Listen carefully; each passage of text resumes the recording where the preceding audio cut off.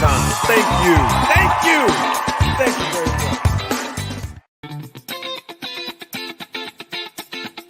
much. Representing the business of boxing, ladies and gentlemen, let's hear it for Mr.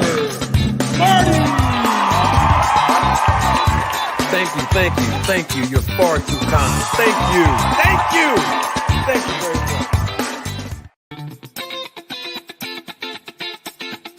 Representing the business of boxing, ladies and gentlemen, let's hear it for Mr. Marty. Thank you, thank you, thank you. You're far too kind. Thank you, thank you, thank you very much.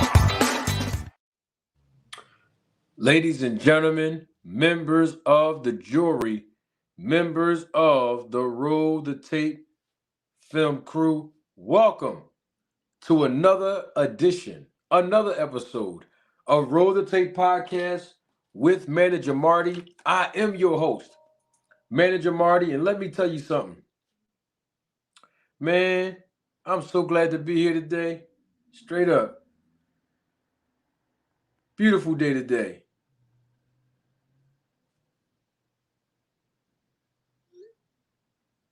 Man, let me tell you something, right?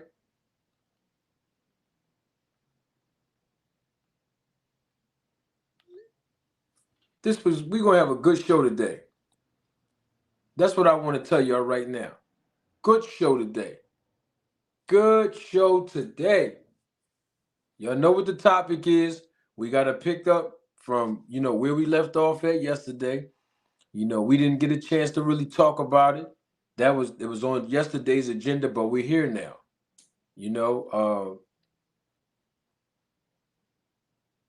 Man, all I can say is I don't even know how to come back from the great dialogue we had yesterday. You know what I'm saying? I mean, what a great dialogue. Wasn't it great? Didn't we have a great dialogue? Once again, it's on CEO Sense. We had a great dialogue yesterday. Man, oh man, what a live. One of the best lives that I've done.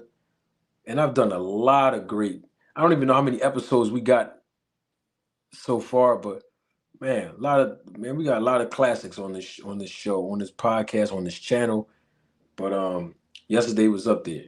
It was up there, and so we didn't get an opportunity to discuss Fighter of the Year. There's 4 names in the hat. The link is pinned to the top of the chat, of course, because I would love to hear your feedback. Come on the panel. Give us your perspective. Give us your feedback. Who is the Fighter of the Year? Now, here's the thing. It's not just you telling the audience who's the Fighter of the Year in your opinion, and that's it.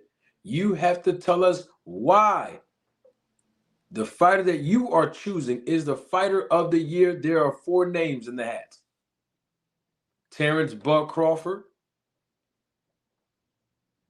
Inoue, or am I saying his name right? Inoue, David Benavidez, Devin Haney. Those are the 4 names. Now, we can throw some more names up there. We can throw some more names up there. But I think for now, just those 4. Just those 4 are sufficient enough.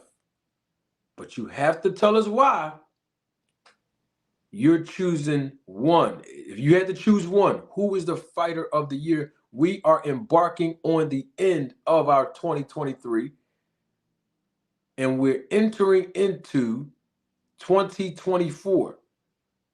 And so if you had the opportunity to award one Fighter of the Year, the question is, who would it be?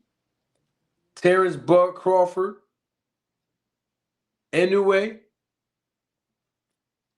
David Benavidez, Devin Haney. Okay? Fair enough? All right, let's do this the right way. Before I add any more guests on the stream, we have to do our Town Watch check-in. Fair enough? We got to do it, y'all. We got to do our town. It's not going to be long, but we have to do our town watch check-in to get the energy flowing.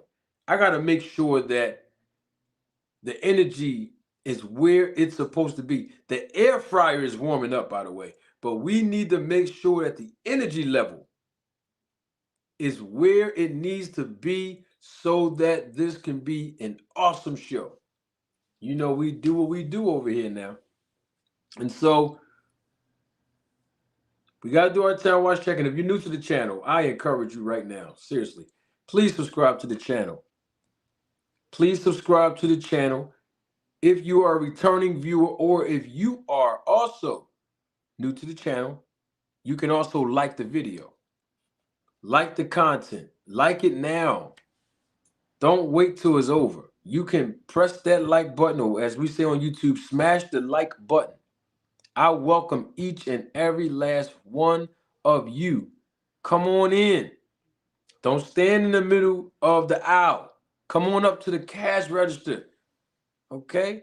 Come on up here so we can cash you out. Don't stand in the doorway because you're going to let all the heat out. Come all the way in the house. Have a seat and enjoy yourself. Come on and check on in. All right?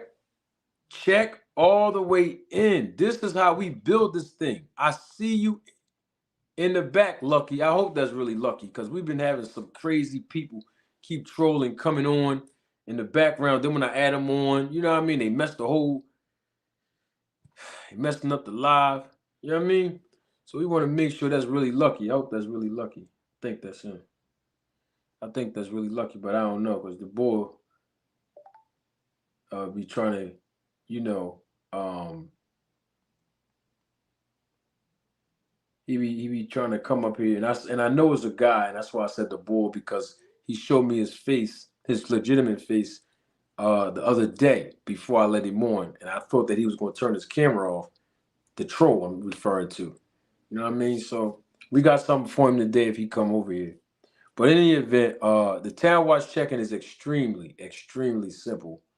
You know, we do the town watch check-in because in the beginning of the broadcast, I want us all to identify and acknowledge the fact that we share different opinions, different perspectives, different point of views, right? As much as we share different geographical locations. But at the end of the broadcast, and we don't have to publicly acknowledge it, but before we leave here, we acknowledge the fact that even though we share different opinions, different point of views, different perspectives, that guess what? We share one thing in common that's going to always bring us back together for the next show tomorrow. And that is our love for the sport of boxing. So I'm glad that we're all here. Let's do our town watch check-in real quick so we can get right on with the show. I'm so happy that you all are here, and I'm excited about it. Salute to everybody that's acknowledging me in the chat.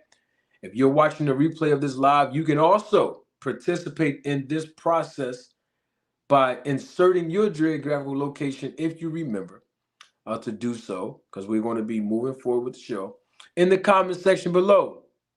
Okay? Now, here's the thing.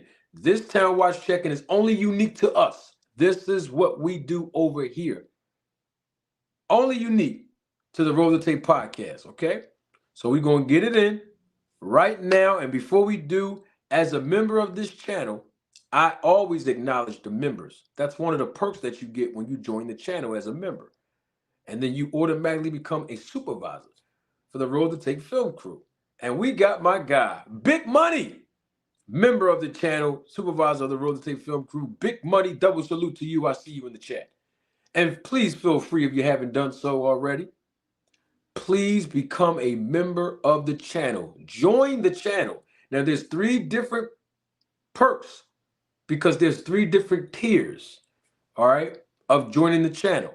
And you know, once you join the channel, you know, it's a description of each perk, each tier, each benefit that you get with that tier, all right, as far as the price point. All right, it's very affordable. And so, you know, we got exclusive content that I'm only going to produce just for certain members. Okay, red corner, white corner, blue corner. You know, so you got to go in there Join the channel now. Become a member now. Your commitment is totally necessary, and we want to make sure that the bottom line is that we have enough energy together to be able to talk about the sport of boxing. All right, I'm doing way too much talking. Let's get our town watch. See, I'm still excited. Hey, let me tell you something, man. I'm still feasting off of yesterday. I'm still processing it, but I'm also still overjoyed. You know what I mean? So that what it is it's just an overflow of joy still happening today. And I'm sure you all, especially the Roller Tape Film crew members, are excited. You know what I mean? I can tell that you all were excited yesterday. And this is just an overflow of joy today. That's all this is. Know what I'm talking about? All right, here it go. I'm representing DFW area by way of the entire state of Texas, Arlington to be exact, Mansfield section, Tarrant County. Stand all the way up. Y'all know I'm representing and y'all know why. Y'all know why. You know, hey, I gotta point out both places I live. That's all I'm saying. Salute DFW area in Texas. But I also got to represent my hometown. Born and raised. Got to represent the great city of brotherly love, Philadelphia. And I'm talking about the Philadelphia in the state of Pennsylvania, not in the state of Mississippi. Not disrespecting the city of Philadelphia in the state of Mississippi. I'm just saying Philly, we in the building. And guess who else is here? Guess who else in the building? Orlando, Florida, in the building. I see you. Come on and check on in. Baltimore Ravens in the building. Let's check on in. I see you. Who else we got on here? Ohio on deck in the building. Baltimore, Maryland, stand up. Let's go. Let's check on in. This is the icebreaker. Huh? Oh, listen, Albany, New York is always in the spot. You hear what I'm telling you? Robert Jones, I see you representing the West Coast all the way from Los Angeles. Come on, y'all. Let's check on in. Yeah, we about to get this show popping. Chicago, Illinois. I knew it was windy somewhere, and I knew I felt the wind blowing. Yeah, the Windy City is here as always. Oh, yeah.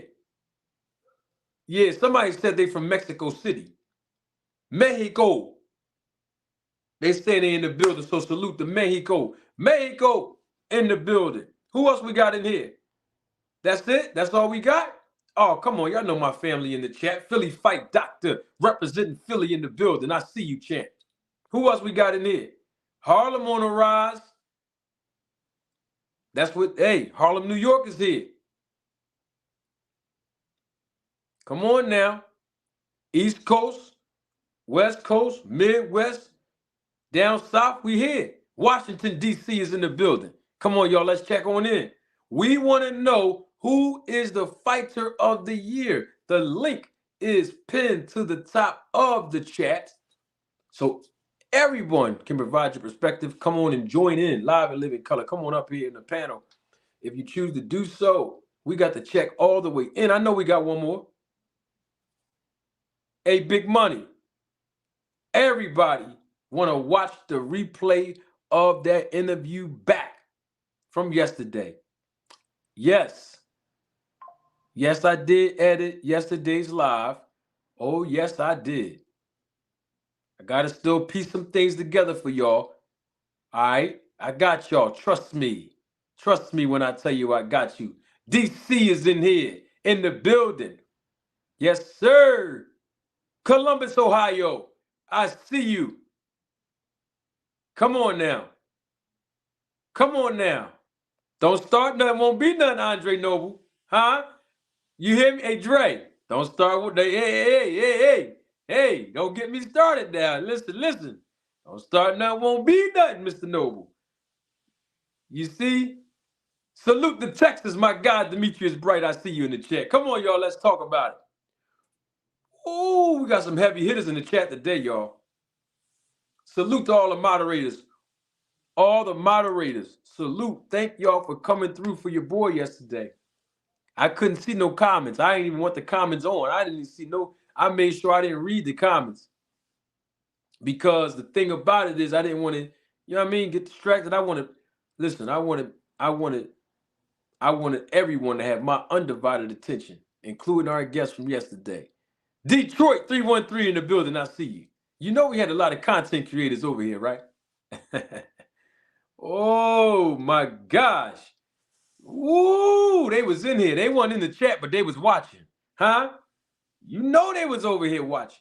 We had all kind of people watching yesterday when Victor Conti came through.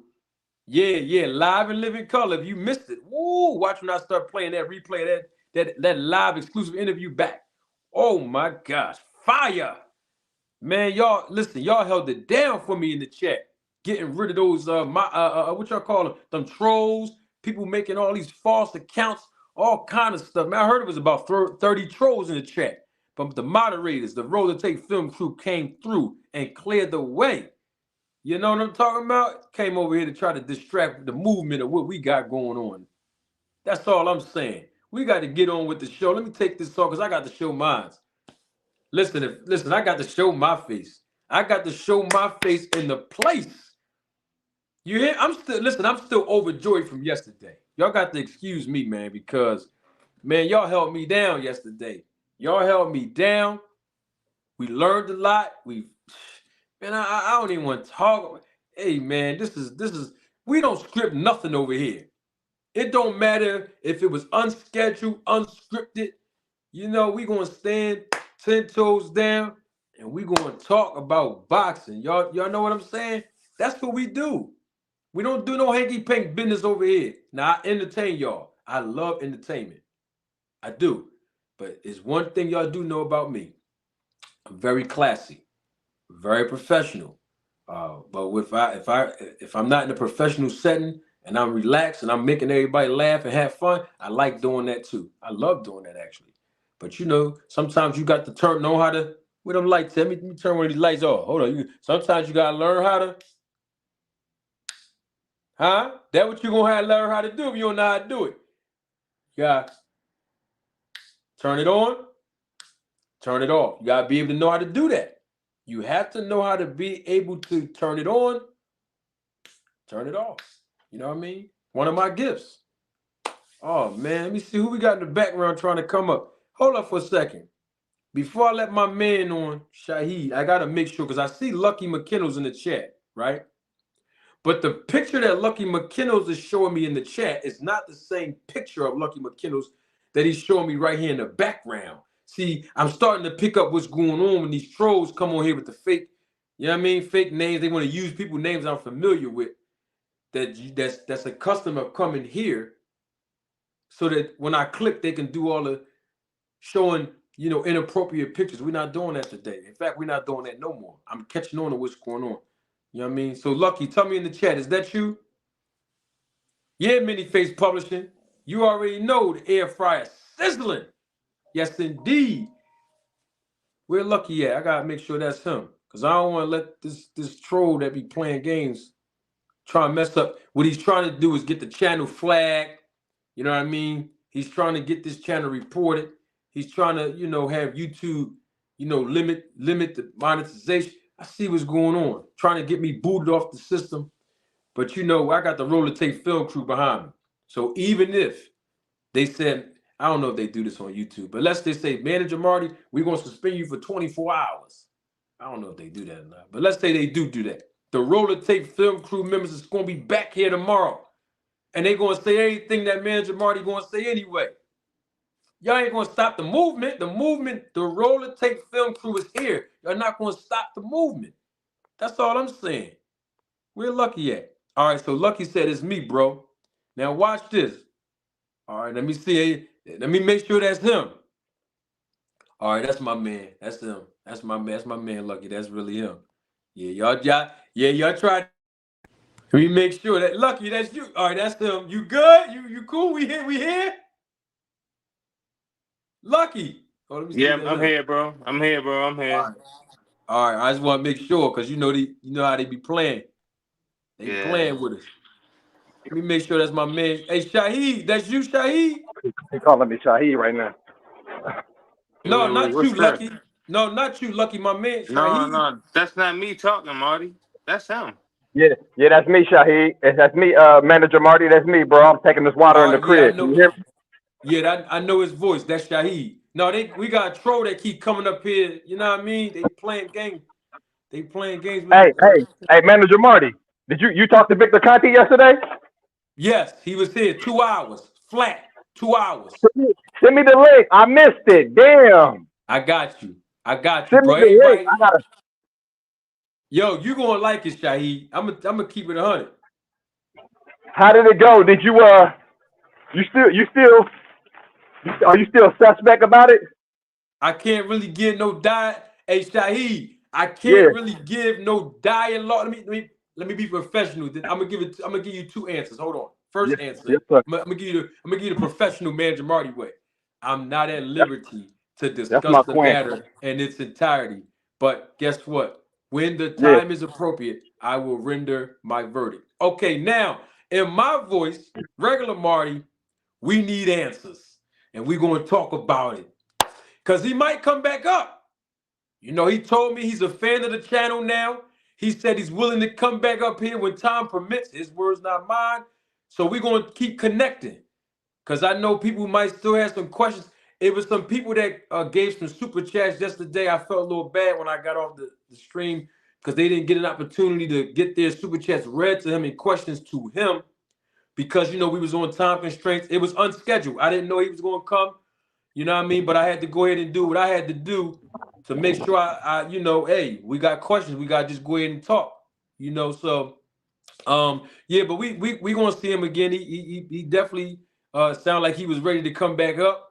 And it was a Shaheed. I'm gonna tell you, man. I'm used to being interviewed a lot. I'm not really used to interviewing people, so I believe I need to improve on certain things when I interview people. But at the same time, I would have to say that was my best work yesterday. That was my best work interviewing Word. yesterday. Oh, Word. absolutely. Can you send me the link in the chat? I'm watching all 2 hours of that. Do me a favor. I got to do one better because I got to chop everything up. I didn't even watch the replay yet because I was trying to re-upload it because that situation with the troll yesterday. I don't want that in there. I don't want that picture, that inappropriate stuff in the live. You know what I mean? Yeah. So what I'm gonna do, I'm gonna chop that thing. I got something for y'all. Do me a favor though. In the private chat, if you can shoot me your email or email me. My email is very accessible. Email me. Send me your email so I have your email. And I'm gonna shoot it to I, you when it's all done. I'm gonna chop that thing. Yo, I got something for my people. I'm gonna look at, listen, Rolling Tape Film Crew, trust when I tell you. I'm gonna put that thing out there for y'all so that we all listen. I got y'all. I'm telling you, I got y'all. Trust me. I'm gonna make sure that y'all get that thing full fledged. I got your email address, Shaheed. I got you. Hey, yes, hey, sir. Yes, sir.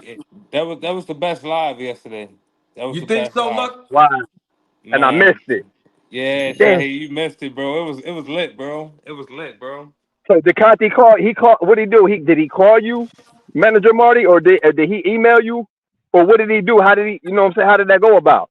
No, Hey, no, hey, no. Marty, let me answer that, bro. He was in the chat, bro, and he straight jumped on, and he jumped on, bro. He said, "I've been in the trenches." I said, "Okay, okay."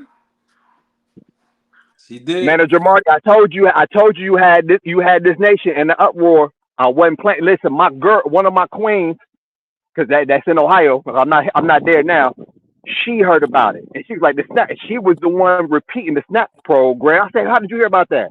She said, "It's all over the internet, bro. You blazing, bro. Salute to you, quadruple salute to you, as if I had 4 arms, bro." Yes, sir. Appreciate that. Let me also say, um, I got to keep it all the way 100 only because you wasn't here. You're bringing it to my, you bringing it to me. So I'm not trying to, rehash nothing or be negative about it. I want you to understand in full transparency of what happened. Originally, this is no cap. I got to, I'm gonna always be honest with all my people. Originally, I do not believe Victor Conti was going to come up here originally. Based on our dialogue that we were having, the vibes that I was getting was that he was not going to come up here. Or if he was, maybe he wasn't going to come up here at the times that I thought he should have. So Rachel Donaire is the one who came and bridged that gap and contacted him and let him know that I am a good person and some other things that she said to stamp me as a real one. You know what I mean? And it wasn't going to be no hanky pank. You know what I mean? We wasn't going to do no six people on the panel to fire rounds at him. No, I wanted it to be a classy thing because I'm a professional in the business. He's also a professional. And I also wanted everybody to hear the things that he had to say so that we all can get education without it being any, distractions, or at least the minimal distractions as much as possible. You know what I mean? So I wanted to make sure as men, we be, I was being classy about it. You know what I mean? And at the same time, once Rachel gave him, the assurance or reassurance or whatever like that, he came up here. And I think Rachel also, don't quote me on this, because he did say it, and I don't know to what extent that Rachel helped him with the technical part to get on. Like as far as like the StreamYard, I think that was his first time on StreamYard. So Rachel kind of walked him through the steps to get on, to show his face and everything like that. So it was a great show. It was a great dialogue. So double salute again to Rachel.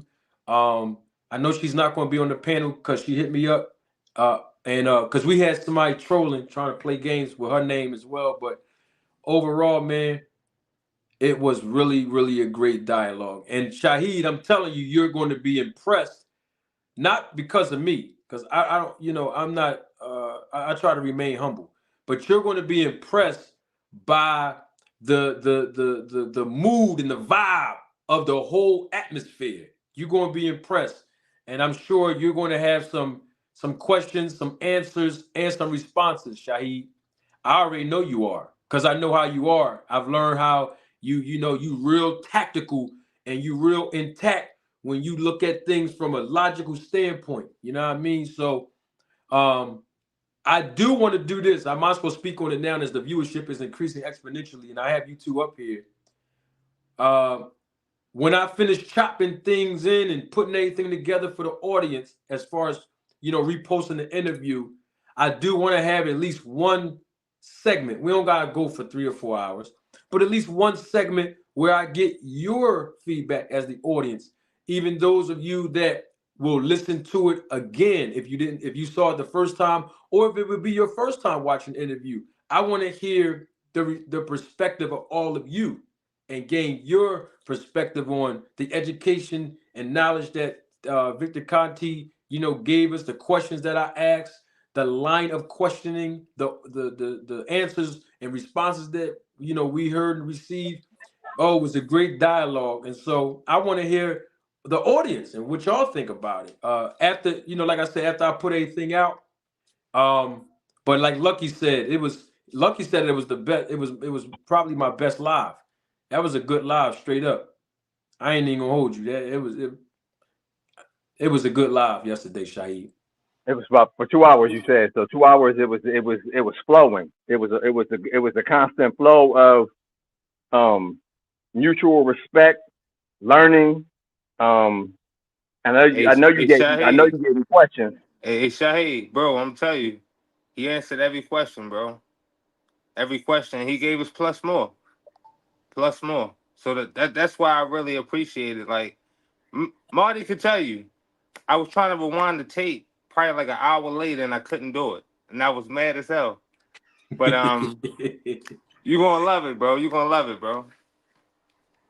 I still want to know. We'll get into it. You know what I'm saying? The next dialogue through the email. I still want to, you shoot me email and let me know what you think, Manager Marty. And Lucky, you can give me your email or your information because I want to know y'all's thoughts after that because I wasn't there and I missed it. You know what I mean? But Yeah. I know it was fire because Manager Marty, Manager roll the tape, Marty. You got the world on fire, bro. And I told you that before he even came on. Because I'm like, damn, everybody keep talking about the snack program. I told you Yeah. I'm getting that T-shirt, bro. With Yep. your permission, of course. I will tell y'all this, and I'm gonna let my guy, Mr. Will, speak because Mr. Will, I see you, Big Money. I Yes, see sir. you, Big Money. Yes, sir. Um, Mr. Peace, Mr. Will, Will. we're How's it going. going, fellas? Everything is good. I want to give you a proper introduction, Mr. Will. Mr. Will came up the other night, and I think Last, something happened with his technical yeah, difficulties. So we yeah. had to when he dropped off, we was just closing out, and I think yeah. that was the night before. So No, I last, told Mr. Will, I it was told last. Mr. Will, huh? I was saying it was last night. Last night, okay, and I told Mr. Will, you know what I mean? When I see him in the background, I'm definitely gonna let him right on because he didn't get the opportunity to get on. We got big money coming through. Hold on, Mr. Will, I got you. Not a Uh problem. big money and my man Joseph Swab, they both here. Hey, big money, can you hear me? Yes, sir. Yes, sir. Loud and clear. All right, who we got? Hey Joseph, can you hear me? Joe? I I can hear you, young man. I definitely can hear you. My God. Salute to my guy, Smooth Criminal. Smooth Criminal. He's calling you his guy, Mr. Will. We Yes, glad sir. that you up here. We glad that you here. Mr. Will, I don't know if you wanted to speak on something specific or the No, no. I'll just stick all my right. toe in whenever, you know. All right. So we gonna get into fighter of the year, but before I do, I know these guys are heavy supporters of the channel, so I want to definitely see because I know how Joseph is. You know what I mean? Big money. I know how both of these guys they want to talk about who's fighter of the year, but they might want to ask me something. I just know how these guys, so I want to give them the opportunity. So I'm gonna start with you. Who that on the left, Joe? Hey Joe, what's up, man? Glad to have you up here again, brother. What's up, young man? I'm just here. You know what I'm saying? I really want to make an acknowledgement to not just you, but everybody up here too, because it's been a long time coming, and Victor even said he been trying to get in touch with you for a minute, but your persistence, and patience too. You know what I'm saying? It wasn't like you was ever trying to disrespect anybody, and you wasn't trying to disrespect Crawford. You were really just against the negative things going on in the sport. Yes. And I guess there's some things I would love to ask Victor too, but I want to be like when I from what I saw, because I came in kind of late. Victor was trying to be as open as possible. There's some things I didn't like because he mentioned something about Al Heyman as if he was the only person in boxing that had the capacity to do certain things, but um, it was definitely an eye opener. It was definitely an eye opener, man, because watching the sport, but being dealing with some talking to people sometimes is dealing with stuff in the background. That stuff is very important, man. And we definitely got a piece of it yesterday. You know what I'm saying? Just one piece. Yeah. Yeah, no doubt. Hey, big money. Yo. Well, I always interchangeably use four characters to my new audience and those that are just getting to understand how I am on YouTube. If you're new to the channel, I have four characters that I simultaneously display through theatricals, facial expressions, the way I say certain things, my inflections of my voice. All of it is a part of entertainment. One of those characters is the prosecutor, where when I have someone on the hot seat, I ask some very intriguing and thought-provoking questions. And I'm sure, Big Money, you were here. I might as well just ask you. I mean, what you think about that dialogue yesterday, real quick? From what I remember, Yeah, and I'm piecing it because I ain't gonna hold you, Marty. A lot of that troll activity was crazy. So I heard. I was dealing with a lot of that as opposed to like I was trying to listen. But for what I did hear, I thought it was real good. It was a lot of information. Like Victor really did overload us with a lot of info. That's why I definitely want to watch that back. That's a good one to watch back. It's a lot to learn, but it was really good. I mean, I know you said earlier you thought you might have to improve on your interview skills, and I mean, there's always room for improvement, right? But at the same token, you did well. You did extremely well.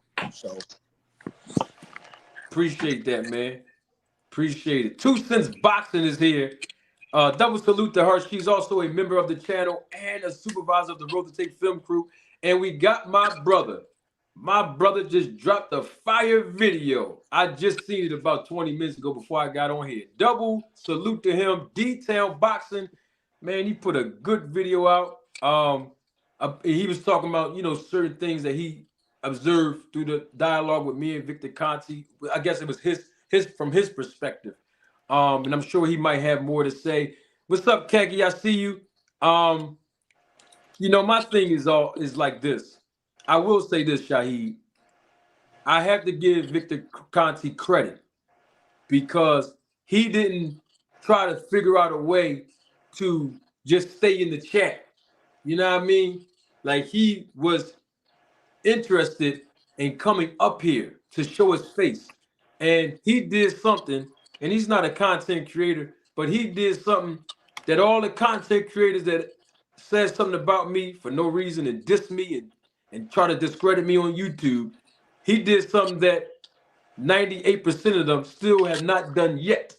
So I always got to give a man respect when he's facing somebody that have questions for him or somebody want to comment or say something to him to come up and say, hey, what's up? Let's talk. I got to respect that. And that's why all the other content creators who don't like me or diss me, I ask them to do the same. Come on up and speak your piece. I mean, it's cool to go on your channel and diss me for no reason, but when I put that link up in the chat, I fly that kite out. As a man, I'm expecting for real men to click that so we can talk if we have, or women too. But I'm just saying from a standpoint of being men, we don't do the gossip thing. If we have an issue with somebody, we want to ask them a question. We can go on their platform and ask them a question. Let's talk about it. But Victor Conti definitely came through. I got to give him credit for it. Irregardless of whether people agree with what he said or disagree, the man came up and invested his time to come talk to me. He could have talked to any other content creator, anywhere, but he chose to come talk to me. Now, I'm not saying he didn't talk to Coach Malachi, because to my understanding 2 weeks ago, he did. He was asked, not going to say the person's name, but he was asked by somebody else that are mutual between them to actually call up on the show. But the difference between me and Coach Malachi, a.k.a. Coach Toby, he tried to act like he didn't know that, Conti was going to call him and he ain't know about the snack program. And, man, I heard about you. I heard things about you, Victor, but I don't really know. Like, he tried to play the role that he ain't know. Snack, and he didn't know. I didn't play that role. You know what I mean? I know who Victor Conti is, and he came up and we talked like men. And that's what it's supposed to be. And he showed his face. He could have kept his camera off because we all know his voice. No, he showed his face. We was up here. I gotta respect him for that. That was, yeah. I respect him for that. Straight up. Straight up for that one. And I think most people did as well because he actually came up here. And the thing about it is, that was his first time ever getting on StreamYard. So we gotta respect him even for that. You know what I mean? But here's the thing, Shaheed, that you're gonna realize. I let the man talk. I didn't disrespect the man, cut him off. I treated him different than I do Crawford fans. I add a lot of entertainment. When I talk to Crawford fans and stuff, even though I asked them good questions to Crawford fans, but him, I wanted to make sure it was just nothing but business.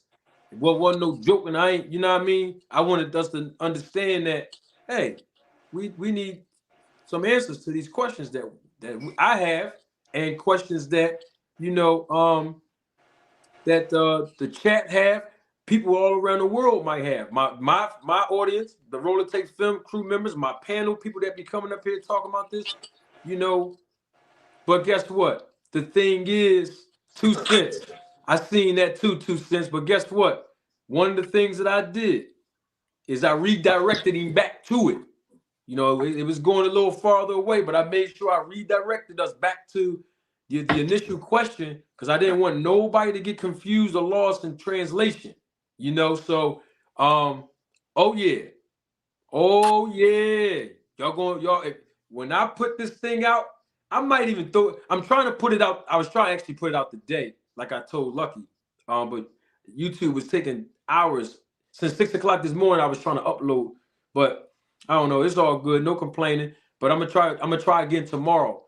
to upload some spots on it. But I believe that people are going to be impressed by the information, and then everybody can draw their conclusion from there. Because we're definitely going to do a segment on it. Oh, absolutely. Because to me, I'm gonna keep it 100 with y'all. I'm just gonna tell you this right now because I know Rachel's here too. It's really not over. I mean, it really just started. It just started. It's not over. It just started. And that's the foundation that we laying it on because it was a lot of information. You see what I'm saying? We gotta make sure nobody don't misinterpret. Somebody want to talk? I can hear you. Brother Marty. Yes, sir. Um, I agree with you. There was some aspects of it that I feel like Conte was really being genuine about. As far as certain things that he does, but I also think there's a certain level of animosity against PBC. Mm-hmm. But um, I think he's genuinely a good dude, but he's caught between a rock and a hard place as far as certain things. I think there's certain things that he's doing, and there's certain things that he sees other people are doing. He's not gonna say nothing Mm-hmm. because boxing should be a clean sport. But you Yes. talk about many different levels when you talk about being clean, and when you talking about you know supplements and the possibility of someone cheating with that. That's just one aspect, and you Yeah. can give somebody um, steroids that complements the supplements. You know what I'm saying? Yeah. I because after last night, I just started calling people. It was like, oh yeah, you can take some supplements that are good for repairing the damaged cells, and at the same time, be able to use steroids that make sure you are still going to be stronger than you're supposed to be on the night of a fight. There was a lot of things I really wanted to ask him. Like I said, like when I gave with the super chat, like because he was talking about how they have to pay a certain amount, but he gives fighters blood tests. You know what I'm saying? But he didn't say how much he charged them. And I was like, I mean, come on, man. I think he's a genuine dude. It's just there's a lot of things going on there, and I want to believe when it comes to certain things, but at the same time, like he said, he loves money, and he's sponsoring these guys. You know what I'm saying? And he says Memo is a he believes Memo is cheating and stuff like that, or no, and I'm like, how do you know he's cheating? Maybe he knows more about the human body than you do. How do you know? And there's just so many different little things I really love to ask him, and it may be unfair to ask him. I wish we could get Memo here to debate him or talk to him or whatever. That's You know, possible. That's possible. you I'll know. just leave it. I'll just leave it like that. Okay, That's possible. I think that would be a good thing because especially for us, people on the outside looking in. You know what I'm saying? Yeah. And we are the ones spending all the money on the pay-per-views. You know what I'm saying? We Yeah. are the ones fussing and fighting one another on these shows and everything. It's just saying instead of just saying it was a good fight and our opinions on them. Mhm. So that's all I had to say about that. Yeah, man. I got you. Who's trying to get on? I thought everybody. One, two, three, four, five. I'm sorry, y'all. Said somebody was in the background, but everybody's here. Yeah. So I mean, yeah, no doubt, no doubt. I'm working on some things. I'm working on several things. Uh, as well. So I'm working behind the scenes to put some other things together. I don't want to say it because a lot of these guys that's watching me live, and I'm talking about the content creators that don't like me. I noticed that they be stealing my dance moves. So sometimes I'll be too open with y'all because we like family on here, and then next thing you know, I turn around and I'm like, oh, they beat me. You know what I mean? They beat me to it, or they repeating certain things that I say, then put their spin on it to make it seem like they know the business. And so that's why I see what's good, like trying to counteract what I'm doing over here, to continue to confuse the people. When I know all I do is try to put the truth out there. You know what I mean? That's why I like all of you guys on this panel. I respect all of you guys on this panel, I have heard each and every last one of you all stand up for what was right and speak truth. You know what I mean? And that's what this thing is really, all about, is the truth coming out. And y'all know that's what y'all gonna get when y'all come here. And so, it was man, it was a really yo, Shaheed, you gonna like it, Shaheed, because I already know how Shaheed analytical. He like, no, what, why? Hold on, huh? Yeah, I already know you gonna like it, and all of you guys are analytical. And I know that because you all been on my panel, and I see you all in the chat, and some of the things that you say in the comments section, your super chats. Hey, So hey, hey, I know who's who on brother YouTube when they Marty, come to here. Yeah, Lucky, is that brother Lucky? Marty. Who's I want that? to ask, brother, this Joe. I was gonna Oh, say, Joe. is there a way you can get in touch with YouTube to find out exactly how to all the things you could defend yourself with, as far as people coming on your channel and doing those things during a live chat, whereas it's like, it's real disruptive. You know what I'm saying? Yeah. I'm quite Um. sure maybe StreamYard could possibly help you. I don't know about YouTube, but it's probably a StreamYard thing. Maybe, or I don't know how familiar you are. Well, I'm not too familiar with any other processes. Like my man Philly Fight Doctor, I was talking to him earlier about different things of that nature. But I am going to learn more about it. I don't know what I can do. My man Philly Fight Doctor going to help me as well, because not even just in the chat, but even putting, like, for instance, somebody used Lucky McKinnell's name yesterday, used Richard O'Neill's name yesterday, used Victor Conti's name. I almost let the wrong Victor Conti on yesterday because it was two different Victor Contis in the back.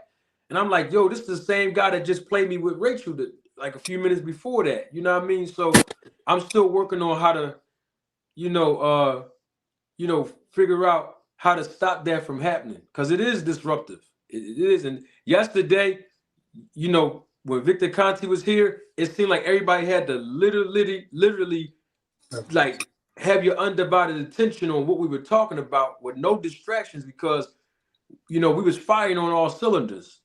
So yeah, the trolls. I heard about that. The trolls was acting real nutty yesterday, like Facts. bad.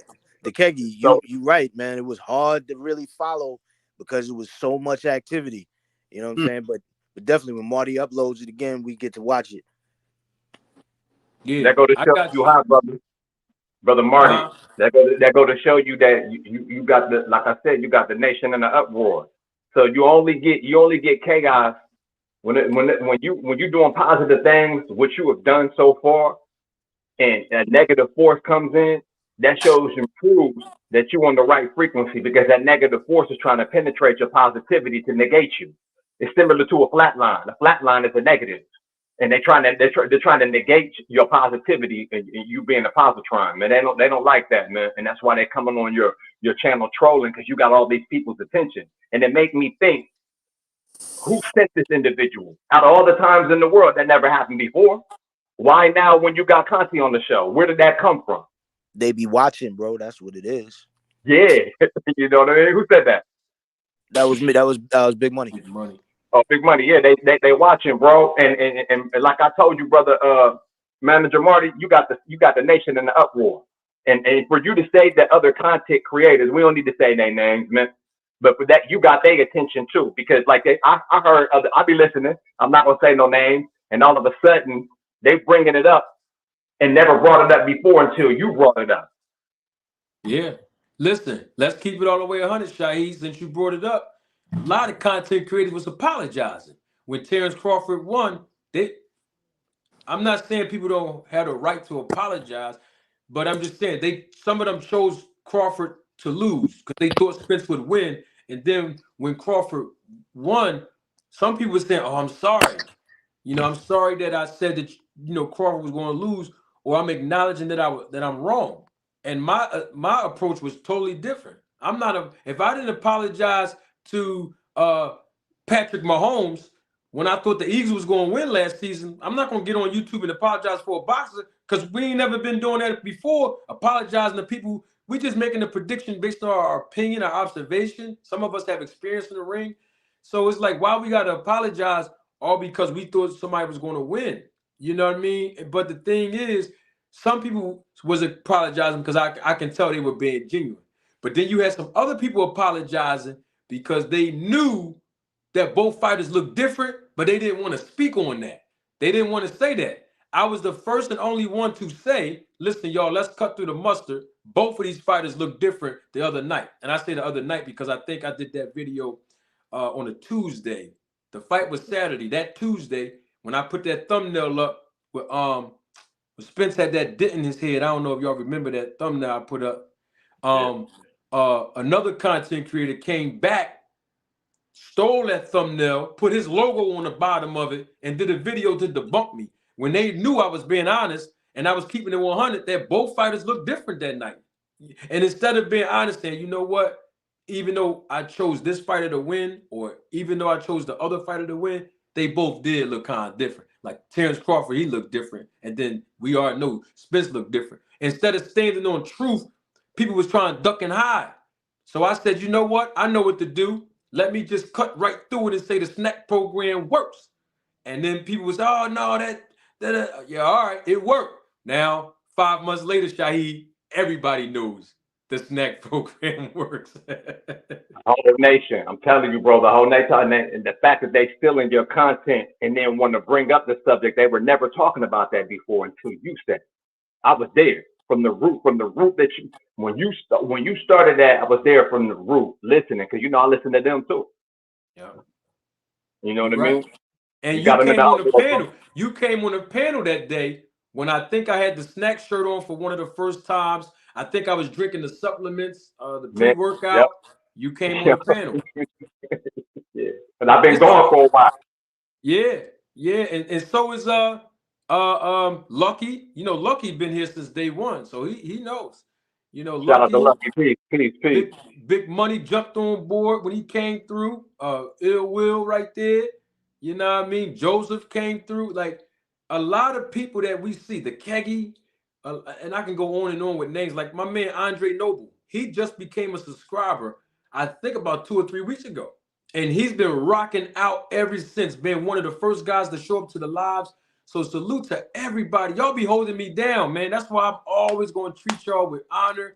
I'm never going to disrespect y'all. I'm never going to dismiss your comments. I'm never going to lie to y'all. That's just one thing I'm not going to do. I don't lie to God. I don't lie to myself, and I don't lie to my kids. There's really nobody on earth for me to lie to, right? So I'm going to always be real with y'all. Even if y'all ask me some tough questions, if I don't know the answers, because I don't know everything, but if I don't know the answers, I'm going to say I'm going to do my research, even if I got to call somebody that do, and I'll make sure when I come back, I provide y'all with the answers. I'm not going to act like I know something I know I don't, like some other people that be hating on me do. It's like, look, just keep it 100. If you don't know about the business, come over to Manager Marty. You ain't got to come on the panel. You ain't got to come in the chat. But what I'm saying is when you learn it from me, when you go back on your channel, please tell the people where the source came from. Don't go up there acting like, oh, that dude don't know what he's talking about, but then you're going to repeat what I said. Come on, just say, oh, Manager Marty did say that. That is true. I'm not asking for validation, Shaheed, or credit. What I'm saying is just be righteous in your dealings. Just do what's right. That's all. Give me your digital reference of where you got it from. Similar to a book, you got to give your references of where you get your information from, and you do that. You got your just due that's due to that. You know what I mean? Especially if they still in your content, going up and trying to sneak diss you. Because I already know who you're talking about too. Because I heard it. I'm just not gonna say no names. It's about 5 of them, and I can name one of them because one of them was here yesterday. Full Caps, but I got to give Full Caps credit because he showed this. Because when I seen him in the back, I told the people, I said, this dude dissed me and did 4 videos on me after I let him on the panel for my first time. I said, but you know what? I'm gonna let him on, and he came on still trying to say he gonna school me, but I know he don't know about the business. But I believe that he's not trying to disrespect me, so it's all good. But at the same time, he gave a super chat yesterday and was like, yo, that was a great interview. So I was like, dang, I respect that. You got to keep it real. You ain't got to like me, but keep it real. And Caps Full, he kept it real. That's why I'm going to let him back on. But I need to have a dialogue with him so he understands there's only one professor on YouTube. Now, I know Victor Conti called himself the professor, But after watching that video, what y'all gonna see in that interview, y'all gonna, hey. That's all I'm saying. But all I'm saying is, for full caps, if you're listening, you ain't gotta do it today. But when you come up here for saying you're going to school me, I'm going to give you the opportunity to do, because I know you want attention. That's all they want, Shaheed. They want their 15 minutes of fame, and I'm going to give it bro. to you. You ain't been schooled yet because this is where we analyze, man. I'm not gonna speak some of my mouth that I don't know. And even if I'm in error from somebody else's perspective, I'm willing to correct it. And you schooling them off of facts, not off of people. They want to say we boxing fans. No, we spectators of the sport. We don't got no pom poms, bro. We spectators of the sport. We love the sport. And just like you said, we want the questions to be asked, you know what I'm saying, that we have concerning the snack program and what's going on in their performance enhancement. Like I said before, no natural boxer or natural athlete need any type of enhancement if you so called great, if you so called got skills. It goes back to the root of your question. Why you go over there if you were great? What's the purpose of going up over there? What do you need to enhance if you got it naturally? And you've been asking that question to nobody yet. Nobody yet. And I don't know if Conti answered it because I haven't seen the footage, and I'm waiting for it whenever you shoot it through so I can dissect it. I don't know if he answered your question, but why go over there if you got it naturally? I asked him, I'm going to tell you this, and shout out to iBoxing Hub. I'm not familiar with seeing that name in the chat, but iBoxing Hub, double salute to you. Big up from the UK. We got iBoxing Hub from the UK. We got people all around the world that watch. So salute to you. Thank you for your viewership, iBoxing Hub. He told y'all to hit the like button. So listen to the brother from YouTube, from UK. The thing about what was I was trying to say something. What was your last statement, Shaheed? About them, you know what I'm saying? Why do a natural boxer gotta go over there? There you If you go. got it natural. Yeah. There you go. So one of the things that if people have been around me long enough on YouTube, especially when the whole snack thing happened, they'll realize that everything that I said when Victor Conti wasn't in my face, I wanted to make sure. That's why I try to get them questions out first. I want to make sure that when I seen him, that I said everything that I was going to say when he was here. You know what I mean? And it ain't no disrespect. It's just like, I'm not going to say nothing behind somebody's back that I can't that I can't repeat. So when he came up here, it's like, okay, I already had questions. I'm about to fire them questions off first because I've been saying these things time and time again. And so some questions I did save to the end, like the question you said, why did you go over there? Because that's the question I've really been asking a lot of people that keep on telling me that they wasn't over there. And I'm like, yo, they over there and they on the program, but we learned a lot yesterday, yo. And I also believe this too. I believe that the people that don't know me well enough or haven't been on the channel as much, I believe that they learned something about me too. Because I also equally believe Victor Conti, who he doesn't know me, I believe that he learned some things about me also. I think everybody learned something like from each other yesterday. Man, it was. I'm gonna send it to you though, bro. I got something for you, Shaheed. Trust me, I got you. And like I said, we're gonna do a whole segment on what y'all think about it. And Marty, You I think he gonna come remember. back? My bad, huh? y'all. My bad. No, I remember yesterday bro. he did say when he answered your question, he said it was about the money. That's the reason why Bud Crawford would show up at Snack. But I know that we all wanted we wanted to drill down a little bit deeper on that answer because it's not just money. We wanted to get what was that conversation like? You know what I mean? Because I really don't believe Bud just walked up to Snack was like, you know what, I need to get paid. There had to be more. So it was too bad he had to jump off. Maybe next time we can drill down on that one a little bit deeper. Well, I mean, the thing is, who's that? Big Money or Yes, my man, sir. Big Money? The thing is, we got to keep it all the way 100. Terrence Crawford got money already, and I'm not saying that people Facts. don't want to make more money, but you know, we'll see. We got more. We got more coming. We I'm got with you. more coming. My man Tune in the building. Salute. All right, so I got to ask y'all a question since I have y'all up here. I'll start with my man, Mr. Will. Um, Fighter of the year. That's what the people want to know. Fighter of the year. Now remember, when you tell me who you think is fighter of the year, you got to tell the audience why y'all think this fighter that you choose is the actual fighter, of the year. Because we got Inoue, we got Terrence Crawford, David Benavidez, and we also have Devin Haney. Of course, all four of those guys are multi or just world champions. So it's got to be one. If you had a choice to choose one, and I'm talking about, you could create your standard of why you choose. Because I don't want to say how many losses did the person have, how many wins they had. No, how many fights they have. You can choose. We're gonna do a whole breakdown. So this is based on 2023 alone. So from January to December of 2023, who would you have as the fighter of the year and why? I'll let you go first, Mr. Will.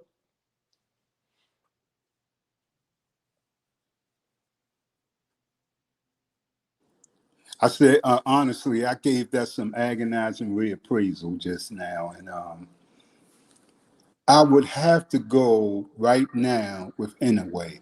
And I wanted to say Crawford, but because of the Spence win, of course, nobody expected that. There's very few of us that did, but I did. And I have some content out there on YouTube. Anybody can go back to and look at my stuff on YouTube is Verbal Jabs with Mr. Will. And I made a statement that day. I posted that I thought that Crawford would win that fight. I said how he would win. I said the first time you see him back Spence up in that fight, the fight's over. He backed him up near the end of the first round. I just sat back in my chair and got relaxed because I knew it was near the end. But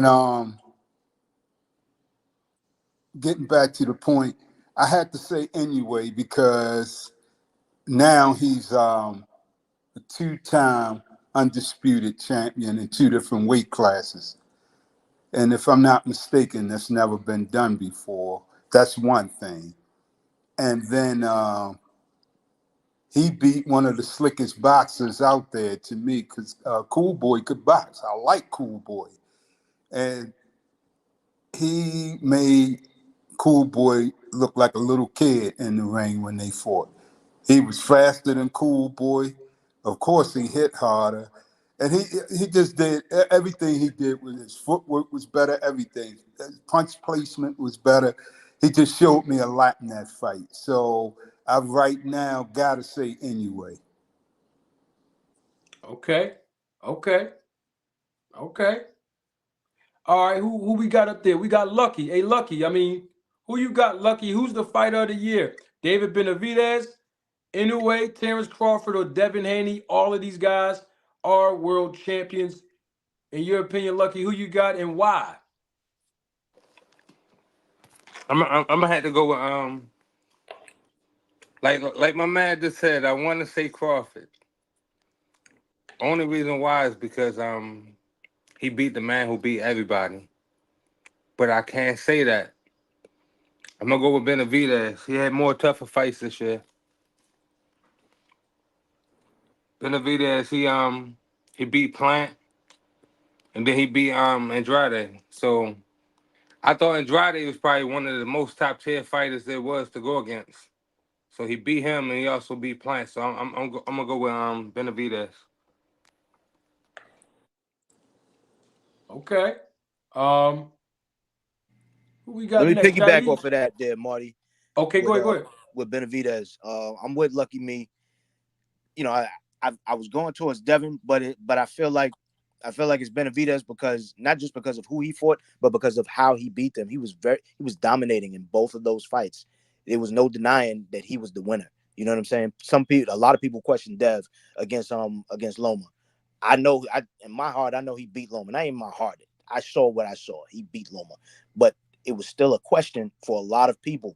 Whereas with David, it was hands down on both of those fights. If somebody told you that David was questionable in either of those fights, it would be crazy because it's just not possible. So I feel like he was just the most dominant in the way that he beat people this year, and that's why I'm choosing him for fight of the year. Okay, got you. Who's next up? Who we got? Um, I know we got Shaheed and Big Money. Well, Big Money just went, right? Big Money. Yes, sir. All right, so it's on my man Shaheed. Shaheed, we got four I'm a, names. Who we got? you know, it's the process of elimination out of those four. When you think about it, three of them are with the SNAP program: David Benavidez, Devin Haney, and Bud Crawford. Damn. There's the asterisk around all of them. Even Tank Davis, that's my fighter of the year because even he's questioning. He on the same wavelength that we all on. Get that snack shit up out of boxing, right? So my fault for cursing. Get the snack stuff up out of boxing. So I'm gonna have to go with Tank Davis. You know what I'm saying? Who converted to Islam, which is now I think his name is Abdul Wahid. So shout out to our brethren, Tank Davis, for being on the same wavelength, seeing the same thing that we seen. You know, and that's no diss to the SNAP program, but there's always going to be an asterisk because we really don't know. We really don't know what's going on. So I have to go to the one that's on the same wavelength with Bud because he is the face of boxing. When you think about it, look at that. It what Bud Crawford would have sold if he didn't fight Spence, he wasn't selling on numbers. You heard with what I'm saying, Bob Arum said. He said that he lost so much money on Terrence Crawford that he could build a house in Calabasas. So and he couldn't sell a fight. He didn't have that much attention until he fought Earl Spence Jr. So when we weigh these options with the process of elimination, we go back to Tank Davis, who's really the face of boxing, and who's in question that we all on this panel questioning about the SNAP program. He said the same thing that you said, Hey, brother Marty. He said the same thing you said.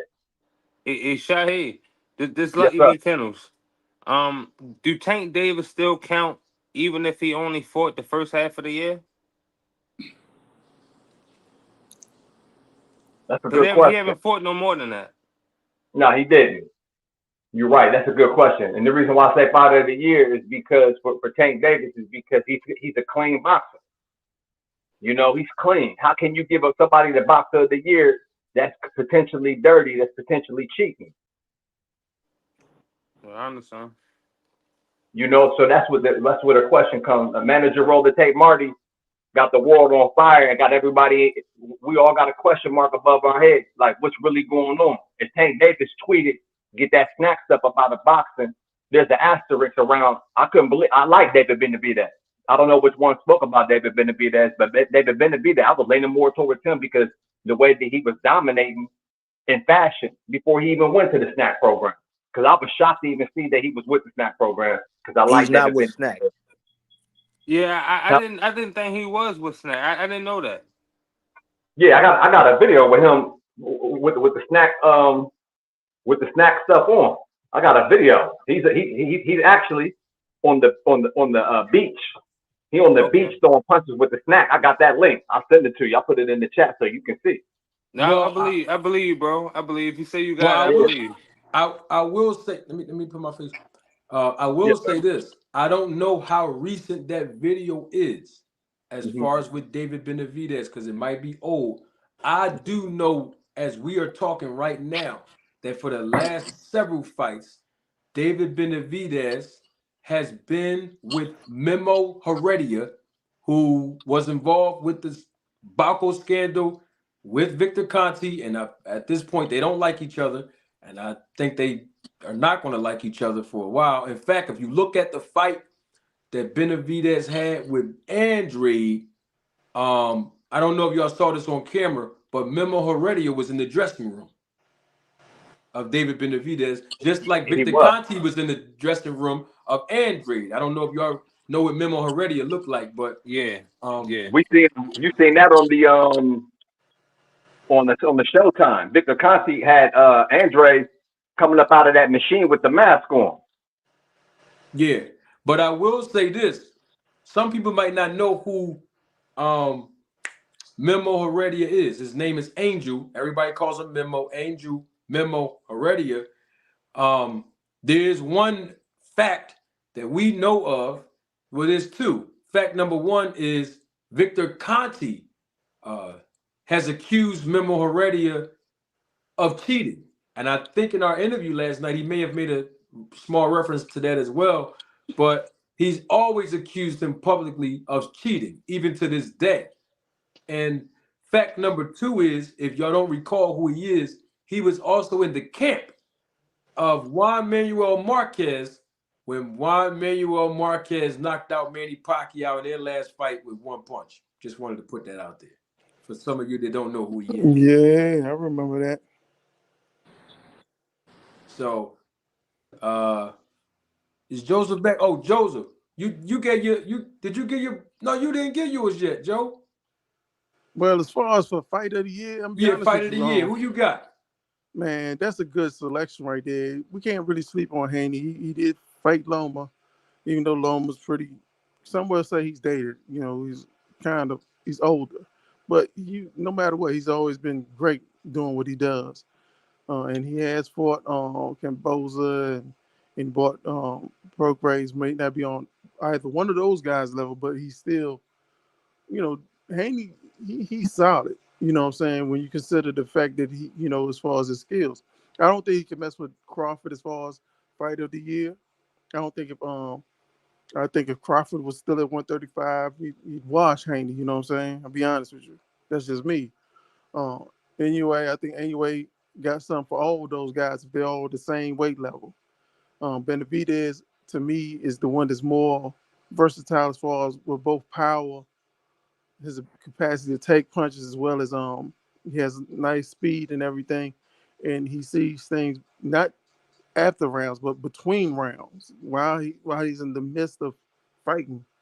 But it's a nice little mix. I had to give it. I had to give it to Benavidez because Benavidez doesn't have all of them got controversy.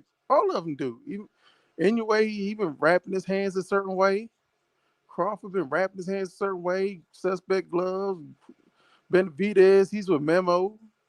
Um, so it's almost like if I was someone who was training somebody, or if I was even competing, I was young and I was 20 some years old, I would look at it like that. Do I have to cheat too? Because sometimes you got to be in that gym. You got to look, is this what you want to do for the rest of your life and make that decision? And if you're going to make that decision, you looking at people that are considered fighter of the year.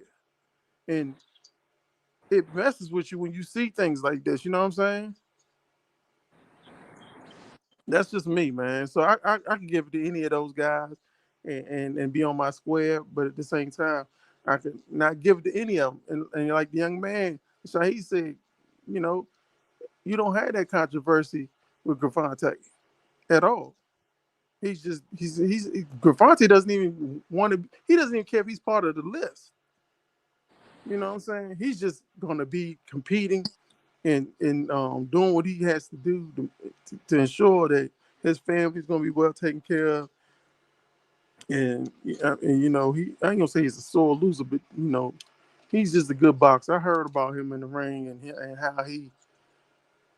how he is sometimes. You know what I'm saying? So I know if he go in that ring, he's going in there to win. Period. And I think it'll be a disservice to him and to him mentally if he knows he's fighting somebody who's a part of some particular program that's shrouded with some form of controversy or whatever.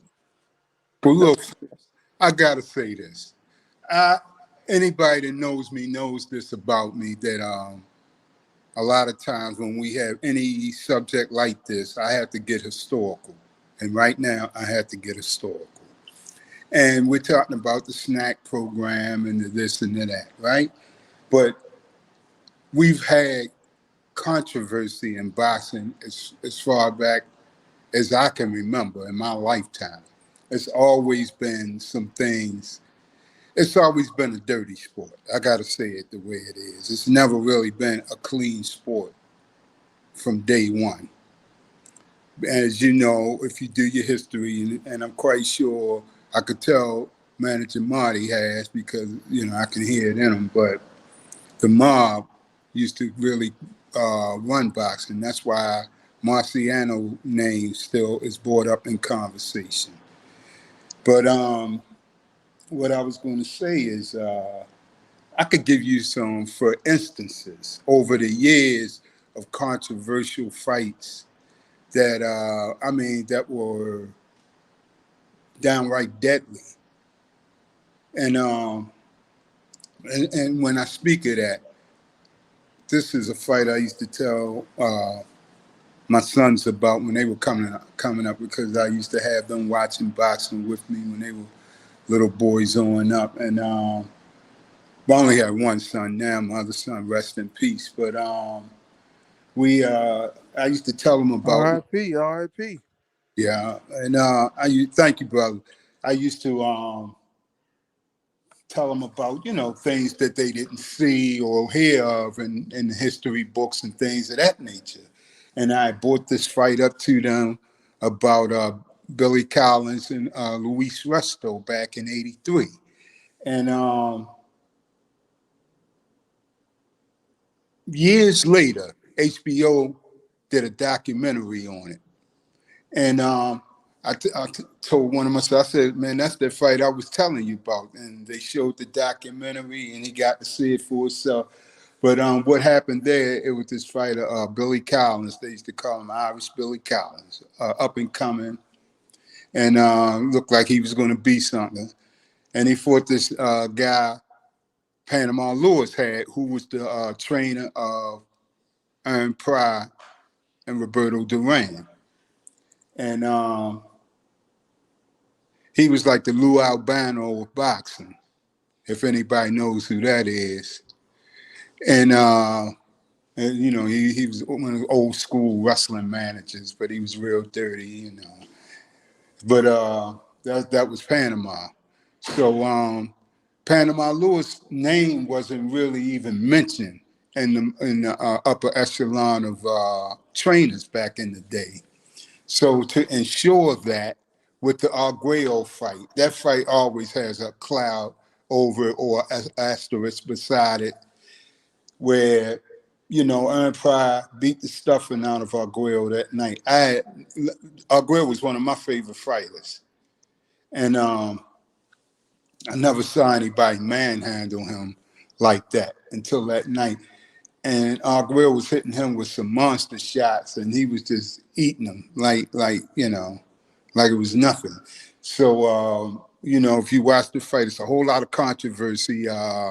Not that battle, the other battle, and all this other stuff went on. So later on, as the fight went on, inevitably, Arguello got knocked out in the 14th round. That was my first time even seeing him hurt to that extreme. So anyway, that's one. And I was saying about the Billy Collins and Luis Resto. I'm just connecting dots here. Panama Lewis was a part of that. He was Resto's manager. And what the controversy was with that, I saw that right that day when it was telecast. And what happened, as you're watching the fight, the guy, Collins' face is getting really, really disfigured, more so than any other fight I can think of. I mean, his face was really beat up. And so the fight was stopped later in the fight. I forgot what round it was. It And was the last round. oh, it was. It was. So what was a 10? That was a 10 round because it wasn't a championship fight. Right, it was So, the so round. that round got stopped.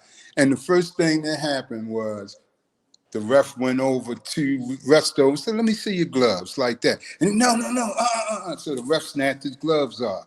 The next week they came on and talked It about. wasn't the ref. It was Billy Collins' father.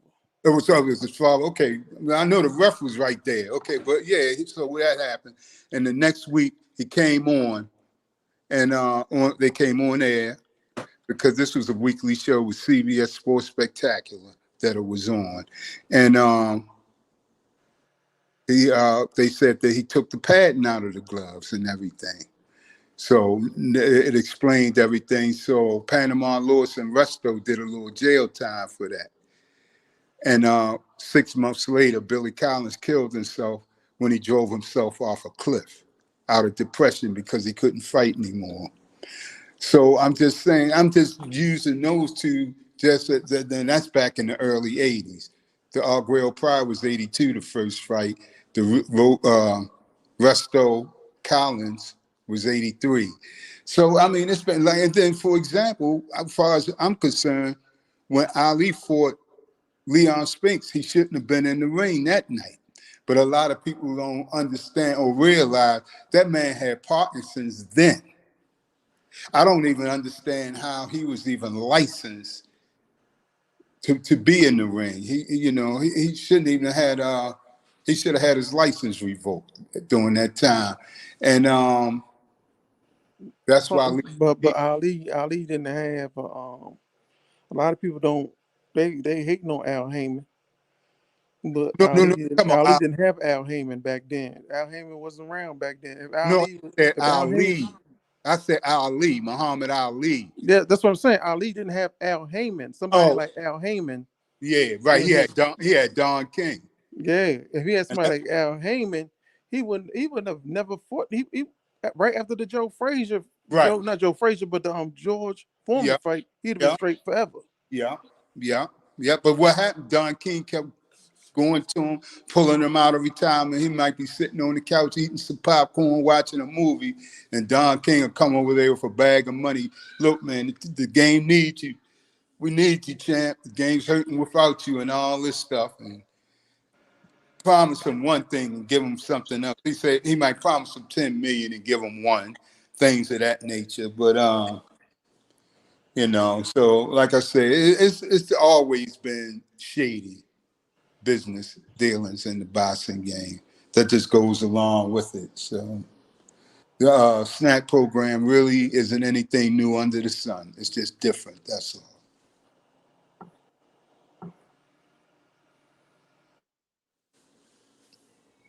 I rock with you on that because um, I think anyone who's listening to me on this channel, on Ross channel, 2 Cents channel, um, those gloves, since your hands is doing most of the work, Mm-hmm. your feet are helping your hands be able Yes. to do the work. Yes. So if something is messed up with the gloves. So, in my opinion, that's cheating on the highest level ever. You know what I'm saying? The steroids, that doesn't guarantee you're going. But if you already have skills, I don't know. I just feel as though it's a thing about character. When I I tell you, when you said on the highest level. I mm, gotta one up you on that one. I think the highest level was plaster. Was the plaster with yeah, but the Margarito? plastic got to be in the gloves though. But the plastic got to be Yeah, in the yeah, gloves. yeah. I'm just saying, but I think that's worse than the steroids because I've seen guys get beat with Oh yeah, steroids. I mean that's what I'm talking about. The gloves. I'm not even thinking about the steroids. I'm thinking Yeah, about more so the the when glove. anytime what you're using to hit the person with, if Yeah, something is messed that's is if illegal. it's not if the gloves are messed up anyway, any kind of plaster, whatever, Hmm. then that's just that's because you don't train for that. Right. You can spar against somebody on steroids. Exactly. You That's can my spar point. against That's somebody that's overweight. my. That's But my. But look, a fight that stands out for me with that, Margarito got caught against Shane Mosley. But the fight that stands out for me with that is the Paul oh, Williams fight because he fought Paul Williams. Paul Williams sustained all of that damage in that fight from the plaster, still went the distance and won the fight. I mean, it wasn't a overwhelming win, but he won. He edged him. But that just lets you know how great and how powerful a fighter Paul Williams Paul was. Williams had the reach too, though. Paul Yeah, Williams had the reach, and he but he was still younger. He had was to younger. He had sustain. the He had to reach. last through those brass knuckles under them gloves too. Is what I'm Yeah, getting. yeah. But Well, no, I'm not taking anything away from him. I'm just saying that it was easier for him to avoid getting hit a lot, well, he got unlike hit a Cotto. lot. That's my. No, I'm talking about compared to Cotto. Oh yeah, Because yeah, Cotto yeah, because Cotto was shorter. yeah. The style he used and Yeah. everything, you know what I'm saying? He was Mhm. going to get hit way more than Paul Williams. Yeah, yeah. So there's at the end of the day, those a lot of times if you're going to go in there, I when I look at even I talk all the time about Earl Spence and Crawford.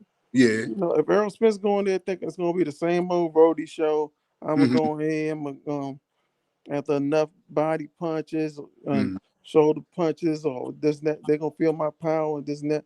But he's not realizing until he gets in there the power he's facing because the glove, in my opinion, um the gloves are tampered with. Hey, before he knows it, the fight is already over. Yeah. The fight is already over. Yeah. Because But you know, Let me once you sustain enough damage, once you sustain enough damage, there's something you're feeling, but your trainers aren't feeling it, so they're not gonna know how to coach you for real. For real. They're not and gonna be able a to. lot of times, a lot of times, the boxer has a mentality that if they can still feel the punches, they're okay.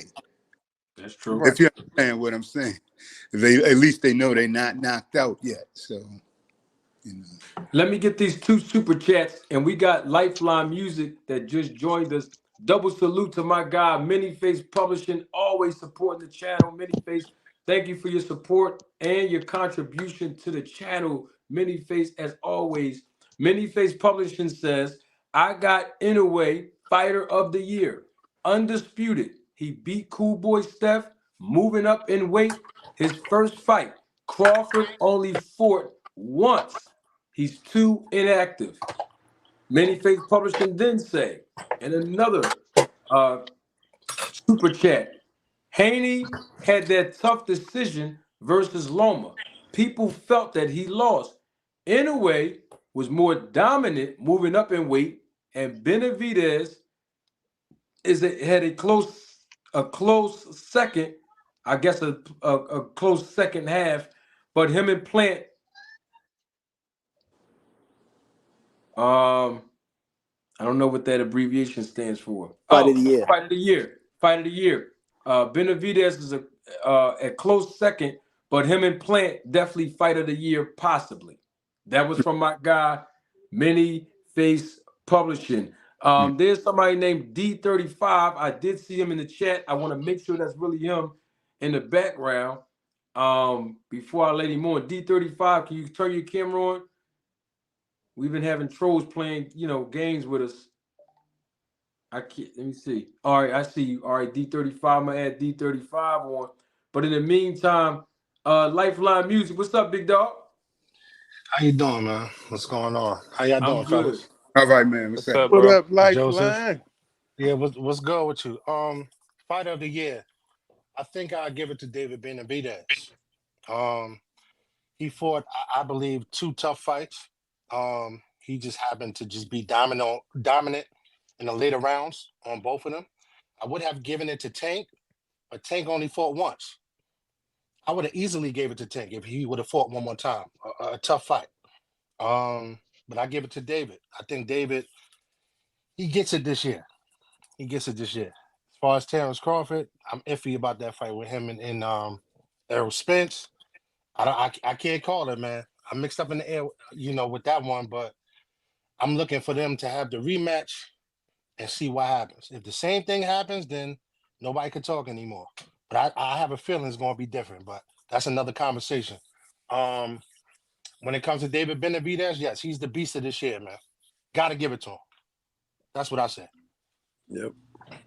Okay. Absolutely. D35. You there? Yes, sir. What's going on?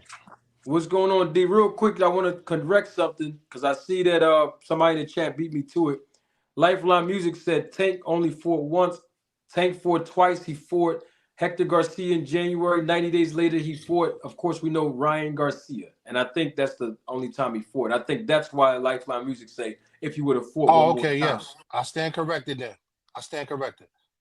Yeah. But if he would have fought one more time, I guess that's what your point was too, right? Yeah. I feel like if he would have fought like around now or maybe a couple of months ago, with another contender that was close to his level and he beat him convincingly, yeah, then he would be the man for this year. But thanks for the correction though. Yeah. Yes, Yeah, sir. You you know, got it. man, Marty, you can't sit here and work the first half of the year and expect to get Employee of the Year. It don't work like that. I would Well, have to agree. I would his have to Yeah. agree with that. he's got a leg to stand on. His legalities kept him out of the ring for the remainder of the year. Yeah. I would have to agree with that. Who was that? Lucky that said that? No, it was Mr. Will. No, no. Somebody said you can't work half of the year. I thought that sounded like Oh Lucky. Yeah. That was lucky. Yeah, that was lucky. Okay. All right, D35. Where we at, man? Who fight of the year? Who you got? Uh, Me personally, I would say David Benavidez, to echo what my man just said. He fought the better competition with Caleb Plant and obviously Boo Boo. Inoue been most impressive um, because of his stature going up in weight, beating bigger guys. But my personal vendetta against that is I would like him to be over in the United States to get tested, and I don't like him having the ability to double stack his gloves that is legal over in Japan. So I would like him to come over here and fight in the U.S. with more better competition. Tank, I don't think Ryan Garcia is a fighter or a B level fighter. Garcia that he fought earlier in this year. He was a smaller fighter at 130. That's where he really campaigned at, and he moved up. But he was also a good fighter, and he gave Tank some good rounds before he got caught. Um, I don't know who else. Oh, Bud. Bud would get it because he had the biggest win. Um, but he fought David Avenesia, which was he was in the top 10 or top 5 or something like that in his division. But just skill level, he's wasn't on his level. The production with BLK Prime wasn't up to par. It had controversy with the busted gloves, but he did beat Earl um, in convincing fashion. So I would have gave it to Bud, but he only fought one um, A level fighter. So I got to say David. David was. I mean, he dominated. I mean, he's active and he won the big fights. Yeah, he wanted the big fights. Well, Bud fought David Evanesian in 2022 of last year. So He that's why fought I his didn't brother. include, huh? He fought his Oh, brother. okay. I He fought got you. Jose Benavidez. Huh? I thought Bud fought Jose Benavidez. No, That he was fought That yeah. was somebody. uh Danny Garcia and Jamal Charlo. Yeah. They both fought Jose Benavidez, and of course Jose Benavidez lost both of those fights. What about since we're talking about who fought once or twice, um Ryan Garcia fought twice. Boots Ennis also fought twice. Can we add them as well, or not necessarily? What do y'all think about those two names, Boots and Ryan Garcia, since they both fought twice? I think Ryan is good, but I think Boots is amazing. I think he's the real boogeyman. He's the dude that has talent. There's a team around him that's going to be honest with him. He has family that he's been around his whole life that's in the sport. Um, he doesn't want nothing he doesn't earn. Um, he's just real good, man. He's real amazing. And Yeah, man. Yeah. is if we know Bud, why would Bud fight him at his age? Why would he take a chance of losing the stature that he has now? That's a He's big risk comfortable. for Bud, man. He is it's a comfort level that he has right now, and I don't see Bud as that dude that's really like, you know what, I'm just I'm just good. I'm going to take that chance, and I don't care because I'm just that good. He's not like Muhammad Ali. He's not like Roy Jones. You know what I'm Yeah, saying? Bud is Yeah, not Can going I to take that risk. can I say something? Yeah. please Hey, do.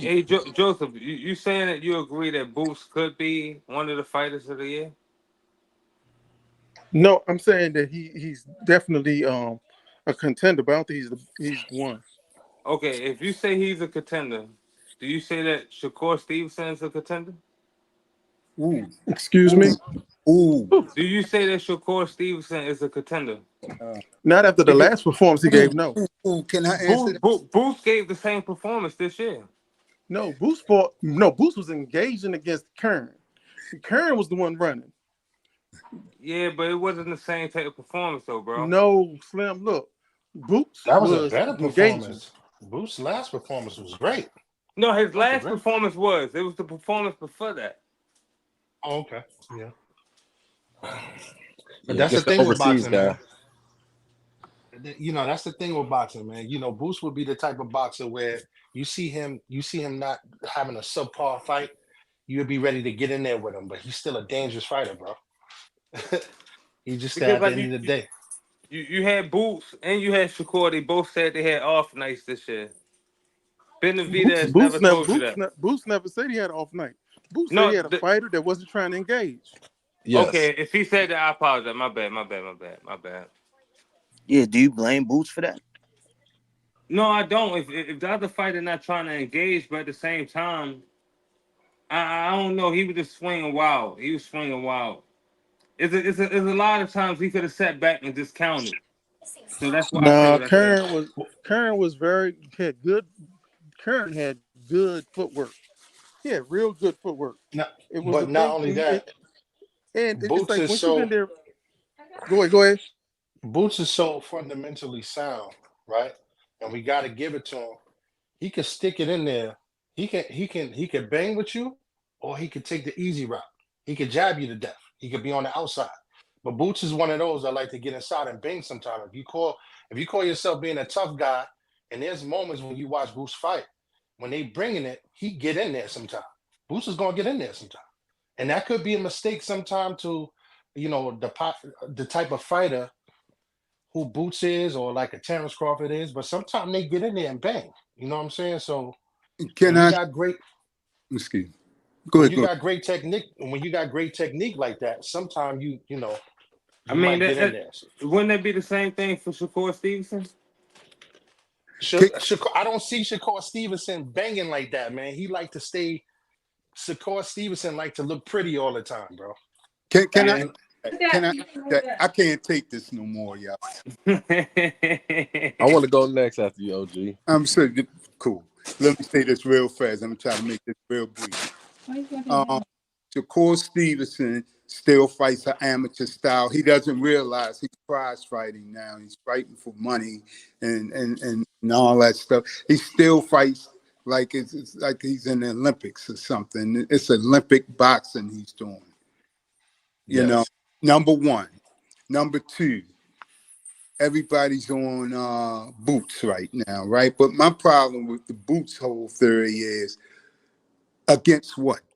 Boots hasn't fought a top 10 contender his whole career. That's not his fault though. Top Yes, tens don't it want to is. come at him. I gotta say some of that stuff. If you see, when you look these people's resume, you can Boots is the classic example of good management. Hey, Mr. Will, keep on preaching. Go ahead, man. I'm Man. serious. Okay. I'm gonna rock with you on that. Now, who do you think he should fight? Look. That's the question. See, You right said top 10. I'm talking about now, at the top 10. Who should he fight? let me answer your question. You now what my problem I had with Boots was he was calling out Crawford all this time, right? But Shorty, you at the back of the bus right now. How do you want to drive the bus? Now my thing is it's called working your way up so people can see your progression, can see actually how good you are as you move up the echelon. He's not doing that. Bud already know how good he is. He Yes. might, okay, that's well and fine, but see, that's against amateur style. Mr. No, Will, Bud no, because Bud praised Shakur and all this, whatever, and Shakur even went to the Philly gym to spar and hang out with Boots. Right. Shakur told him. I'm quite sure if Shakur told him, look at here, he weak, he sorry, he ain't this, he ain't that. Bud would have fought him a long time ago. He got the report. He's like, look, he's young, he's ready, Mm-hmm. and that's why he's staying away from him. There's Mr. different Will, let ways. me There's ask you a different question, ways. Mr. There's Will. different ways of finding out whether or Yeah. not somebody is ready. Hey Yeah, Joseph. but my point is, I wouldn't put him in there with a top dog like Crawford right now. Let him earn. Crawford ain't going in there with somebody that's elusive.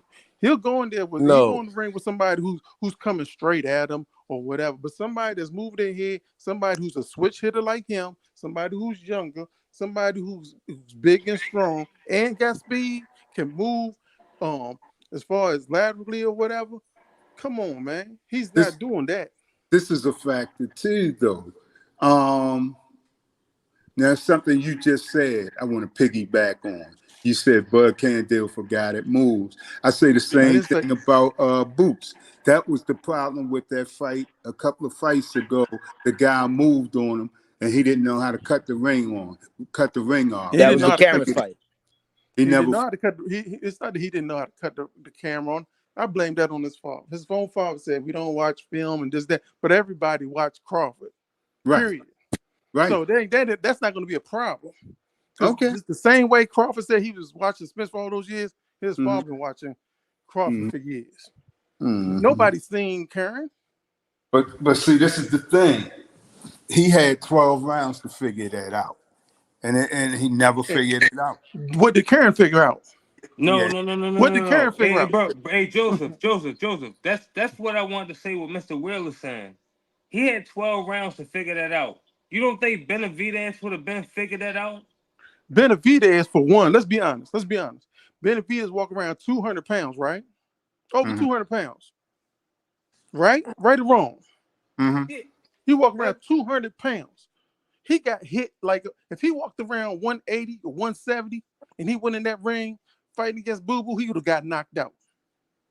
Oh, wait a minute. Whoa, whoa, His whoa, weight whoa. definitely. I got to stop you there.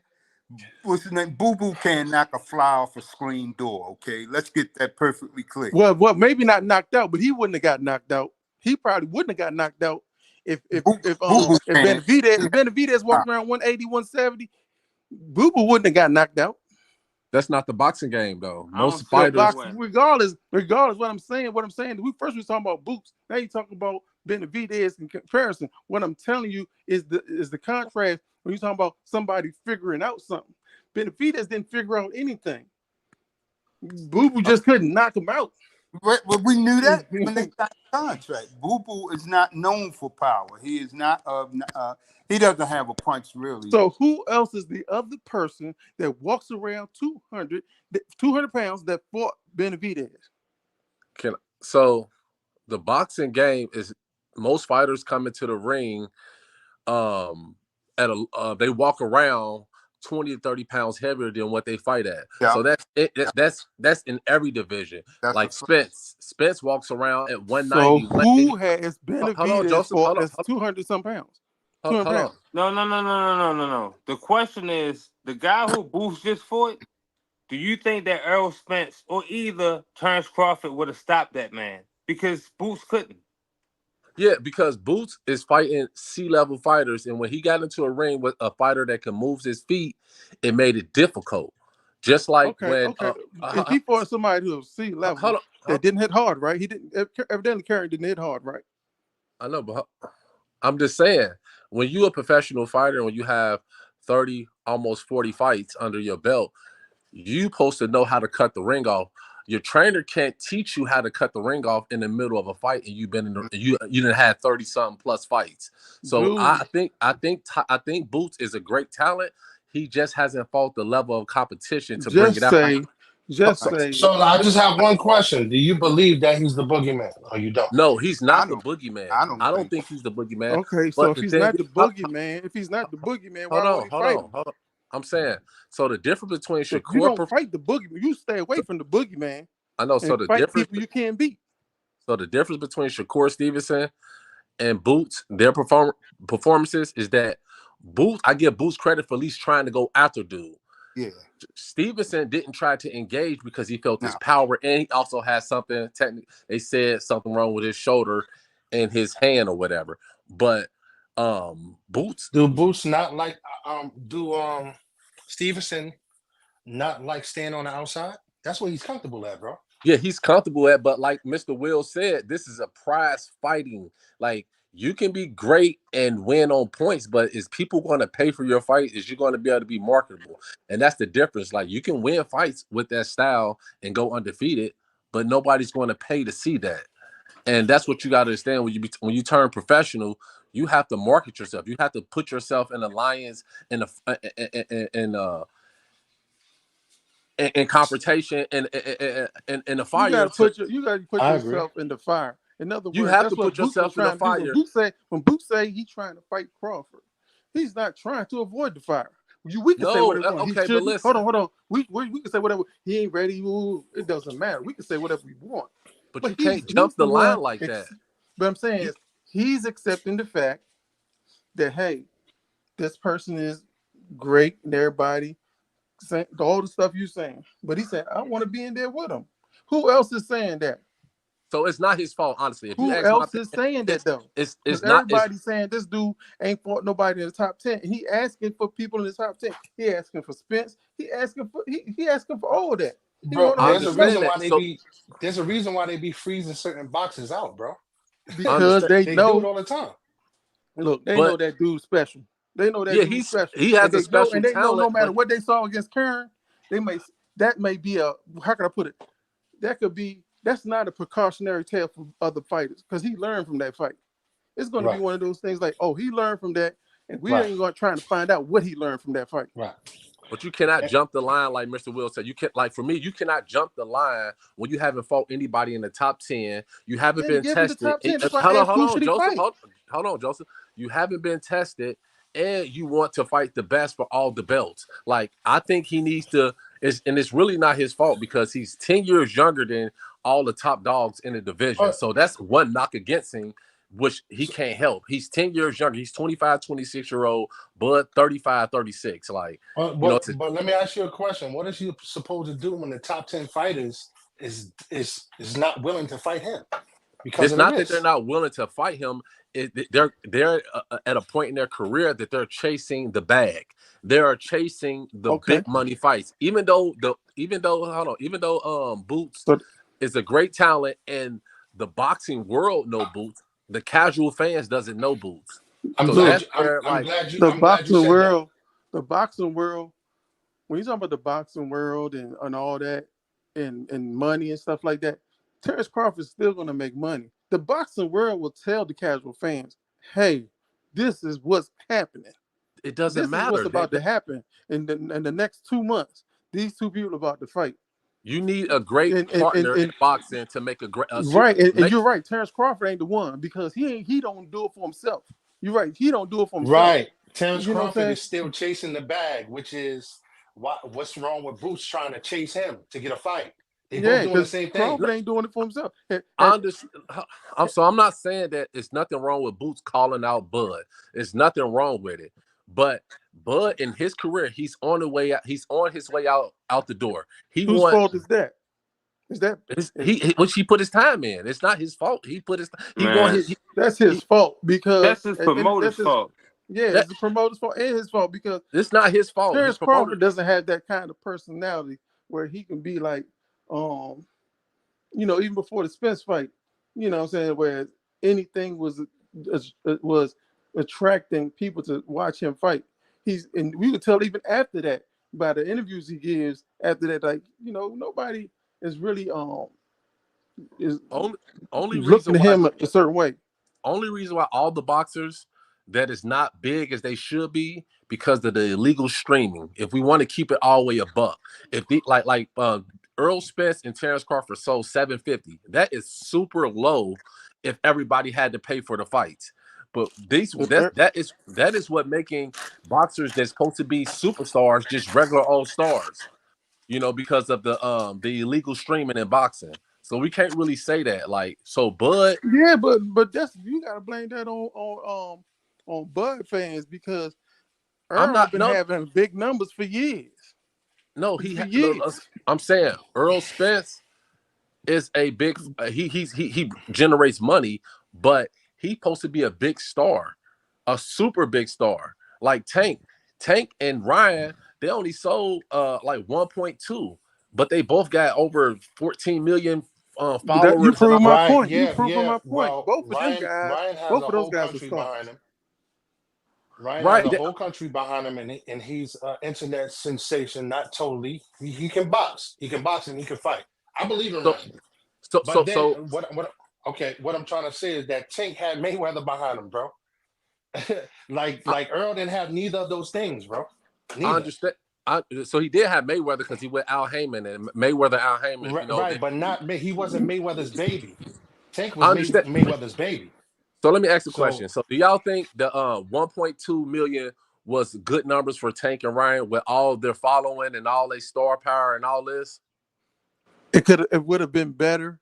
It would have been more, like you said, if it wasn't for the streaming, for That's sure. my point. That's But my but point. but, but as much as you can say that's your point, well, I'm saying is it would have been had Terrence Crawford been somebody that was really somebody really followed like that, where people know a whole bunch of things about him or whatever.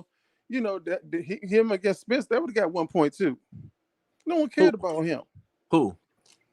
Crawford. Only people that Crawford. cared about him is the people in the boxing world. Casuals knew about Spence and and people who were really into boxing knew more also about Spence.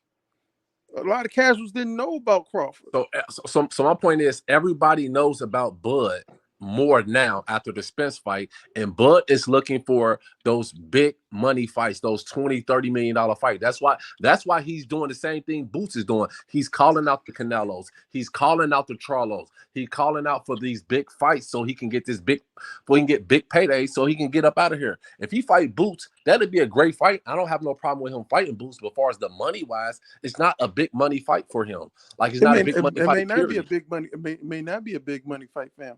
But I guarantee you one thing: it will create enough buzz if he did it to the point where it's any fight after that, whether he win or lose, But when you you 30 know, something, it generates some money. but when you're Like on your why? way out the game, you're not worried about the buzz, about the competition. You're just trying to cash out. Like Bud has been. And everything you're saying right now really don't matter to me, since based on what you're saying. Based on what you're saying, none of it matters to me because before he fought before he fought Spence, he fought David Avenisha. He ain't care about money then. Yes, he did. That was the whole thing. That's the reason why he fought David Avenesia, to Oh, stay busy and to get a easy bag. That's what it was. It reported it was 10 yeah, million. yeah. I don't think he So got you 10 tell Oh me million. he boy. can't get more. He Yo, can't get as much. so He can't D. get as much money fighting. You tell me he can't get as much money fighting Boots. No, I'm Mm. saying he said that's like a $5 to $7 million fight. He wants So he the can't get 20. that fighting Boots. Bro, he got that when he fought Ebenezer, bro. That's my whole point. Like So he that. can't get that fighting Boots. But it's like, okay, Exactly. Joseph, he's going to fight. He's going to fight somebody. He just made 7 Man, million just be fighting Dave. honest, man. He don't want to take that But chance. Yo, D. listen, Let me Bro, ask you a question. what's Let up? me ask you a question. How much? All right. What is the percentage of chance that Bud would be able to fight Canelo Alvarez? It's up to Canelo. He said What's he the asked for the percentage? percentage, the chance. What? I mean, I think what could make Canelo say, you know what? I'm gonna go in here and fight this dude, even though he at 147, I'm at 160. I could beat him. It ain't gonna look good for me if I do beat him. And he's gonna get all the glory if he wins. I will get nothing if I okay. Let me win. answer that. So yo, I it ain't think no money fighting Crawford, bro. Not for so. Canelo. Canelo can fight. Canelo can fight me and make same amount of money he just fought when he fought Charlo. He has a Bro. whole country behind him. He has a whole. They don't care who he fights. He's going to make his money. So I feel like it's a higher percentage. It's a higher chance of him fighting Crawford now after the David Benavidez performance than ever because they Bro. are clamoring for that fight, and it seems that he's avoiding that fight. He's going up in weight. Canelo, hold on. The same way you said, right? So you're saying basically Canelo should think like Crawford. I'm old. We're about the same age. Let's go out together, make this money. Everybody watching this and that. Whoop de woo. Bro. No, Is Can that no, I say fair? because something, Is bro? that fair to say? no, hold on. Let me answer that real fast, and I'm gonna let you go. So he shouldn't think like Crawford because Canelo been getting those big money fights, fighting whoever. Crawford, it's his first time ever getting a $20+ million fight when he fought Spence. He want that again or better. And nobody's Yeah, asking for it. yeah, but that's the thing. He can get that or better. But at the same time, for what they gonna give Canelo, Man, Canelo probably can do a commercial with Frosted Flakes and make that. Okay, that's my point. Like, but we're talking about but I'm saying the reason why he's not interested in fighting Boots is because it's a high risk, low reward fight. It doesn't do That's nothing on for him. him. But He Boots won. did He what he hit needed to do to get It 147. that does. fight, It bro. doesn't do It's on nothing him. for. He had 147, and this is a dude that looks good at 147. The same way you could say he looked real good against Spence. A lot of people could say this dude been looking good like that his whole career, other But how than you? maybe one fight. Other than maybe one fight, But how he been you looking like fought that him his for whole going? career. But how you fought Bud for trying to get money on his way out, but you don't fault I'm not Spence? faulting When him. hold on, you don't people. I ain't gonna say you. Well, we know we got a good history, but people don't put that same type of pressure on Spence when he was Boots mandatory for over a year and a half. They gave him an Spence, excuse when hold he on. was. Spence even said himself. He said himself he would fight. He would fight. If the young man Boots, if if it made sense. He never kowtowed or had his tail between his legs and said he wouldn't fight him. You know what I'm At just least he saying? It's said he just right would, now man. it wouldn't even be profitable. But I can say I'm gonna fight Deontay had he Wilder. Don't beaten, mean I'm gonna get in listen the to me, ring and fight him. what I'm That saying doesn't mean what nothing. I'm saying is Spence is still in the, even after that beat down that Crawford get, he's still in the position that if he wants Yeah, to get back in the ring and yeah. say, I'm gonna fight this person or that He person, still he he gonna make still 20 calls million. shots. You can't blame that on him. He has something that Crawford will never have. Crawford don't have Mm. the it factor. He will never have the it factor, and we know why he will never have the it factor, because the What? whole time he been boxing, it's always been about certain competition, certain ones, certain this, certain that. Where Spence been like, you know what, I'm gonna go in there, I'm gonna put my whole whatever in jeopardy, and I'm just gonna give the people what they want. And he's just been successful by doing it. This last time he wasn't. And I hope he doesn't fight the same way the next fight, but he's done that. He sacrificed it. You know what So I'm he saying? Then you can give Crawford all these kudos you want, but at the end of the day, he's that dude for real that's gonna back. He could easily be like, he could easily say, I'm gonna take a page out of Spence book. I'm gonna take a page out of Roy Jones, but I'm gonna take a page out of Muhammad Ali. These great fighters. That could be the promo for it. Hey, I know that you want Bud to fight Boots. I would I like don't to him, care if he fight Boots, but I don't but like I'm the fact. saying this. It's not enough money for Bud to fight Boots. Boots hasn't done anything in the welterweight division to deserve a fight against Bud or Spence. I think you need to fight a Keith Thurman. I think you need to fight Stanionis. I think you need to build his resume up. But here's the thing. We talking, but Boots is gonna run through 147 with no problem. He's not saying anything. He been That's what he's trying to gonna get a do. fight with those guys. He's gonna do that. So He been trying to one get a way or fight with another, those they're same gonna guys. either have to come where he's at or they're gonna move up. Like that's what they're doing. They're moving up. Man, face it, he more amazing than that dude in the comic books, man. Well, I put that in the comments. I said Boots has to make his mark at 154 because he's 10 years younger than everybody. All the great fights, all the Sean Porters and the Danny Garcias, they either retired or moving up to Bro, 140, or they Sean have. Sean Porter would have been his worst nightmare. I don't think Yes, so. He'd have been spinning and turning Sean Porter and no, tagging him so much. It's not It, that he's athletic and the whew, best boxer. It's just that he's active, bro. He would have yes. been on again, he him. would have been spinning and busting But them that's how. every time. But Joseph, that's how I gauged the Earl Spence and Bud fight when he fought Sean Porter. That was the first time Earl Spence faced a fighter that was athletic, that could move his feet, and look how close that fight was. Look how close that fight was. That's how I Oh gauged the fight with Bud. Even though I knew Bud was a smaller fighter, I knew that Bud was athletic. He was way more sharper. His eyes translated to his reflexes, so I knew he was quicker. And he's fighting man, he up. ain't never had none of that Hold on, before Joseph. that fight. Hold on. All that stuff you He talking about, he ain't hold, had for hold on. that fight. Hold on. He Like is fought at a lower weight class where he has to use his speed and his footwork. So when he got to the welterweight, he was going to be faster than Spence. He was going to be quicker. He was going to be more active, and he's way more athletic than He Spence. wasn't active in the Spence fight. What? Because he He ran like him wasn't. into all his like shots. like like Smith No, said. Like Smith said, man, you're a football player that fight like you drowning in water. That's what Smith he, said. he So said that's how flat I. out. So me personally, that's how He I said gauge. Crawford was at 100 and I wasn't. That's No, what he he did. He said. ain't say that. He He said his did say. time. He said Crawford is at 100, and I wasn't at 100. Nah, he never said that. He said that he was Who his. in the panel press He's, one if Spence did not say that right after the fight that Crawford was 100% that night and he wasn't 100%? Press he one. ne- All right, hold on, ain't no, hold on, hold on, hold on, real quick. Let me bring it back. Let me get this super chat real quick. This manager Marty. Let me get this super chat real quick. Salute to my cuz Isaiah. Thank you for your contribution and your support to the channel. Isaiah says Boots is a high risk, low reward fight for Bud. I think we all can agree to that. I do want to make one point about that because I don't want to go too much off the topic. But if we really think about it, if we look at the similarities between Crawford and Canelo, right? So people will say, well, Crawford, and I think I heard D35 speak on this. Crawford don't want to fight Boots because he's low reward, right? And if you think about that, you could give a point and say that makes sense. He's low reward. But if you're going to use that talking point, you then must include the fact that Canelo can say the same thing about Crawford. I mean, Canelo can say, well, I hear what Crawford is saying that he wants to come up here to get a big payday. Like Boots would want to get payday for fighting him, but Crawford is low reward compared to me.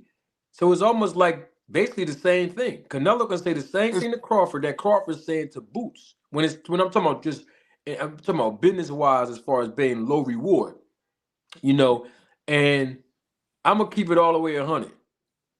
I don't think Crawford should move up that many weight classes just straight up there like that to fight Canelo because we got to look at somebody mentioned the age factor, right? If you're going to say, well, hey, he's almost 36 or 37 or whatever years old, he's trying to hurry up and get a big payday. But then if you say, all right, he should just move straight up from 47 to 168 and he's still 36, 37 years old, he's going to make himself look more suspicious. You understand what I'm saying? Like if we're going to use age to say he's trying to hurry up and cash out because of his age, and we got to use that same principle about his age and say if he moves straight up, and I'm talking about no fights in between at 54 or 60 and move up the right way, and he jumped from 47 to 68 at that age to fight Canelo, I think more people would be more suspicious. So I just don't think he should do that. Just as far as comparing him with Boots and all that. That's just But my Marty, take on that. I Marty, agree. what Boots got to do though, in order to get these people to see that he's ready? When Cusio Clayton and Lipinets fought, that was a majority draw. He went and washed Lipinets and he washed Cusio Clayton. What else does he need to do? Lipinette was a smaller fighter. He was a small fighter going up to 147 for the first time, or first and second time. So, and Boots is naturally a 154, 160-pound fighter. Like He was he's a still big. ranked above Boots, and Boots did him dirty. I mean, but he was a 140-pound fighter. Is went up to 147. That's a big difference. And you fighting a beast. It's kind of like when Manager Marty say, I agree. Me personally, I don't. It still wasn't his first fight though. Fighting Boots was not his first fight at 47. I said first or second. He was moving up in weight, kind of like Garcia when he fought Tank, or Leo Santa Cruz when he fought Tank. Like they're smaller fighters just going up fighting the top dog. But back to, I mean, just real quick on Marty. Like I agree. I don't think Bud needs to fight. I don't think Bud should fight Canelo, or he has a chance of beating Canelo because Canelo just a bigger dude. But if he going to fight Charlo, and Charlo went up 2 weight classes, and you know that Bud and Earl Spence are like, we can't make 147, we're going up to 154. It's really basically the same thing. You know, Charlo didn't have any between fights. He jumped up 2 weight classes, and everybody see what happened. He went in there. Maybe Bud just budded out too late. What does that Maybe he budded out too late. Maybe 3 years ago, if he'd have did all these things as far as looking spectacular, this would be a conversation we wouldn't be having. But he's just doing it right now. But he looking for. Budded I mean, out too late. But it's like he looking for the big money fights, and you can't blame him at this point in his career. Now he was 31 years old, and Boots was his mandatory, or Boots trying to call him out, and that's the great fight to make. Yeah, like go ahead and fight Boots. You in this division, but when you already obligated to fight Spence for a second time, we don't even know when that fight supposed to took place in December before they sold or before they got out of boxing. But now we turn into the new year. That fight hasn't even been announced, and you know they're fighting at 154, or we think they're going to fight at 154. It's like, Boots, you can't keep waiting on me. You got to go ahead and make your mark because you Oh, haven't made your mark yeah. I at mean, 147. Boots. I mean, let that me fight. I don't think answer. that fight up happened. Let me answer the question. I think the question was, what does Boots have to do to get a Bud Crawford fight? Yes, sir. Yeah. There's nothing he can do. There's nothing Boots actually can do. And I say that because the truth of the matter is, Terrence Crawford don't want to fight Boots. It don't matter what the reason is for because they in the same division. He don't want to fight Boots. And the thing is, and I keep telling people this part because I think we forget sometimes when a lot of things happen in the sport continuously, we forget what happens in the past. I remember a time where um Terrence Crawford was on IG Live in November of 2022. He was talking. He was he was talking to himself in third person, and he said, "People keep asking me, when you gonna fight Boots? When you gonna fight Ortiz?" And he said that Boots' name never came up. That's what he said. That was in November of 2022. So if Boots' name never came up when Crawford was preparing to fight David Evanesian, literally a month after he said that, then that means that nobody was talking about Boots fighting Crawford according to Crawford before that. When the truth of the matter is, before that, Boziano was talking about fighting all the top names and they for the belts because they called out Spence and they called out Crawford. When Boots fought Clayton after that fight, Errol Spence was sitting at ringside and he said, "I'm ready for the big fish." You know what I mean? So we got to remember Facts. all of the timelines of all the things that happened. So when Crawford say he been wanted to fight Boots, why you ain't go after my mandatory? That's what he was saying on $1 Million for Game. Why didn't you become my mandatory? But the thing is, Boots was ranked number 2 with the WBO. And like Crawford said, Boots' name never came up, but Crawford knew that, Boots' name was on the number 2 list of WBO, but instead he chose David Evanesian, who was ranked number 6 with the WBO, who already had a fight scheduled in another country on November the 19th. So these are the words of Bud. So we got to take what he say, like back then, not today, because today he gonna say that Boots ran and this and that. But back then, we got to stick to what he said. Boots' name never came up, and I did a short little 60-second clip on this. Boots' name don't have to come up. He was ranked number 2 in the same division as Crawford. It's a lot. So So how long was he Earl Spence mandatory before that? who? How long was Boots Earl Spence mandatory before that?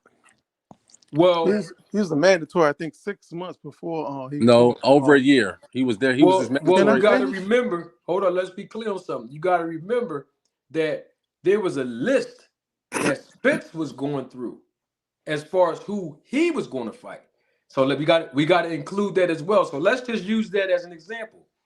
Let's say, like you said, well, how long was uh, um, Boots Spence mandatory? And you said a year before that. Well, what's good for the goose is good for the gander.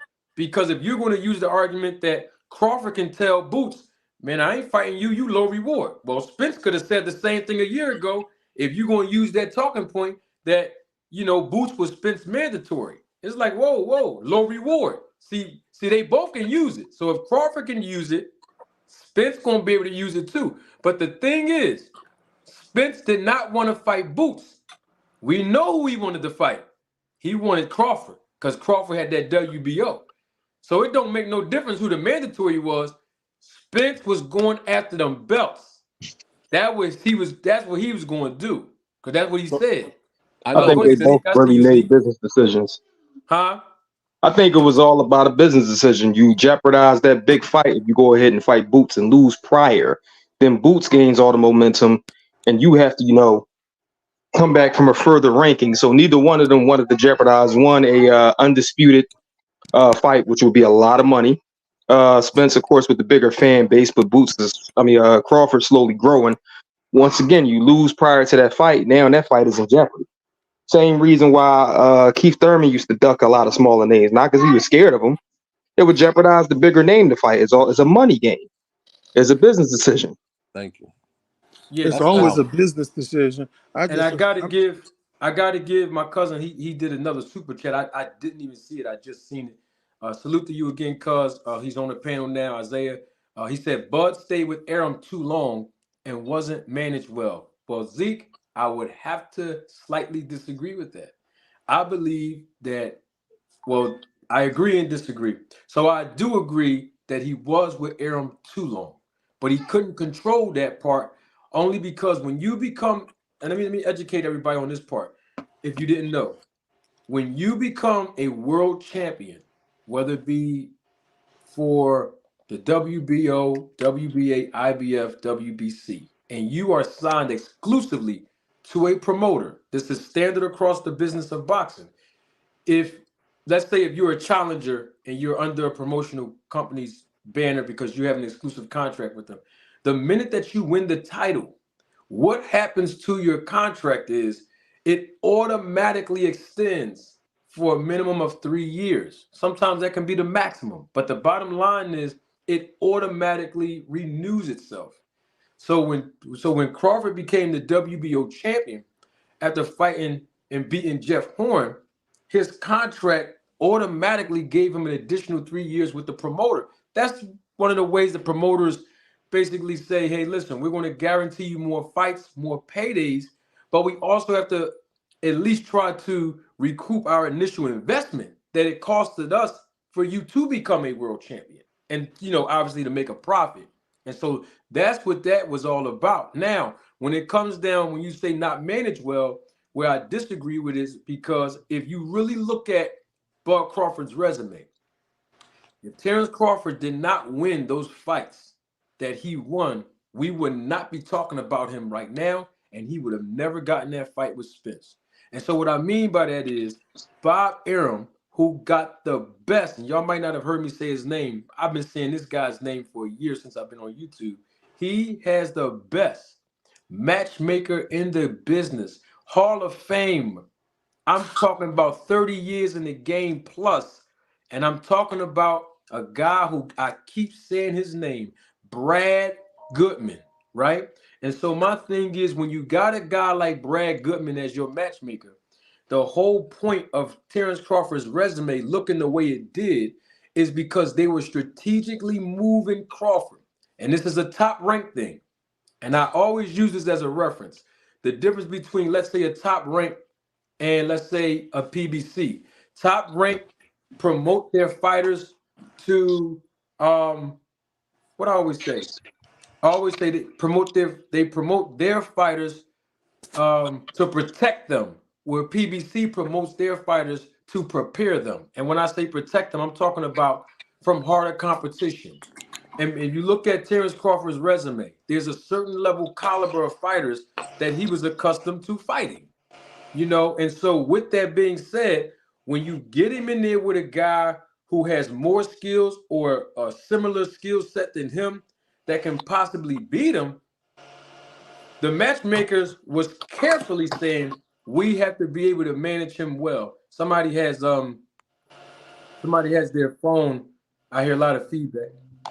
Um, so when you look at how they managed him, it was because, and this is no disrespect to Bud, but I'm talking about from a business standpoint, as a manager, from a promoter standpoint. They're looking at the fact that, hey, we don't want him to lose. We don't have a whole bunch of confidence in him.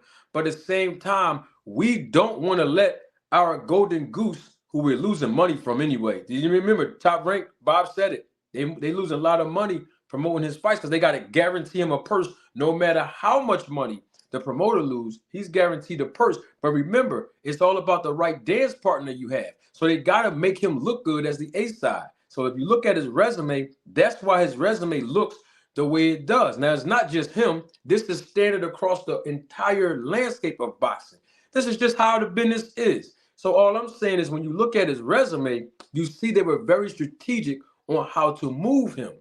Because if you look at it, once he got undisputed at 140, the sky was the limit for him. But remember, now it continuously extend his contract. So he had no choice but to move up because his contract extended. So now you made history at 140, move up to 147 now. You're a big guy anyway, so you can make the weight. Now he moves up to 47. If you look at the level of competition that Terrence Bud Crawford was fighting, this is no knock on him, but we got to keep it real because I know the business.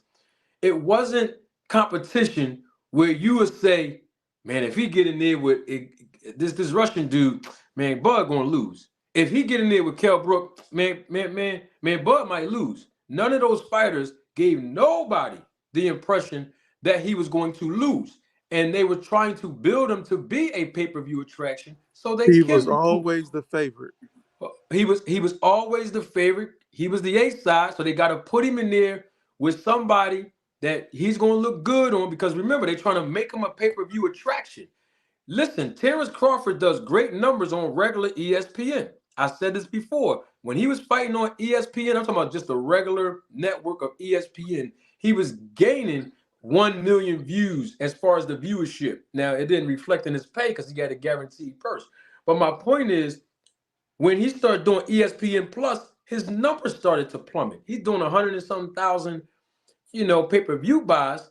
And you looking at it like, well, wait a minute, it's still under the ESPN banner. But the difference is when you have pay-per-view fighters, it's a different type of business model because you're trying to market the fighter to the paying audience opposed to a casual fan just watching it at a bar for free. It's different. So when you got Terrence Crawford at that level now, he had reached his ceiling already with Top Rank. So his last fight with them was with who? Sean Porter. He looked good with Sean Porter. Their hands is washed with Crawford. Crawford's hands is washed with Bob Arum. Now he becomes a free agent. Now his first move, somebody's got feedback. His first move was not Errol Spence. That's what his first move should have been after the Porter fight. Because that's now you can make the big money and you're a free agent. And you can make more money because you're going to sign the multi-fight deal. This is what I was telling him to do all along. But instead, he rerouted and fought David Evanesian. Now, I know D35 said he got paid $10 million. Nobody on YouTube can find one clip with Terrence Crawford himself admitted or confirmed that he made $10 million. I did a video at the time where people were saying that, where Brian Custer was in an interview with Bud. He said, well, I heard that word going around that you making $10 million. Is that true? Terrence Crawford never said yes. You know what he said? Hey, got to get the money. So, and guess what? Myself and other insiders know that Terrence Crawford did not make $10 million. But I'm not talking about the money. What I'm trying to talk about is the fact that if he wasn't managed well, if he wasn't managed well, Al Haymon would have never sent him a contract to fight Spence. And what I mean by that is they know what his market value was as far as his pay-per-view numbers. They know what his live gate do. But because Errol Spence was hell-bent on fighting this guy to be undisputed, they said he's undefeated. He can rumble. Let the two best fight the best. Want to know why? Because this is how PBC promote their fighters. They promote their fighters to prepare them for championship level. And you don't have to take my word for it. My cousin Isaiah is a huge Adrian Broner fan. And I had to use Adrian Broner as an example now. When he left PBC, when he was over there about to fight for BLK Prime, he was in an interview. This is last year. He was in an interview. And they said, what is the difference between fighting for BLK Prime and PBC since you're about to fight on BLK Prime? And Adrian Broner said, man, you get to pick your own opponents. He said, listen, you're going to make a lot of money when you go fight over at PBC. He said, I can't knock that. You're going to get paid. But you're going to have to fight Godzilla. See, that's the difference between looking at how Terrence Crawford was brought up through Brad Goodman and Top Rank than all them other PBC fighters. You're going to get in there with Godzilla. And so I'll leave it with this. And I know we heard Victor Conti say it was about the money, but we got to keep it all the way 100. If Terrence Crawford believed in his heart, I'm talking about his heart as a man, that he could beat Errol Spence, money or not, he wouldn't have not went to the snack program. I always say that because he beat Errol Spence and he has the cloud of suspicion over his head because of Victor Conti, he's not going to get the rightful credit that he probably deserved. But my thing is, if you know you can beat somebody, you don't hesitate. When you know you can beat somebody, and it's easy, because we keep hearing Bomac say Errol Spence still fight like he an amateur, but they still ran over to Victor Conti. See, that's the thing. And so you had too many delays back and forth and not signing. When they sent you a proposal in May, his words, not mine. When they sent you a contract to sign in August, and you gave Al Heyman and them the impression that you were going to sign, but then you snuck out the back door and negotiated with BLK Prime to fight a lesser opponent. And see, it's not just words. We got to look at men words and their actions. And so all I'm saying is that when you have these situations come up, we got to deal with what's real. And I'm not making no excuses for Spence either. All I'm saying is if you look at the way that Crawford was brought up, he was managed very well. Because remember, at his age, he's supposed to have more wear and tear on him compared to the history of boxing. That's why they look what they say about Deontay Wilder. Oh, he's about to be 39 years old next year. His legs wasn't there, this and that. That's because he been in the ring with some wars. Deontay was, even his last 3 fights. You know what I mean? But Terrence Crawford ain't never take no beating like that. No disrespect to the guys he fought. You know what I mean? Because they did put up an effort. But none of them guys can beat no Terrence Crawford. He's too special. He's too skilled for them guys. He didn't take no bad beating at his age. So of course, at his age, he can still be in shape. He can still, have those rounds to put in without, showing any decline based on his age. I know I said a whole lot, but I hope y'all understood what my point was. Well, it's a point I wanted to like connect some dots with real fast. You guys brought up Benavidez, and who was the guy, the other person you threw? Oh, Andre, right? Now, For what? What part? The fight? yeah, the fight itself, and Okay. what I'm going to say about that is a real similar situation because you had Andre for years on the sideline calling out any and everybody he could think of. And Benavidez went on and bit the bait, and he said, "Okay, I'll take you on." He's the only one. Everybody else basically shut him out. Why? Because he was in the same place that Boots is right now. Not a place of he was a real threat, but he hadn't done anything. He had nothing on paper to make anybody say, "Okay, yeah, we can make some money with this guy." What it is, that's the problem with Boots. When you speak of high risk, low reward, right now Boots is not commanding a lot of money. So what I'm saying is everybody ignored Andre for the longest time. He finally got his shot, and you saw what happened. And that's the same thing that will go down with Boots against Crawford. Telling you what I know.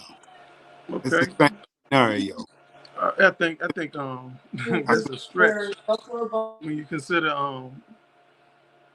Boots with the pedigree he has. He's raised boxing. He has brothers, a father that used to box. In other words, he's in a family. He's in a boxing family, and he's like the youngest. You know what I'm saying? So he's learned a lot from people who had more experience than him, and and because he's also the youngest, his his capacity to be creative based on what they're trying to show him every now and then, or sometimes what they're not trying to show him. You know what I'm saying? He over the years he's become real creative too, to the point where he is his own fighter.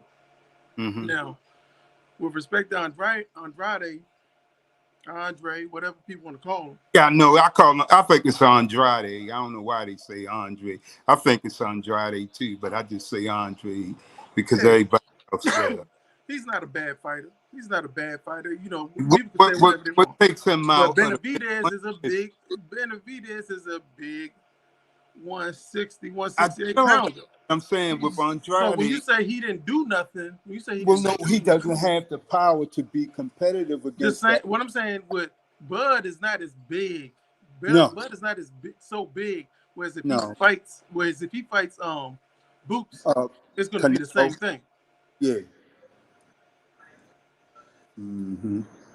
Mr. Will, I get it. yeah, he's not so big that it's going to make as much a difference as it did with Andrade against Benavidez. Plus, we got to look at it again. We talked about it yesterday with Benavidez, his trainer. He has Memo in his corner. Yeah, A lot of people look at it like it was Benavidez against Andrade. No, it was Memo against Victor Conte. Memo won the other night. yeah. Hey, can I say something? I don't mean to change the topic, but I wanna ask y'all a question. Everybody on the panel. You had Bernard Hopkins came out and said that boxing will call your bluff, and when I hear that, it's only one person I think about, and that's Devin Haney, and that's him going against Keith Thurman. Do any of y'all think the same thing?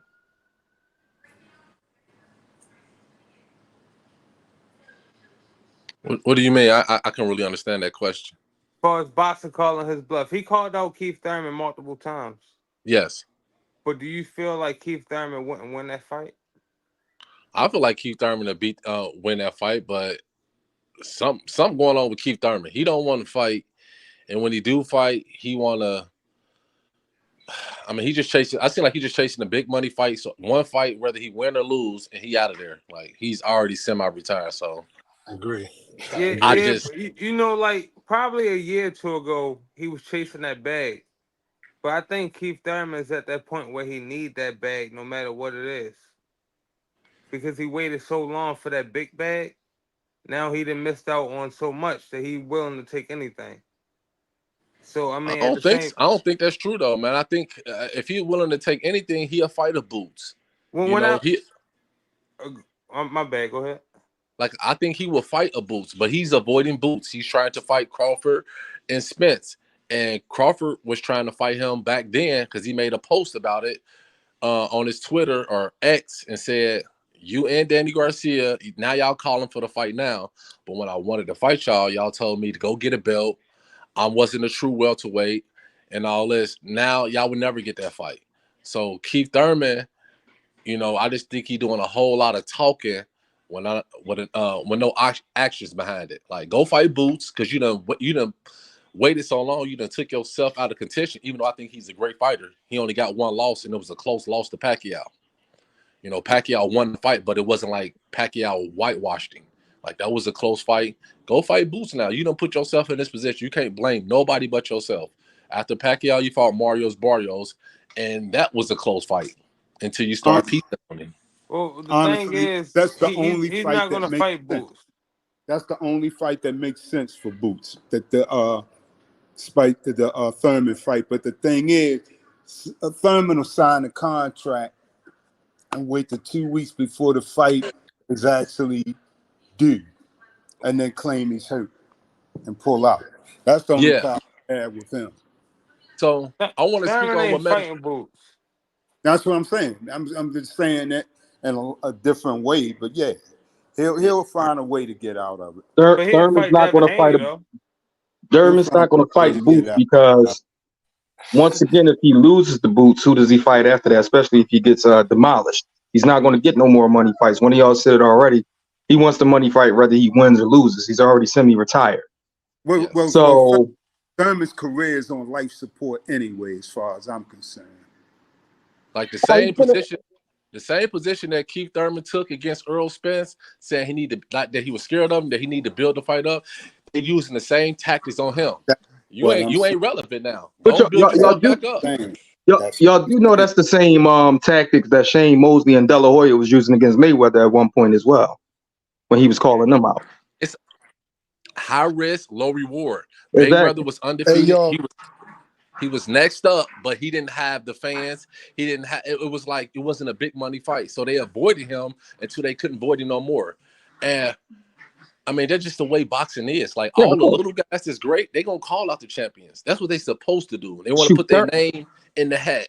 That Thurman is to Yeah. what fight Tank tomorrow if the fight is on the table because it's a money fight.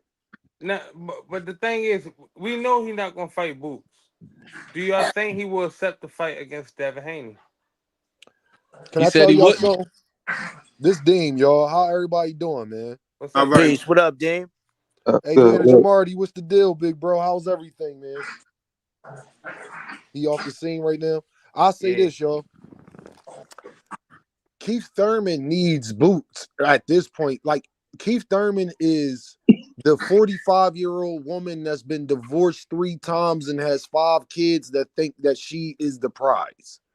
Yeah. That's Okay, about. Keith Thurman is not in a position to demand anything from anybody at this point. Keith Thurman's name is not where his name was years ago. And the Right, craziest right, right, thing, right. Now that's the thing. We're not talking about Keith Thurman calling out nobody. Devin Haney called out Keith Thurman. Do no, you I get believe that. that fight will happen? No, I don't believe that fight is going to happen. When Keith Thurman is 40, maybe? When he's I'm 40, yeah. everybody on the panel believes that. Yeah, when he's 40, yeah, he'll definitely fight him then when he's 40. But we talking about right now and what's realistic? No, because Devin is not jumping to 147 right now, no matter how much he said. I keep telling everybody Devin is going to fight Sandor Martin and then fight Ryan Garcia. That is going to happen. Okay. Yeah. So Keith Thurman at this point, somebody like Boots is going to be the guy that at the end of the tunnel, everybody say, yeah, you fought them, but not him. Yeah, you can beat everybody else, but you can't beat him. Mm-hmm. He's avoided right now on purpose because if y'all seen what he did against Roman Villa, nobody wants to deal with that. At all. Boots is one of those fighters, y'all, right now in his division where he's at with it. No, everybody in that division basically knows they can't beat it. Mario Barrios, I think, would be the best fight because I think Mario Barrios is one of the only people in that division that's not going to be scared to fight him. So, like I said, Devin Haney doing that. No, Devin Haney is going to stay. Devin Haney is going to kill himself to stay at 140 until Jerron Boots Ennis is no longer at that division. He's going to wait till Jerron moves up to 154 and talk about Xander Zayas. I'm just telling y'all. I believe what you're saying, bro. Because Makes sense. nobody is jumping out the window to fight Boots right now. That's why it's on us, every last single one of us on this panel, to put the pressure on these guys, for put the pressure on Crawford. Crawford, what you doing, sir? Can you leave them belts? Can you bring them belts down if you're not going to fight here anymore, please? Because we all know what's going to happen. How is it on him? Dean, Huh? How is it on Bud? And Bud already has a fight. He can't get out of that fight. Just like the IBF stripped him. No, I'm not talking about Bud fighting Boots. I'm talking about Bud with the belts. We all know you're not fighting at 147 no more, Bud. Like, can we stop now? Like, can we just stop? Like, it's been months now. Can we stop? You're not fighting at 147 no more. It's okay. But only because Earl Spence wants to fight at 154. Yeah. That's what he been. No, That's I'm what not talking. I'm talking about Crawford. Period. He is never fighting at 147 again, y'all. Yes, he did recently say he preferred a rematch at 147 now. Yeah, So that's what that's I'm what. saying. No, but I'm telling y'all, he is saying that's that. 147 against Spence, not That's against not Boots. 147 against everybody. He is saying that because he doesn't want the Spence fight. He knows Spencer can't make 147. So of course he's going to say, yeah, I want the fight at 147 because he know it's a goal that he can never achieve. Right.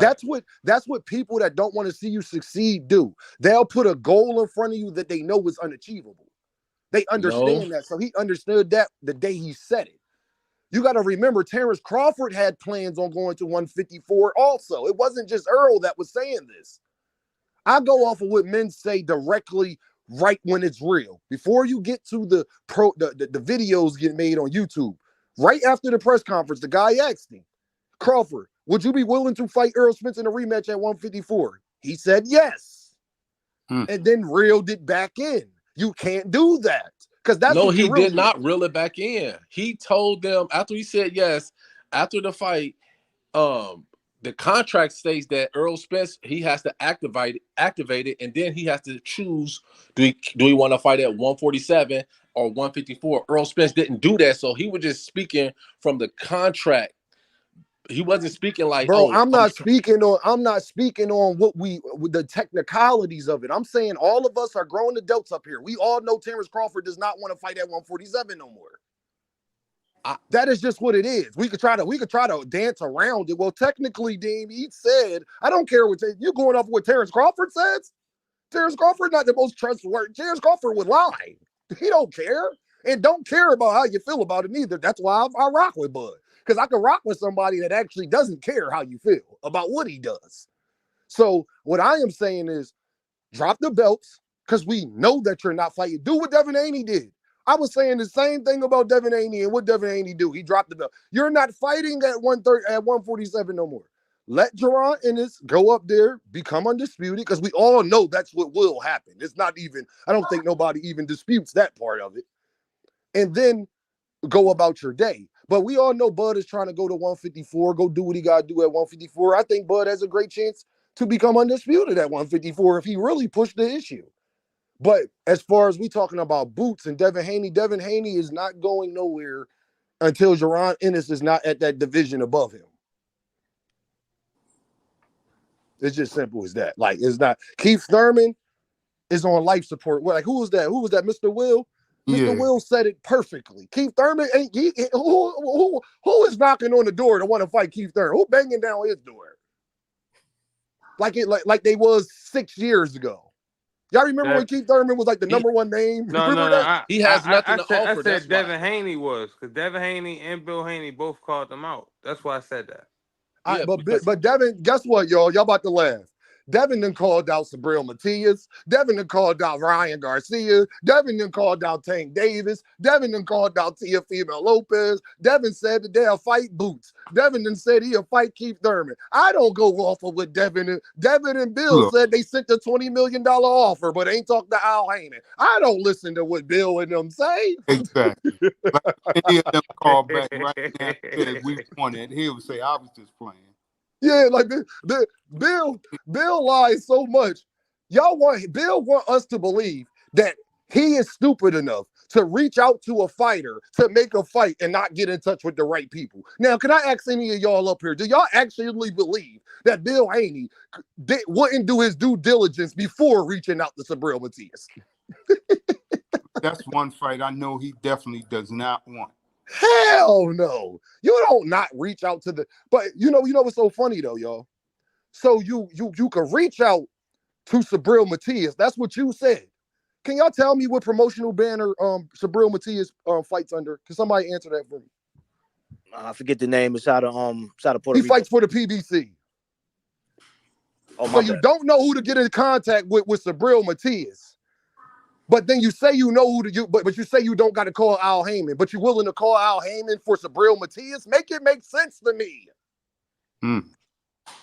You said Bill Haney said he reached out to Sabril Matias people, right? Who is Sabril Matias people? His manager and promoter. Can you tell me who Sabril Matias promoter is? Al Heyman last time I checked. So how could you possibly say that you don't know or you do know how to reach out to the PBC? But then in the same breath, when we ask you about Tank, you say, I ain't got to call Al. Do that make any sense? So listen, y'all. Basically what I'm saying, so you're not willing to call Al for Gervonta Davis, but you're willing to call Al for Sabril Matias? Can somebody make that make sense to me? It's because they ain't want the Tank fight. Is that simple? I know, and that's why I don't listen to what Bill say. That's right. Remember Bill said he ain't got Al number? Can y'all tell me one of the first promotional companies that Devin Haney was signed to? He was with Mayweather and them, I think. He started. And Mayweather was with who? Who was also attached? It wasn't just Mayweather. Who else was he attached to? Oh, Al Heyman. How do you not know how to get in touch with the man or don't have his number? It's called selective amnesia. Hey, y'all, Has anybody worked? Everybody works, right? Yes. If y'all old job, could y'all not get in touch with the company?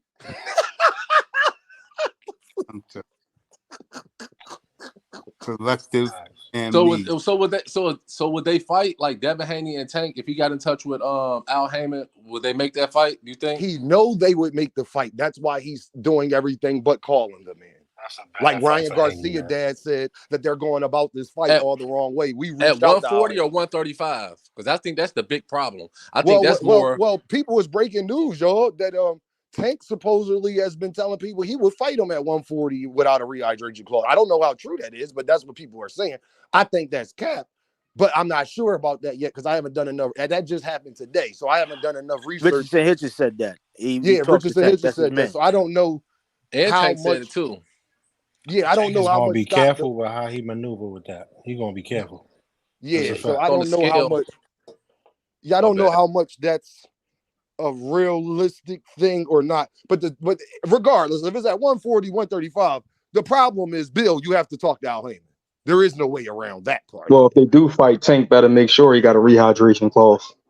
Because That's my Devin's thing. one of those guys at 140 that really probably belong at 147. He's robbing the bank. That's probably why he looked kind of weaker at a smaller weight class because he no longer belonged in that weight class. So his power wasn't showing because he wasn't packing the weight on to provide the power. But also he's going to stay away from 150, 147 because a guy like Boots, who really probably belongs at 154, maybe even can fight at 160 when you look at his frame, is at 147. So he rehydrates high. So yeah, everybody's playing the ducking game for good reasons. Well, Boots only rehydrates 10 pounds. No, he does not. He does. He only rehydrates 10 pounds. Man, he rehydrated to 165. Y'all, what I'm saying, forget what you heard. We going off of Boots is fighting under the IBF. It is mandatory. No. I'm talking about Haney. Oh yeah, Haney. Of course. Yes, he is. But what I'm talking about with Boots is Boots fight under the IBF. Boots is only allowed to come in 10 pounds heavier, nothing more than that. So Boots is coming in his last 3 fights at 157. So he may rehydrate a couple more pounds once they get to the fight, but we all know that's day of because he got to weigh in that morning. So I thought you can only be the IBF rules is if you're fighting for the belt, you only can be 10 pounds. Yeah, you can only be 10 pounds, but Boots has said on YSL Media that he's been fighting under the IBF rules, that every fight he has had, his last 3 fights, has had that clause in there. He can only come in at 157. So Boots is not Devin Haney is walking into the ring bigger than Boots. I hope y'all understand that. Like, that is definitely real. I've never heard that Boots had a rehydration clause because I know that. Go to YSL Media and type in Jaron Ennis talking about rehydration clause about the Gervonta Davis and Ryan Garcia fight. And that's why Boots was saying it's not a big deal because I do it all the time. A rehydration clause is not a big deal how people are trying to make it seem like it's not. That's Jaron's perspective, not mine. Yeah, I've just never heard that. I never heard Jaron. You know, I'm Philly in the building. Go ahead and check it. Ask Manager Marty. He's not up here right now, but you could ask. I'm mad that he's not on. Manager Marty will tell you that's true. Because he don't look like he 100. He look like 160. Yeah, go ahead, Dean. Hey, I'm here, Dean. I'm here, Dean. Manager What's up, Marty, Dean? I was telling him that Jaron in his last couple fights, he's only been able to rehydrate the 10 pounds. You remember on YSL Media when the Ryan Garcia thing was going on, Jaron's perspective was the rehydration clause is not that big of a deal. I do it all the time. So I was just telling these fellas that Devin Haney walks into the ring heavier or just about the same amount as Jaron Ennis. Yeah, that's true. That's all. Big guy. That's all I was saying to him, Manager Marty. You feel what I'm saying now? Dev's a big guy, man. He's a young boy's a big guy. He's a big Dev kid. built like Kirby Puckett, man. Yeah, that's what I think. That's the reason. That's the big holdup as far as the fight not getting made. Like the 135 or 140 with Devin and Tank. I just feel like that is the big holdup. You know what I'm saying? Tank don't really want to fight at one. No, the big holdup is that Devin is lying about being in a 3-fight deal with the Zone and knows that he's not available to fight Gervonta Davis. But let's not talk about that. But I'm talking about what Tank said out of his mouth. He doesn't want to fight at 147 because when he fought Mario Barrios, I get that. he said out I his get own that mouth. part. Hold on. He said out his own mouth that he doesn't want to fight at that weight because he's not that he really can't compete at that weight. Even though he got Barrios out of there, which was weight drain. He said he had to sit in the sauna to make the weight, and then the next fight he went up and fought Keith Thurman and gave him a good match. So What, I don't well, think no, Tank wants. what I mean is, bro, what I'm saying is I know Tank said all that. I get that part. What I'm saying is whether you can't even get to talk about what is or not going to happen in the fight until you talk to Al Heyman. What I am saying, they don't even want to do that. They're not available to talk to nobody. Why y'all think Eddie Hearn is going so hard for Devin Haney? Eddie Hearn would not be going this hard for a fighter that he is not about to make money off of. Have y'all seen any other promoter do that? Start promoting a fighter that they're not about to make money off. The Regis fight is happening. Eddie Hearn has no reason to continue to push Devin Haney right now. Did y'all watch Devin Haney on the DAZN, the Day of Reckoning thing? Did you listen to what he said? No, Devin what did Haney he said say? more than likely, which I know is already true, but more than likely, I will be fighting again on DAZN. That's what he said. I already know that's what he's doing. He got to say more than likely because he's been screaming that he's free when everybody know that he if he's wasn't fighting free. on the zone, then he's not fighting Tank. My point that ding, ding, ding, ding, ding, ding. And guess who know? And guess who's known that for a while now? Because remember what Eddie Hearn told y'all? That Regis and Devin was been set up prior to even the Lomachenko fight. That was the whole plan for him. This is Eddie Hearn words, not mine. That the whole plan was for him to come back to the zone. That's what Eddie Hearn said. That's a fact. What do it look like they doing? They got Devin Haney. Do y'all think the zone will put Devin Haney up there to go up there and talk on their network and he's not going to be with them? I just want y'all to think about that. Yeah. So when Tank keeps saying talk to Al Heyman, it's because Tank knows that they're not going to do what it takes to actually make the fight. You was free, right? Why not sign with the PBC to fight Tank? If you're free, if that's true, then why not sign with the PBC that just signed the big Amazon deal? And Devin words, not mine. Devin said he'll be willing to go to Amazon. When you and Tank are 35 years old? When Tank is 35. Devin is scared to fight Tank? No, I don't think he's scared because they spar before. I would never say a man is scared. He cannot be scared because he has stepped in the ring with Tank before. Yeah, so I don't think he could be scared. What I think is, y'all, and y'all feel me on this, y'all know this social media thing a beast, right? I think Devin is scared of the embarrassment if he loses after all that they've been saying. And Devin is not, he could say whatever he want about Tank. Devin just called Tank an all-time great. He didn't say that about Shakur and the other guys. He understands what he's dealing with. He understands there's a big possibility I could be night-night. A big possibility I could be night-night. So it's not the scaredness of actually going in there and testing and seeing what he could do with Tank. I think he would spar Tank tomorrow. I don't think that he wants to deal with having to fight him for real and what comes with the result of that. Yeah, because with sparring, you can hide the tapes. You can't hide the tapes when you fighting live on TV. Yeah, there you go. I'm saying, but he already took the big. He took risks when he fought Lomachenko. That wasn't a guaranteed win. That was a hard no, fight. I think he lost that fight. But my thing is Lomachenko is not Tank, and I Lomachenko is 35 gotta years disagree old. with that. Like that, I just feel like Devin is. Me personally, I picked Devin to beat Tank because of his size and his boxing ability. Even though it'd be a great fight, I just give the little edge to Devin Haney. But I don't think he's scared of embarrassment or lose or anything because you can lose to a bum. It's all about the right punch at the right time. Can I ask you this, then, bro? I honestly don't think. I the honestly don't think the gap is that big between Haney and Gervonta boxing wise. It's not. But the biggest gap is between them two and Shakur, and neither one of them are going to fight Shakur. Hey, bro, I want to say something. You got Manny Pacquiao that signed up with PBC only because he wanted to fight Mayweather. Yep. Devin Haney could have did the same thing. Devin Haney could have did the same thing. If he really wanted Tank that bad, he could have signed with PBC, but he didn't. And bro, you know what makes it worse is that he was with PBC before. It'd be different if he never was over there before. He's dealt with these people. Why are you trying to act like it's so hard to get in contact? Hey, Mr. Will, think about this. Why are you trying to act like it is so hard to get in contact with people that used to promote you? You want me to believe that. You know why he left PBC? Like Marty was explaining earlier, they make you fight the best over at PBC. So he knew he was on a Right. collision course to Yeah, He fight gonna people he fight really Godzilla. didn't You want to and, heard what fight. Adrian Broner said. you know damn well that Tank ain't coming over to the zone. It ain't Why Nah, would happening. he? Because the zone don't have That ain't the never gonna zone. happen. First of all, why would I leave if I'm the face of boxing, right? Or the second face of boxing? Why would I leave a promotional company with Canelo on it? With Man, David Benavidez on there? Why would I do that? If you Devin Haney and you Shakur Stevenson, I have a big question. Why wouldn't y'all want to fight at PBC? Y'all black fighters.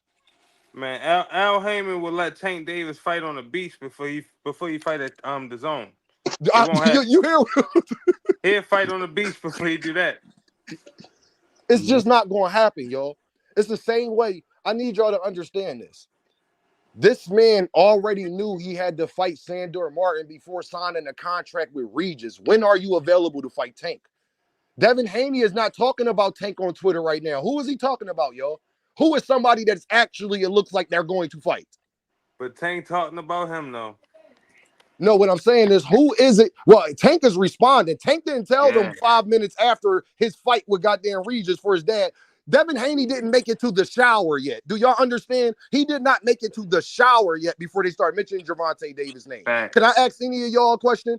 If you was Gervonta Davis and you saw that, would you be quiet? Hell no. So don't ask him to do something that we wouldn't do. Like, you know I wouldn't do it. I ain't tell Everybody, Bill. Bill didn't let his son get to the shower. Is that not true? They literally walked through the door. Y'all, stay with me. They literally got out the ring, walked to the back. Cameras are right there. Tank Davis. and everybody know once you say Tank name, he firing back at you. That's all. That's what he's gonna do. They said that they free. We free now. But then 2-3 weeks later, the day a couple weeks later, the day of reckoning thing happens. And now you're saying that it's more than likely that you're going to fight on the zone. So I need to know is people like me that has been saying for a month that he is going Eddie Hearn, y'all. Y'all know how Eddie Hearn moves. Do y'all really think? Now forget Dev. Let's talk about Eddie. Do y'all really think Eddie Hearn will be going this hard for a fighter that he is not locked in with? So Yeah, is Devin the Devin a free only agent? reason why.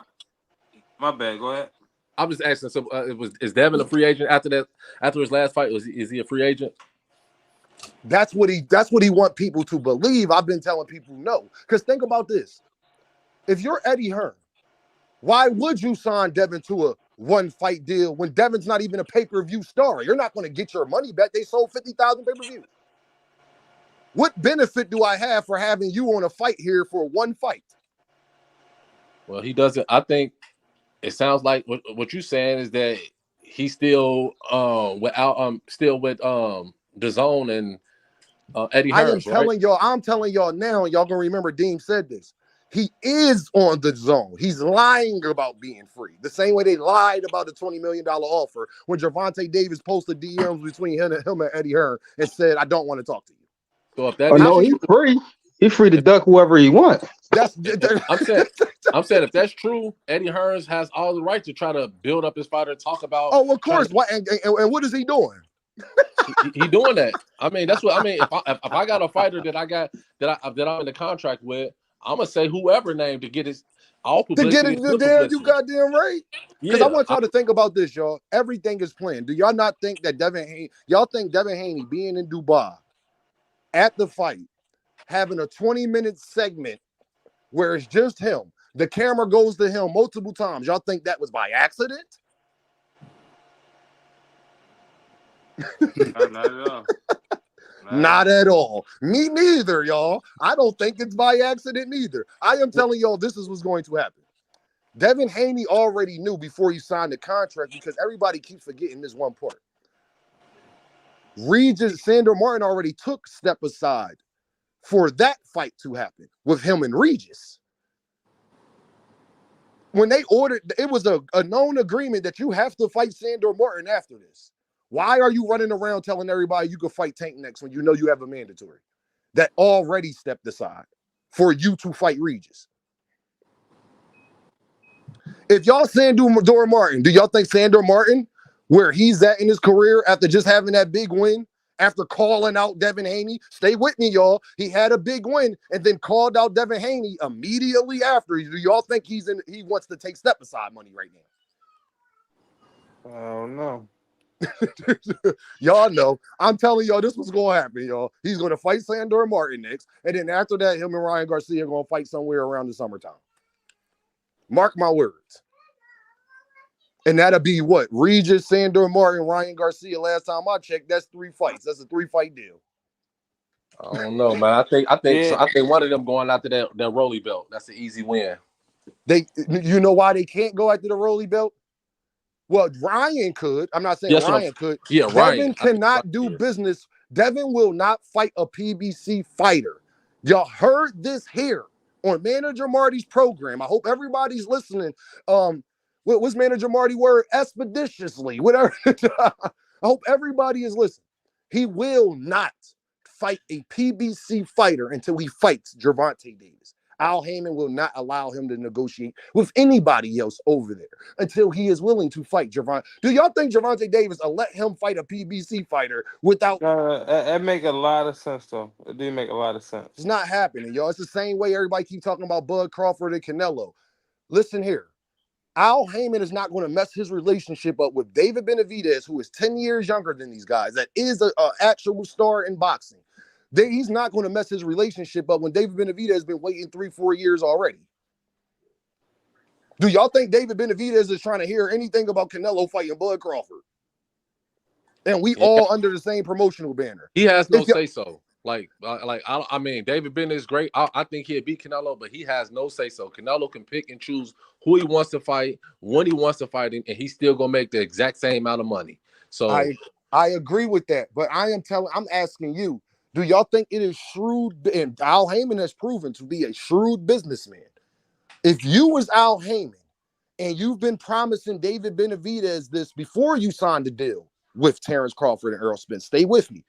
David Benavidez has been asking for this fight before all of that happened.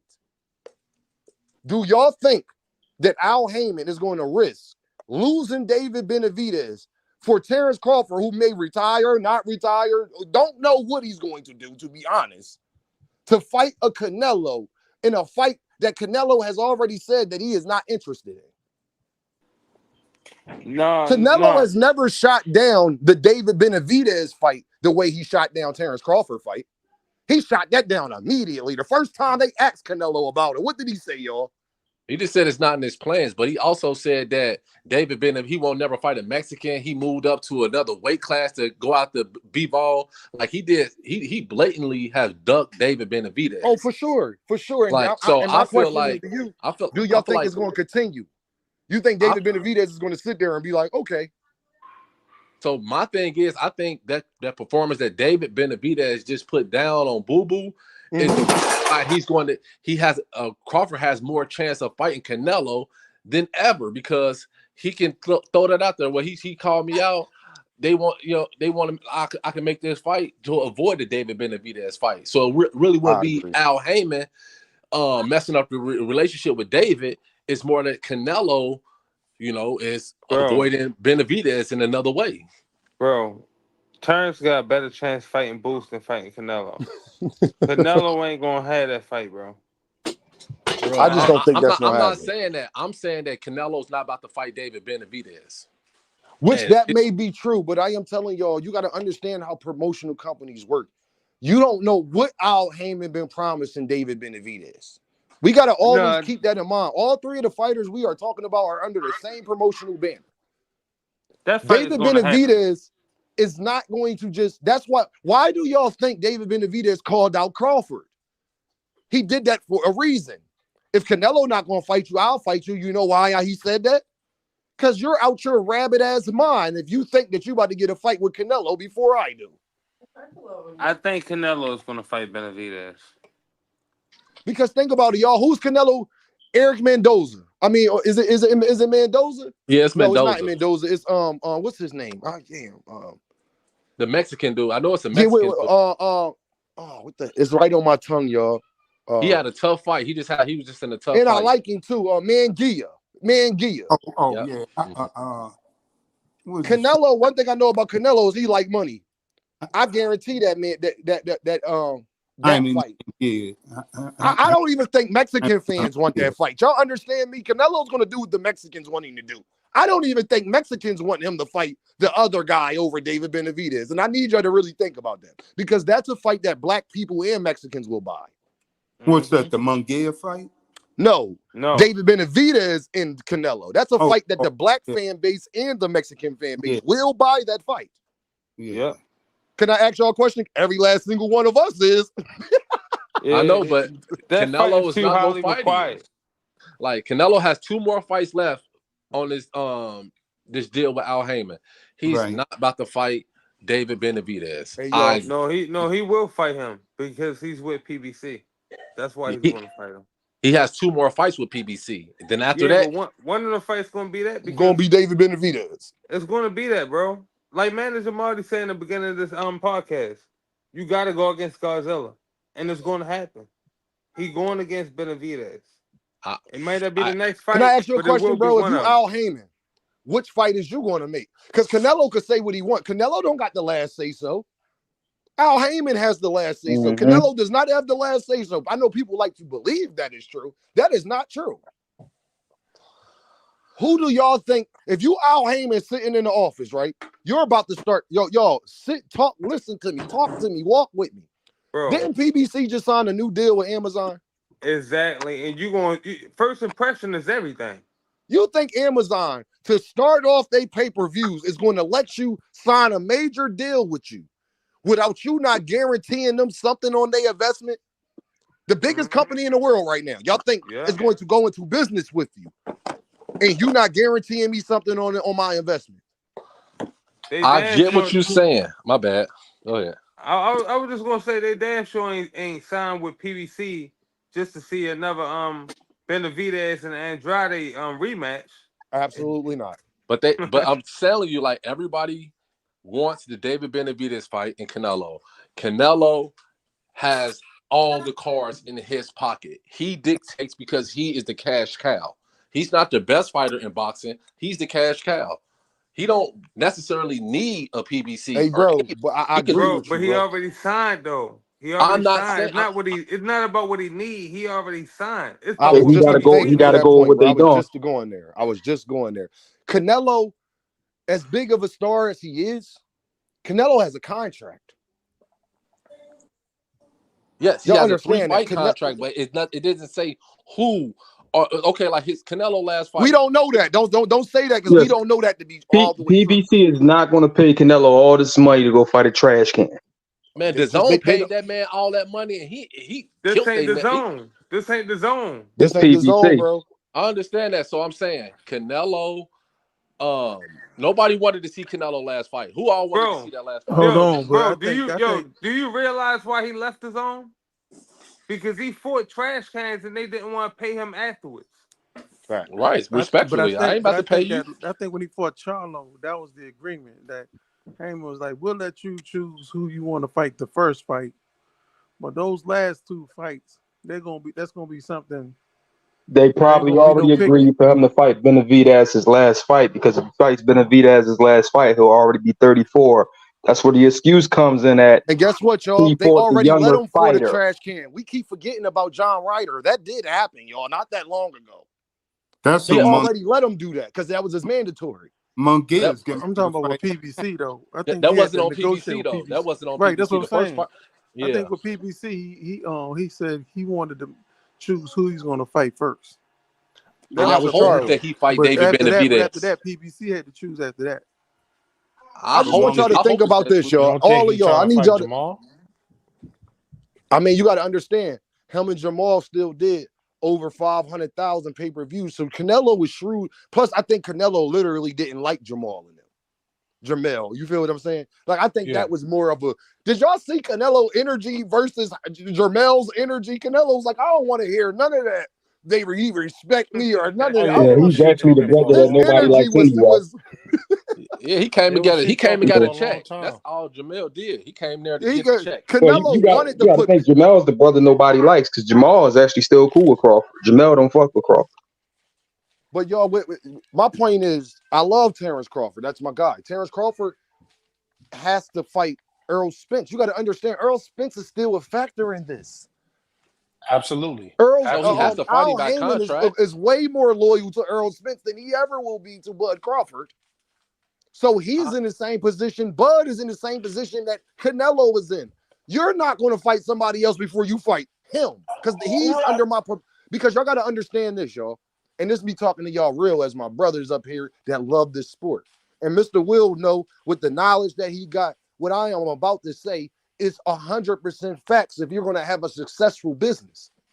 You got David Benavidez, the young up-and-coming star. Canelo is on his way out.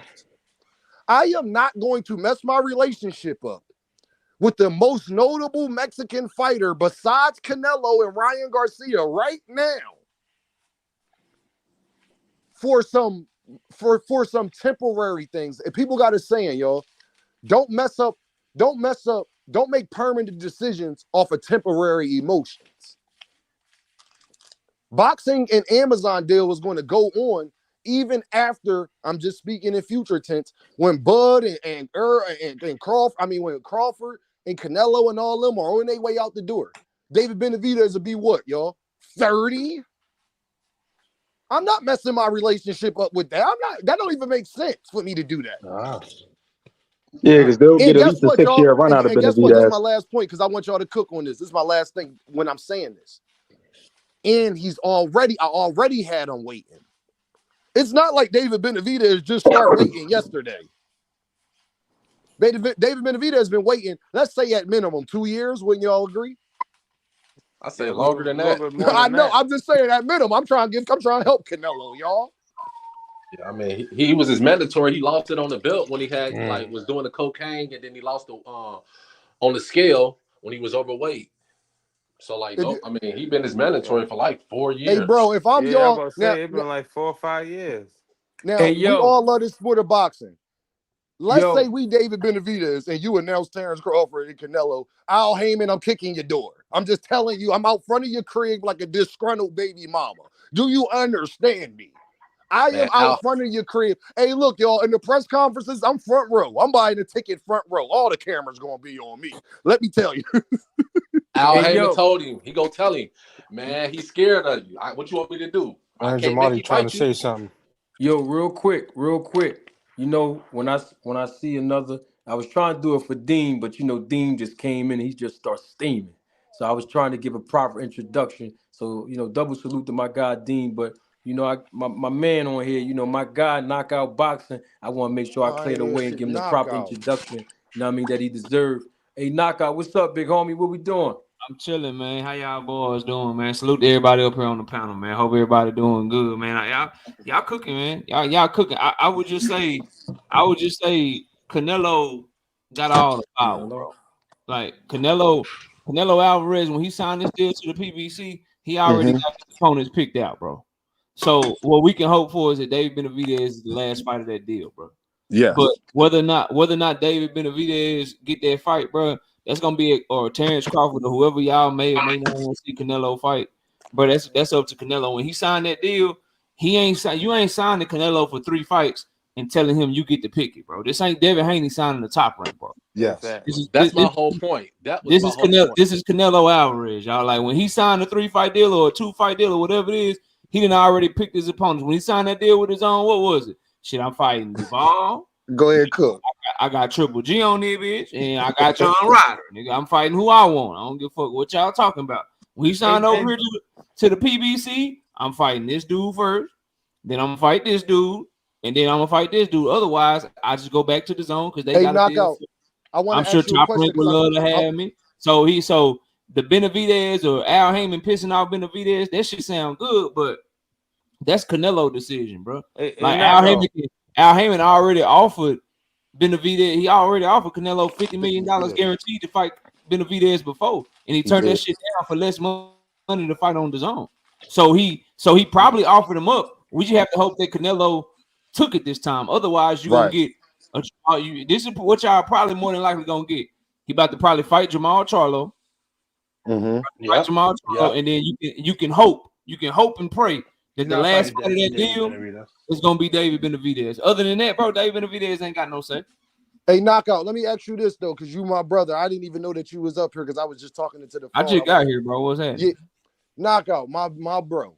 I wanted to, you said before that he signed it when he signed the deal with PBC. Earl Spence and Terrence Crawford didn't fight yet. I don't even think they signed yet, did they? If I It think was I in don't, negotiation. I don't know. I yeah, don't know if they announced it yet. yeah. Basically, he didn't know that Bud Crawford would even be an option, is what I'm talking about. So that's what we originally was talking about when I was saying that Bud, if David don't get the fight, I know Bud Crawford is not getting the fight. That was really the whole conversation we was talking about. Nah, it's gonna be whoever Canelo want, bro. Listen, like when you Canelo and you one of the only people that really like, it's like two people right now, bro, that generate revenue in boxing. You got Canelo, you got Tank Davis. When you Canelo and you moving from network to network, bro, these promoters gonna lay out the red carpet for you. I'm sure. Are you saying Al Heyman don't call the shots? Not with Canelo. Not with Canelo Alvarez. Really? Are you saying that it's going to be another No. fight like Jamel Charlo? I'm saying that Canelo is gonna do what the fuck he wanted. When he went over there, they gave him his pick of the litter, bro. I can agree to that because I'm pretty sure they didn't call the shots with Mayweather either. Say, That's what I said. Here's who we want. Here's who we got for you. And Canelo was like, well, shit, I want him, and him. That's who I'll fight. Canelo and they ain't the gonna offer ASAP up with nothing the other than what he want. Like y'all got when he went over there on a 1-fight deal to fight Caleb Plant, bro. Canelo was able to get Mexican TV rights. They put Hennessy on the motherfucking canvas because that's who sponsors him. Mm-hmm. He was able to get anything, bro. Do you understand how big it is to get TV rights in your deal? Yo, it's crazy. That's crazy. That's crazy. Bro, like that's what he got crazy. on a 1-fight deal.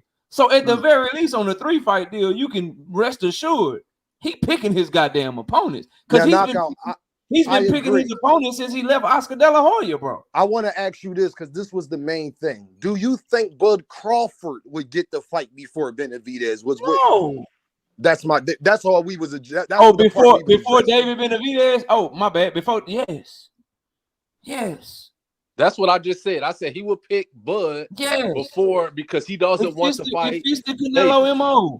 I'm pulling you up 3 weight classes. Yeah, Crawford would probably. You're an older fighter than David Benavidez. All right, so not go. Yeah. And if I lose, and the main thing, what people miss the. You breaking up, knockout. You breaking up, Brody.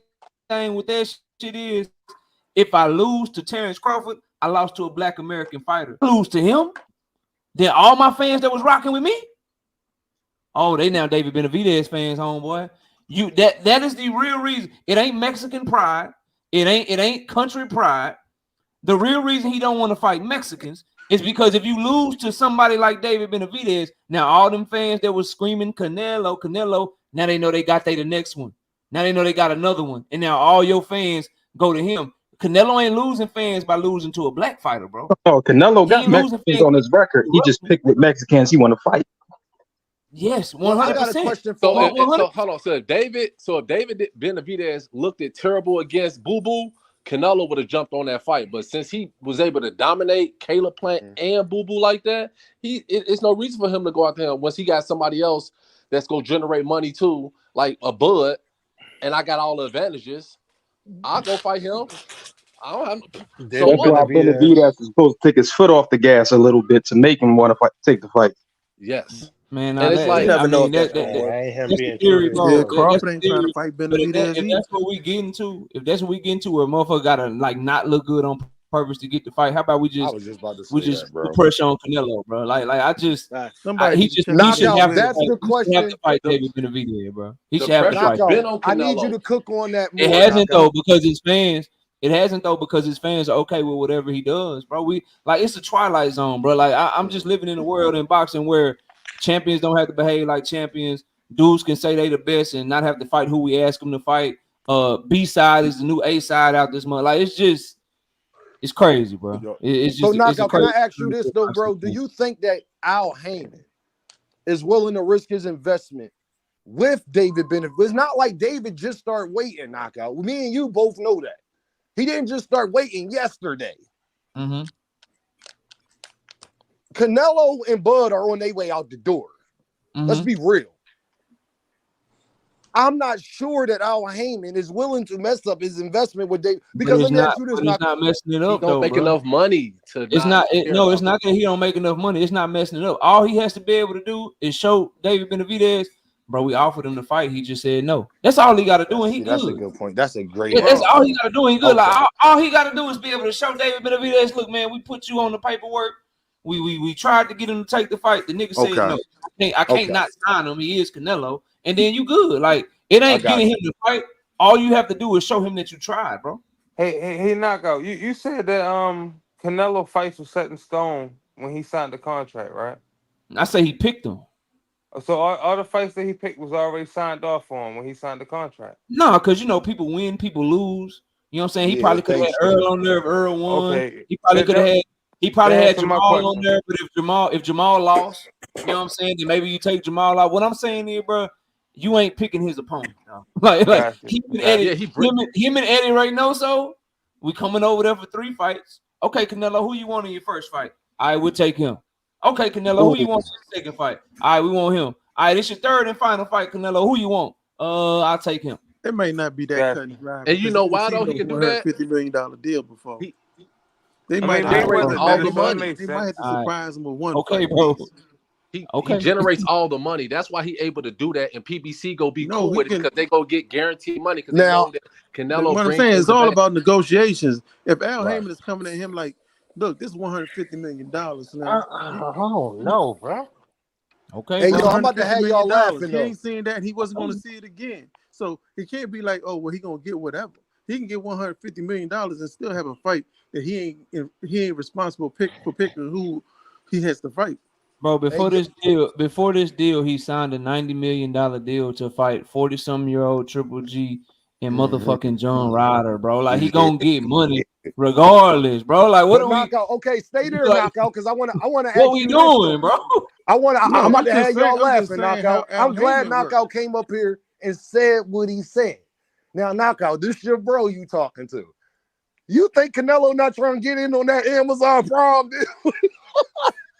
Man, Canelo don't give a fuck where he fight on. Do you got my 40 to 50 million guaranteed? Do you got my back money? And can I put my sponsorships on there to get my sponsorship money? He don't give a fuck what app he fight on. The only way you're gonna make that fight with him and Benavidez work over the 150 though, over the 150 million. So for him to say, you know what, we got to do this together. You can't just pick all your opponents. Yes, you can when you the cash cow. When you can be like, I don't. Yeah, when if he told him that, if he told him that, Joseph, then that would be the first time that since I've been following boxing where the cash cow wasn't picking their fights. That would be the first time. So maybe you're right, bro. Because I don't. This is just my opinion. I'm just saying when you consider the amount of money. I'm just saying consider this amount of money from signing and the possibility of money on the back end as well. It may be 150 million up front that we talking about. You know what I'm saying? The alternative to telling Canelo no is Canelo can go to another network and get a similar deal. The alternative for Al Heyman to telling Canelo no is you have nobody was looking. Hold on, because he had already lost the Bivol and he lost again. You know, he probably did go to other people. He probably did before that. We don't know, and they probably was like, "Nah, we give you." Nah, ain't nobody saying no to Canelo. Nah, nobody is telling Canelo no, bro. That don't make sense. 150 million. There's no guarantee you're gonna get your money back unless you with Al Heyman. If you go to the zone, you ain't gonna get that. The zone ain't gonna get that money back from that. You talking about Al Heyman, bro? All right. So, hey, look. After that fight he just had with Jamel. Mm-hmm. Are you telling me that he can have another fight like that, or he gonna have to turn it up some? He didn't do nothing wrong. I'm telling you that based on Jamal Charlo being on David Benavidez's undercard, moving up to a catch weight, they gonna and the fact that him and Jamel just sold 650,000 pay-per-views or whatever it was, that fight sells itself. And I'm telling you, Canelo ain't being forced to do nothing, bro. Whoever he fight is gonna be who he want to fight. And what his MO tells me is that he like to pull up dudes from weight classes they ain't fought it. He like dudes coming off of injury. He like dudes that look like they passed their prime. And so when I'm looking at it from that perspective, I think it's Jamal Charlo. I agree. Now Jamal I will Charlo's say next. I I do think it's agree. I Jamal think Charlo. Jamal Charlo, Cinco de Mayo, and then we can hope for David Cinco de Benavidez. Mayo though knockout, like that's Yeah, disrespectful though. That's bro. when he I fight think though. it's no because y'all don't understand Do you Canelo know how much fans. money? No You're not knockout. Do you know trying how to, much money bro. that him and David Benavidez would make on Y'all are Cinco de looking Mayo? at it. Y'all are looking at it from boxing fans, bro. You Nah, got two. I agree You with got him. two holidays that Canelo fight on. You got Cinco de Cinco de Mayo. Mayo You got and Mexican Mexican Independence. Independence Day. Cinco de Mayo, they trying to celebrate, bro. They trying to have barbacoa. They trying to have some You get tacos. on my nerves. They trying to chill, bro. They trying to watch him. They don't give a fuck about no competitive fight, bro. They trying to watch him go in there and beat somebody up. And Jamal Charlo is the perfect Jamal candidate. Charlo is next, bro. And then I think what he's you can next. hope for is the last fight is maybe you hope that he grew some nuts and he fought David Benavidez. Other than that, bro, you just waiting to see what Damn, Canelo. I hate that he might be right about this, y'all. I don't like it. No, he right, man. There's a whole storyline behind the Charlos and Canelo Bro, fight. Y'all Jamel talking shit Charlo. over Hold here. on. Listen. In the last 4 fights, let's just run them down. Jamel Charlo pulling you up from 154. You coming off of a hand injury. You ain't fought in over a year. The fight before that, Triple G. You coming up from a weight class you never fought it. You in your 40s. I'm fighting you. Dimitri Bivol, you ain't even 168 pounder. John Ryder, you a journeyman with 5 losses. Hold on, knockout. He has fought one. He has Hold on. fought 168 pound fighter in the last 4 fights, bro. That's Hold a on. fact. One of So them. when I said y'all going at my neck, but when knockout said he might be right. And come on now. No, I what I What was did you saying say? was the part that knockout brought in that was the part that nobody was even bringing up that point of if he already signed a 3-fight deal. And that was prior to, remember, we were talking about him and Bud. I wasn't saying that Canelo didn't have no say-so or whatever. I was just saying I doubt that he's going to get a Bud Crawford fight prior to a Benavidez fight because my knowledge, when he signed that deal, that fight didn't even happen yet. I'm not even sure they was finished with negotiations yet. So it was no way Canelo could know. And I'm going off of what Canelo said. Because Canelo know he gains nothing from fighting Bud Crawford. They just tried to tear him down from the Jamel Charlo thing. Oh, you brought guys that. two weight. You brought guys two weight classes up. I'm saying that Bud. I said that Bud's most likely going to get that fight based on David Benavidez's performance because Canelo holds all the power because he makes the most money. And you said no, Al Heyman has the last say. So I'm like, no, but that's because, like Knockout said, we don't know what those other fights is. He does have the last say so because I don't have to sign you. He literally does. Like, think about this. If you got a contract, if a boxer is fighting on my company, I have the say so on if I want to sign him or not. He can't tell me I have to sign him. You had to say, I see what you're saying, Dean, but the moment that Canelo signed, that let you know that Al gave him what he wanted, bro. No, I know what I'm saying, Knockout, is the moment he signed, that means he got everything he wanted. But Knockout, what I'm saying is he got everything he wanted from the fact that Al Heyman was comfortable with what he wanted.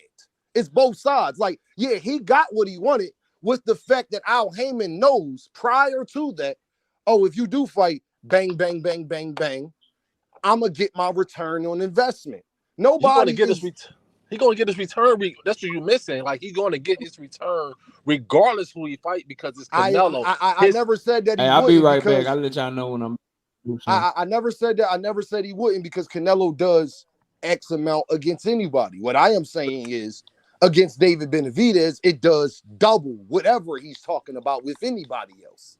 But I'm saying he holds the leverage. I'm saying the leverage goes to... Oh, of course he got leverage against Benavidez and Bud Crawford. They're not him. He's the face I'm saying of he has leverage against PBC because he brings in the money. It don't matter who I fight. Look, Al Heyman, I'm going to fight Joe Blow. You still gonna get you already gonna make your return. You're gonna make your 50 million or 100 million, whatever you're gonna make. Because my fans, what I bring to the table is cashing out. They're not illegal streaming these fights. They supporting me. The venue's gonna sell out. Like everything's included with me. That's why. Obviously, they're doing business with each other. Who you think need more? Who you think need the one more? You think PBC needs Canelo or Canelo needs PBC? Canelo needs PBC more than him, for sure. I think PBC needs Canelo because Canelo brings in the money. Wow. Wow. I think so. Wow. I think You so. know why I say that, bro? You know why I say not? Why that can't be true? Because PBC will probably be the top promotional company even at the day Canelo retires. It'll still be probably the biggest promotional company. So by default, they don't need him. I'm saying they need him for Do they like the no, money. bro? What I'm saying is, do the Lakers like having LeBron? Yes, the Lakers will still be the Lakers without LeBron. The Lakers were still sold out whether LeBron was. Remember when they had Brandon Ingram and Lonzo Ball and all those? They were still sold out every night. I'm saying this. Canelo fans doesn't illegally. Most of them don't illegally stream the fight. They cash out for that man. Right. Over on the other fighters on PBC, they steal the fights. Like Tank Davis and Ryan Garcia only sold $1.2 million. That was a $3 to $4 million fight based on the following that they both have. That's my whole point. Now, bro, feel me on this. Now, think about this, bro. When Canelo just signed the PBC, correct? Yes. PBC was still bigger than them other promotional companies when he wasn't with them. But they wasn't making default, the money. No. Listen to what I said. Listen to that. By default, they don't need him. Think about that. If they was the biggest promotional company when he was elsewhere for years, and PBC was still the biggest promotional company by default, like just by us knowing that to be a fact. Canelo is what, 34 years old? So that means that Canelo just got there at 33 years old, which would mean that PBC has been out a long time prior to that. Do y'all know how long ago Manny Pacquiao fought Floyd Mayweather's? Never mind. What I'm saying is... But listen, hold on. Let me check you out. This must be a great conversation because Mr. Will over there comfortable, bro. You're comparing, but this what you're saying. You're comparing a whole banner, a stable of fighters versus one fighter. What I'm telling you, what Canelo brings is bigger than all of them fighters. Bro, I'm not denying that, but you said, the question was, do you think PBC needs Canelo more than Canelo needs PBC? And I'm telling you, PBC don't need Canelo. They just signed a $150 million deal that they would have signed whether Canelo was with them or not. That part I do know. So they signed that deal with him on that with Canelo under their label. But bro, what I'm saying is they were still the biggest promotional company when he wasn't. That I part know, is but you're comparing one fighter, which is Canelo, against the whole stable against listen PBC. to what you're missing the question. The question was, does the PBC need Canelo more than Canelo needs the PBC? If you could say to me, Dean, PBC was the biggest promotional company even when Canelo was elsewhere, that answers the question. They was the biggest. They're going to. Let me ask you this: if Canelo leaves tomorrow, PBC will still be the biggest promotional company, regardless. But D, let me ask you a question. D, are you undermining the heavy hitters that's already on PBC, bro? No, I'm not. No, what I'm saying is we're talking about a whole promotional company. No. I was talking to D35. Oh, D, my fault. I thought you said D. Is he undermining the other superstars like Tank?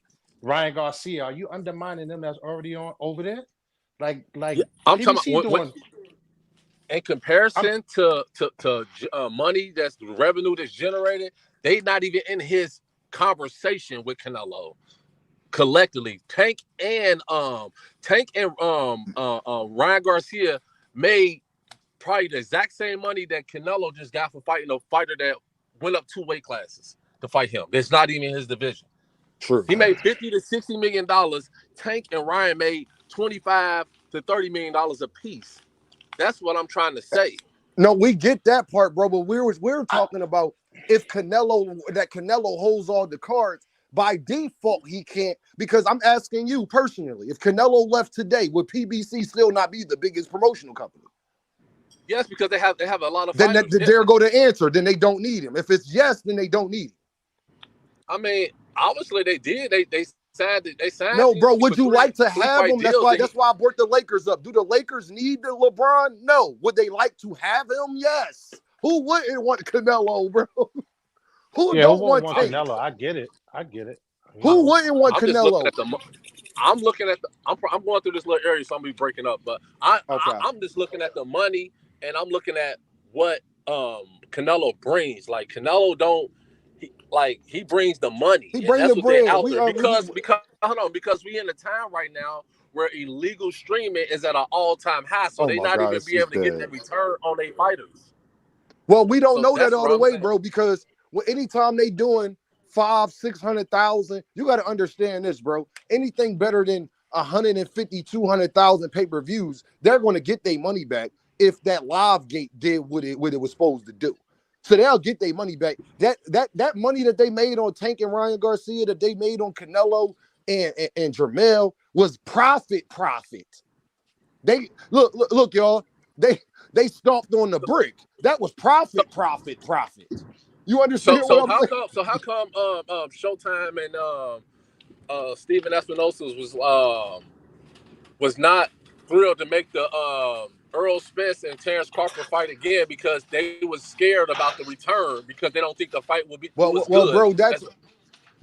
bro, what I'm saying is that part right And that there was is 750,000. That was but 750 bro, you got to reportedly. understand that was PBC never was worried about that. That was Showtime. Showtime and PBC are not the same thing. Yeah, they're not the same. Right. Showtime is a network. PBC is a promotional company.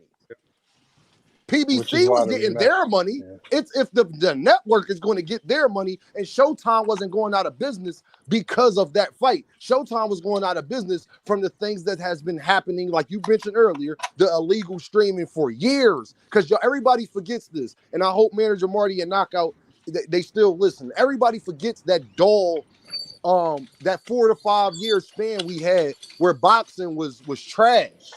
Showtime was still putting on pay-per-views and involved in boxing at that time. They lost a lot of money during that time, so they was already playing catch up. Y'all remember that 5 to 6 year span I'm talking about where boxing was like Yeah, it was during the wasn't too Andre much to talk Wars and about. all that stuff. It was during like when Andre Ward was fighting and stuff like that. Yes, that's why you my bro. Yes, you remember that, right? When Klitschko was the heavyweight champ and all that. Y'all remember those days? Mm-hmm. Showtime was putting on events then. Showtime been putting on events for 30 years. They started losing money because they got a certain percentage. The PBC get a certain percentage. If the other fighter is with another promotional company and he's coming over there, they get another percentage. The fighters got to get a percentage. So they sharing bread. That's why Jaron Ennis was signed directly to Showtime and not PBC. But other fighters were signed to promotional companies fighting on a network. It's a difference. I mean, that's how like Bob Arum was complaining because he had to give, like you said earlier, that he has to give Terrence Crawford a guaranteed $4 to $5 million, and you have to wait on your return from the fans to buy the product, and they wasn't. They was watching it. That's why you can't really gauge. For me, I said you can't really gauge these boxers' stardom because of the illegal streaming. Blunt might be a mega star, just like Earl Spence, but the numbers don't add up because of the legal streaming. But if they had to pay for it, then you can actually see like the real stars in boxing. I agree. Now that's one thing, bro. We agree completely on. Like, I hate that people are still in these fights. My problem is, you know how people could copyright you on YouTube? I don't see how these promotional companies and networks aren't copywriting and suing these websites. I don't understand why they can't. Right. I know it's something that I don't understand why they can't do it, but if we know about the sites, you don't think that these no. The internet, the Wild West. So Dean, I've been suggesting this for a while now, at least about 2 years, that they need to, if we want these big fights, they need to pre-order these fights. And they need to make it at a market rate, a market rate for like $50. But we pre-ordering these fights so we can be able to pay the fighters, we can pay the promotional companies, get a return on their money. But you know what I'm saying? I've been saying this for years. Bro, you're a genius, bro. Say that again. Go deeper into that. You are a genius. That's very intelligent. That is a very good way to deter all of these things. That is a fact. Yeah, and I feel like, but the promoters has caused the fans to steal the fights by putting on bull crap fights for 10 years. Yes, you're right. Bull crap decisions. Maxie Hughes versus Kambosos will continue. Yeah, like it's just too much politics in it. So the fans like, I'd rather steal it than pay for a fight who I know who going to win. It's not competitive, But if you pre-order the fights, you got to put on great fights that what people want. And I mean, I think Jermaine that's Ortiz how and you kind Vasil of eliminate. Lomachenko, but Yeah, Jermaine it's a Ortiz lot, won man. that fight, y'all. Jermaine Ortiz won that fight. Yeah, I The mean, same way that even dating all the way, but even dating all the way back to when Mayweather fought Canelo, C.J. Ross had it a draw, and that was a clear. yeah, You know what I'm that saying? was Like calm. Hey, bro, do you it was remember when crazy. Tank fought Ryan?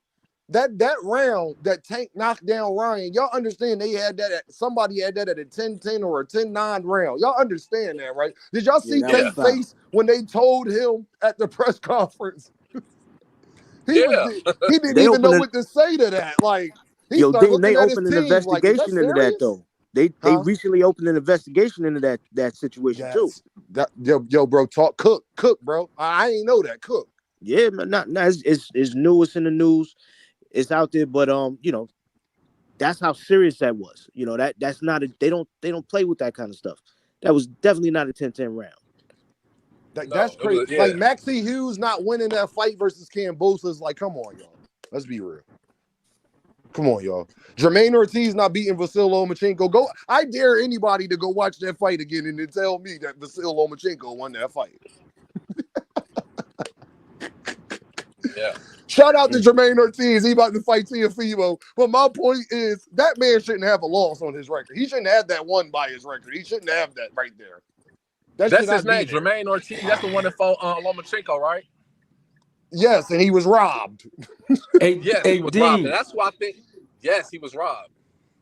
Hey Dean. It's just like What's Pacquiao. up, Just like manager Marty? Pacquiao when What's he up, fought. big bro? What's going on? Oh my bad. Real quick, I want to make sure that everybody's informed. So while you're at Sun Sports Media, he posted something. I just put it on the screen, Okay. and I know Knockout in here too. YSM Sports Media says Showtime got out of sports, not just boxing.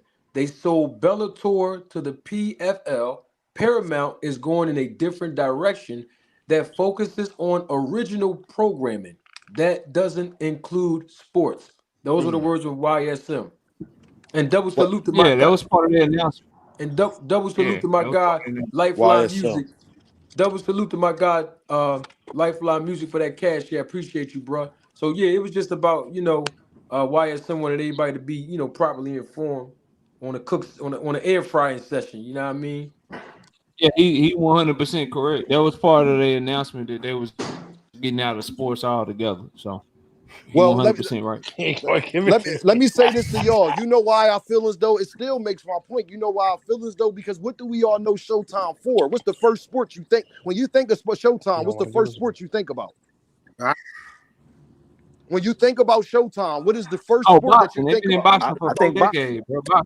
Boxing. So when boxing went through a decade of not being profitable because we was getting beat in fights, I would get out the business too. That's all I'm saying, y'all. You got a point, Dean. Yes. Like, I mean, at the end of the day, because you gotta think about it, y'all. I think people are Showtime did selling not them not to know. get me a rich. Yeah, Showtime did not know that 2023 would be as big of a year as it was. Did any of y'all know this? Because I didn't. Yeah. Definitely not. Pleasantly So they surprised. already pre-planned this. This was already in motion, so you can't reverse it now. Like, dang, the year we getting out of it was the biggest time in sports in boxing, but it was already done. The ink was dry on it. What you would hope though as a boxing fan is that Al Heyman didn't put on all those great shows and make all those moves just to secure another deal. Because obviously Al Heyman knew that they weren't renewing his contract, and so he was shopping for a deal, trying to get Amazon Prime. It's being reported that there may be another deal on the way and all of that shit. So what I would hope for, and what I think we should all hope for, is that he didn't give us all of these great fights when Showtime contract was ending just to show Prime, hey, we'll make big fights. We can make big fights. We can put on all the stuff that the fans want to see. And then now he secured another multi-year, multi-million-dollar deal. Now it goes back to fights that we ain't asking nobody to make. That's what you Knockout. I never even thought about that. Can you continue to cook on that, big bro? I never thought about that. Like, yeah, I mean, like that's a when great people point. when people about to get fired, like all of when you know your job might be on the line, or the boss is looking, you're gonna work a little bit harder. You're gonna put in, you know what I'm saying? You're gonna do what you got to do to make sure you keep your position secure. So if I'm Al Heyman and I know my deal with Showtime is ending, but I know I'm shopping around for another deal. Shit, what I'm gonna do, man? I'm put on the best fights. I'm gonna make sure we had the biggest events. I'm gonna make all these great matchups, so that way I can show the people that I'm trying to get to spend multi-millions of dollars to air my shit. I'm gonna make sure that they feel like they're getting a great product. So you would hope that 2023 wasn't that, and that it was truly the direction that they're gonna start going in moving forward. We just gotta wait and see. But yeah, man, like that's something that you Man, gotta that's think a about. great perspective, bro. Like That's something you you don't gotta think about, understand how bro. much you just put a light bulb above my head that was not there before. Al Heyman, you better not be doing this, okay? Yeah. Or I am going to cook y'all. Y'all know how controversial I can be. If Tank Davis fight It's a Cruz again, I'm cooking him. If Canelo fights Bud Crawford over David Benavidez, y'all going to see a week of Canelo ducking. I'm just telling y'all what's going to go on. Your We got to saving grace might be this though. If for fight fans might be this. Amazon Prime is probably the most innovative, most forward thinking company that we have in the world. It's the fifth largest company in the world. It's a 1.5 trillion dollar company. Amazon Prime is in 200 million households. I mean, I get shit delivered to my house damn near every day, man. The all wife the always time, ordering knockout. stuff. So when you look at it like that, like Jeff Bezos and those guys over at Amazon Prime, bro, you look at how they did. I don't know if y'all watch football, but if you watch a Thursday night Amazon Prime game, the Yes. production is A1. The way that they present it, the marketing, everything around how they produce their content is fire and it's second to none. So I don't think they would get in the business and not want it to be a huge success because everything they touch and everything that they do has been successful up to this point. So that is one Thank you, knockout. That was my biggest point, and bro. Amazon Thank you. Prime is not about to just settle for some BS fights, bro.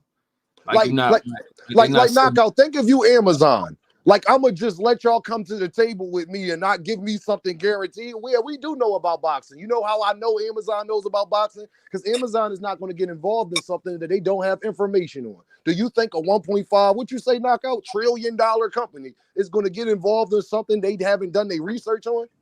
Nah. We'll sign this deal with you, y'all.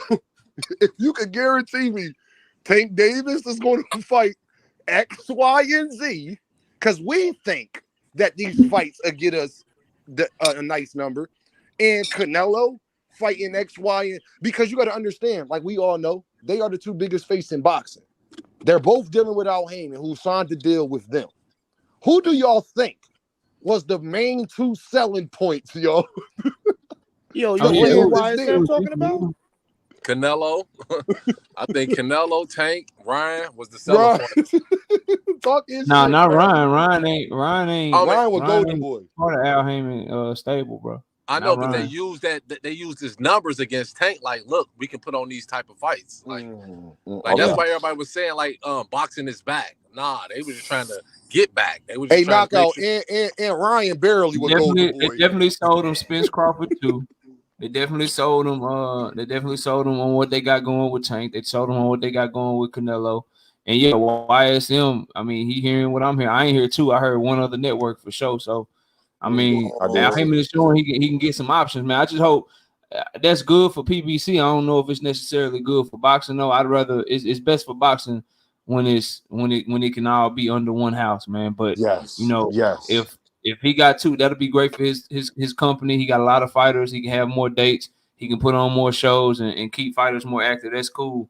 But what would be best is if everybody could get under one banner and make it easier to get fights made because they all in one network. That's that network shit, man. That's what's holding up boxing from truly getting to where it could be, man. Because it's too much. Like these promoters, they sign these exclusive network deals for their fighters and shit. And now fighters can't go fight on other networks, and then if they do, it got to be a joint promotion shit. And then maybe the fight's not big enough for joint promotion, and then now the fight ain't happening and shit. So that's the biggest downfall to getting fights is that like, oh yeah, we want to see Tank versus Shakur, but Chopper ain't got an exclusive ESPN contract, bro.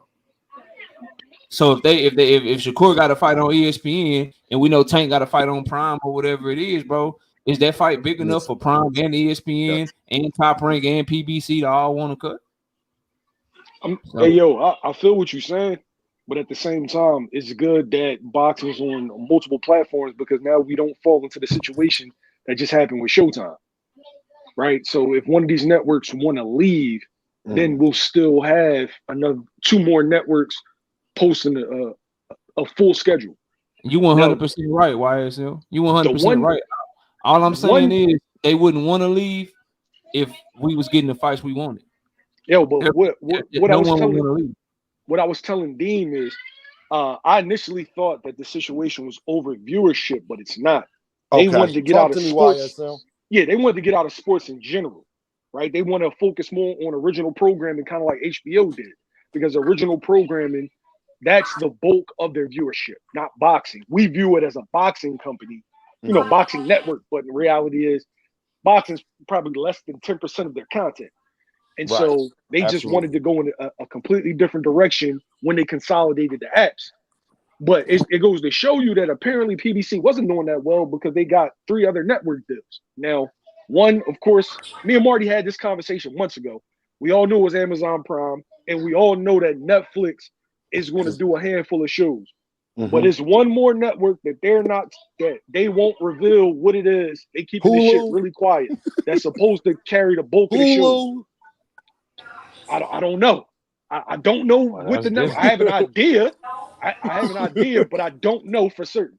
Hey, so YSM, let me ask you this, bro, because you brought that up when you posted that on earlier, right? And the part I made in rebuttal to what you said, and I just want to see where you at with it. Do you think that's because prior to 2023, they did not know that this would be one of the biggest years in boxing? For the last X amount of years, especially, let's say not the last 3 to 4, but all prior to that, boxing was in a Showtime was losing money with boxing. So do you think they made this deal prior to knowing what 2023 would be? All right, so you can make that argument, but my rebuttal would be if that was the case, then why get rid of Bellator in your sports documentary? Well, Bellator not doing that well neither. Yeah, but go ahead, what I'm saying is it's a collective. It wasn't just one situation. It was sports isn't bringing in the bulk of their viewership, so we might as well allocate those funds and resources to another original programming show or whatever. Okay. Whatever direction they decide to go in. But I'm gonna be real with you, YSM. I think they're making a big mistake by going out of boxing after this year. That's just I agree. I think they're going to end up doubling back, just like another network that shall remain nameless. That's going to end up doubling back. Name them, YSL. Why you ain't gonna name them? We from Philly. I'm not done. I'm not done. I'm just saying. Word is there's an old network. The content he get by revealing shit. No, I know knockout. Damn, knockout. Get all that content over there by revealing shit. Man. Everybody knows the Netflix and the Amazon thing. That was like the worst kept secrets in boxing. It's one more that I don't have a definitive. Like I'm guessing Hulu, but I don't have a definitive. No, it's an old network, man. Hulu has live sports. Well, what they got knockout? Say it again. They have live sports. Hulu has live sports. I'm just saying. Like the commercial.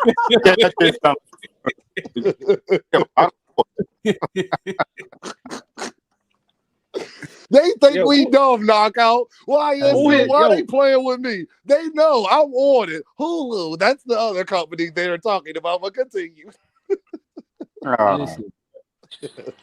I'm gonna say it's great. It's great for.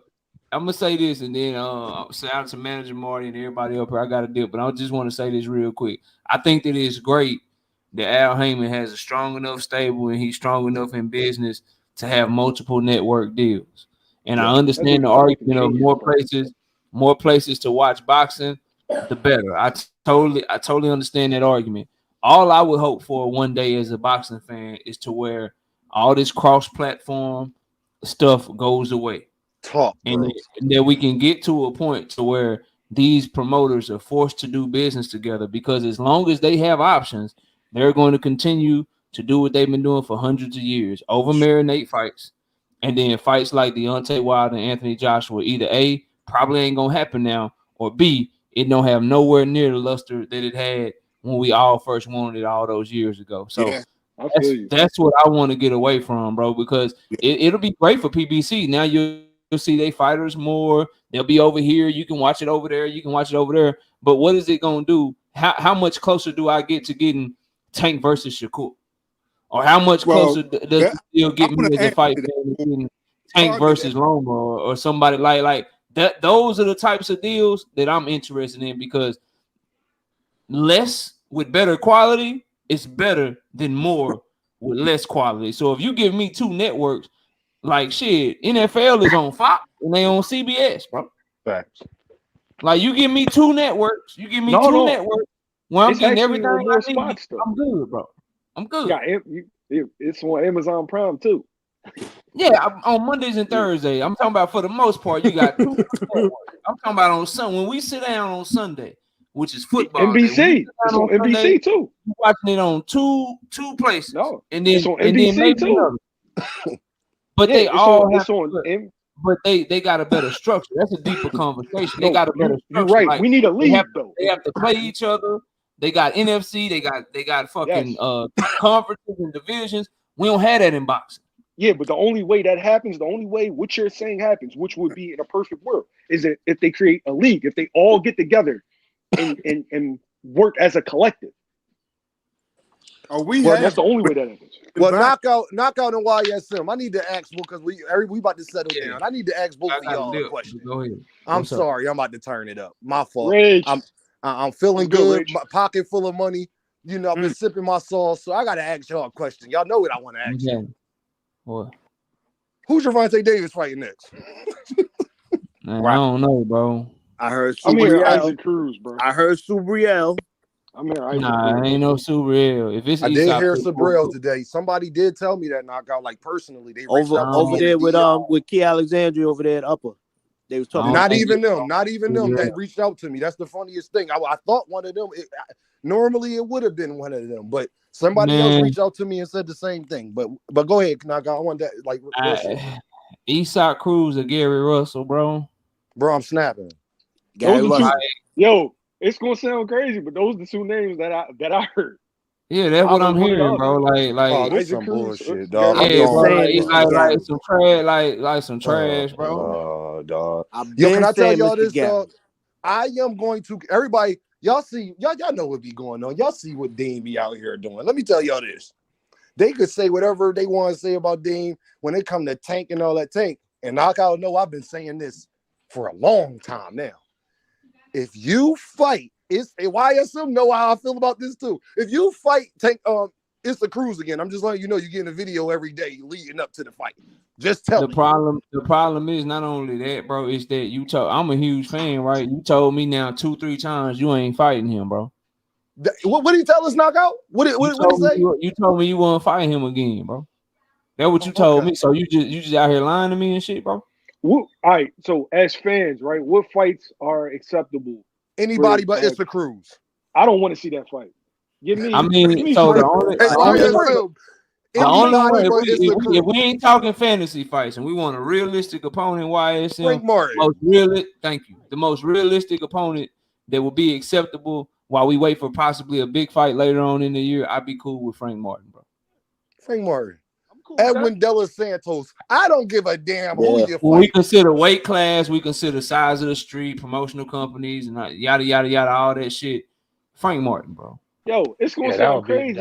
I'll even take Lamont Roach over Isaac Cruz. I will go talk you. That's my guy. I'll even take Lamont Roach ain't ready for that, bro. He ain't ready. I would too, but bro, I can't in good conscience criticize Canelo for pulling people up. They ain't never fought in a weight class, and then watch Tank pull up Lamont Roach, who ain't fought at 135, bro. Hey, Knockout and YSM. How y'all feel about this, though? Bro. Like I've seen the Isaac Cruz movie. I know how it ends. How y'all feel about this? It's gonna end worse. It'll end even worse this time because Isaac Cruz, number one, then got way. He's not as good as he's not coming under the radar as a replacement opponent, and he looked like he regressed since fighting Tank, and then Tank is getting better, bro. Cabrera showed us he's getting better. Like that shit gonna end bad, bro. All that wild. I thought you lost to Cabrera. Thank you, YSM. Thank you. Tank I gonna thought the same thing. And this new focused, like, bro, Tank a problem. Like, no, I ain't trying to watch Can I name shit. y'all one more fight though that I think is actually the best option and Knockout know where I'm about to go with this. What about Tank versus Raymond Matala? I know y'all don't want to hear it. Bob ain't. I know, dog. He can, bro. He ain't doing it. Y'all seen my video? Like if we gonna start doing that, y'all know where I'm at. Tank versus Devin. If we For gonna Tank start versus doing Devin, that's where I'm at with it too. fantasy, Tank versus we Shakur. gonna start doing shit that we probably know ain't gonna happen. Then shit, Then Tank that's versus that Devin. bull. See, that's all right. So y'all telling Dean, Who this you is think what is gonna come out YSM, victorious this is out what of the three? YSM and Knockout is telling Dean. Edwin De Los Santos or Issa Cruz, I'm snapping. Or Frank Martin. Frank Martin, I'll be cool with. What about Michelle? Would you do Michelle? Michelle Rivera? I do like now YSM. I'm mad at you, bro, He for coming off mentioning his name. He coming off of a good win though. He coming off a good win at 140, and I'm sorry, bro. Like I can't watch you fight dudes, the other dudes that you should be fighting already made look bad. Like, bro, you gonna fight? You gotta fight Frank, bro. You gotta fight Frank then. You can't give me Michelle Ali Rivera ask me to pay pay-per-view money when I just watch Frank Martin school him, bro. Go ahead and fight Frank. What about you can't fight Jose? You can't fight Jose. I'm just asking what you would be I just okay have with. one question. Dean, he cannot fight Jose Rayo Valenzuela. Edwin De Los Santos is right there, No, bro. I don't want to see that, bro. I don't want to see that, yo. No. I have a question, fellas. Go ahead. Y'all be easy, Manager Marty. Thanks for having me up. Y'all take it easy. I'll catch y'all next time, bro. Yo, go ahead, Knock. I do your thing. Appreciate I you. holla, Hey, bro. appreciate you, Knockout. Double salute, bro. Appreciate you. Peace. Coming through, man. Hey, Manager Marty, can I say this to you while we live on air? I'm glad you and Knockout was up here at the same time. Brody, I meant everything that I said. I seen your short and the whole nine, man. Manager Marty, man, keep doing your thing. Manager Marty, we was talking months ago. And I said, Manager Marty, they watching. I know they see what you talking about. There's no way they don't. And when my mans called me Manager Marty, who is, let's say, he's a whatever. When he called me Manager Marty, Dean, what's up with this snack stuff? Like, keep it real with me. Because I would, Manager Marty, I would have to talk to you. No, I would have to talk to Manager Marty about why he asked me that, but I don't want to put my bro, that's my brother, that's my friend, certain personal information. Let's just say he knows a fighter. It's a reason why he would ask me that question. That's all. Okay, let me just say to put that out there. But I just want to say, big dog, I appreciate you, man. Like real rap though, bro. I just everything that you be doing for the business of boxing, you have taught me a lot. Like about you got to pay people to put the ring together. Dean did not know that you had. I would think you do when I think about it now. Yeah, you probably do got to pay somebody to do that. But when you actually broke it down about why, and then you got to pay this person and that person and this person, this is why the fight is not going to get done. You have made me a better content creator, a better blogger, whatever you want to call it. YSM Media, bro. I haven't been up here too many times when you was up here, but I gotta tell you, this is my Philly bro, and you know this is true because I know you probably didn't see me in your comments. Bro, I appreciate you what you doing for my city. I appreciate you what you doing for our city and how big your channel is growing in the questions that you ask, YSM. You don't ask, you ask the questions people want to know, and I just respect that, bro. You and Greg Hackett and everybody, y'all doing y'all thing, bro. So just a big salutes from your other Philly brother. That's all. Y'all go continue. I appreciate you, kid. Yo, what's your channel called? Dean by any means. You know I'm on. Come on, man. Just think of Malcolm X. Dean by any means. Dean by any means? All right. By any means. Subscribe man. to that. You are, and I appreciate it. But YSM, man, you doing such a great job, bro, with the interviews, dog. Like, I know you're going to reach the level of other fighting channels that do similar things. But I just appreciate how much you focus on where you from. You don't forget about where you from, and I try not to do the same thing, bro. For real. Yo, when I started, first off, I was a fan like everybody else. And then, always see, Ellie Seckback and Fight Hype. They were always in like Robert Garcia gym or Mayweather gym. And I'm like, well, shit, what's going on with my city? You know what I mean? So I kind of wanted to focus on, okay, what we got going on, what fighters are coming up, who are the fighters that's established now? Like, what is gym culture like in Philly? And I just wanted to expose that to the rest of the world. And YSM, you know what else you've been exposing? That Philadelphia may have the best fighter in the world. But I don't tell nobody, yo. He is the best fighter in the world. Thank you. I was waiting for you to say it. Now that's my opinion, right? If we want to talk about who's proven it, pound for pound number one is Terrence Crawford. Who's proven? Terrence Crawford's definitely proven for sure. He's pound for pound number one. But who do I think is the best fighter in the world as far as like ability that checks every box, and who I think will prove it when given those opportunities? Boots. That's my guy. I've seen too much. I've seen some of your favorite fighters, you know, some of your favorite prospects come in that gym and get humbled, man. Humbled. Badly.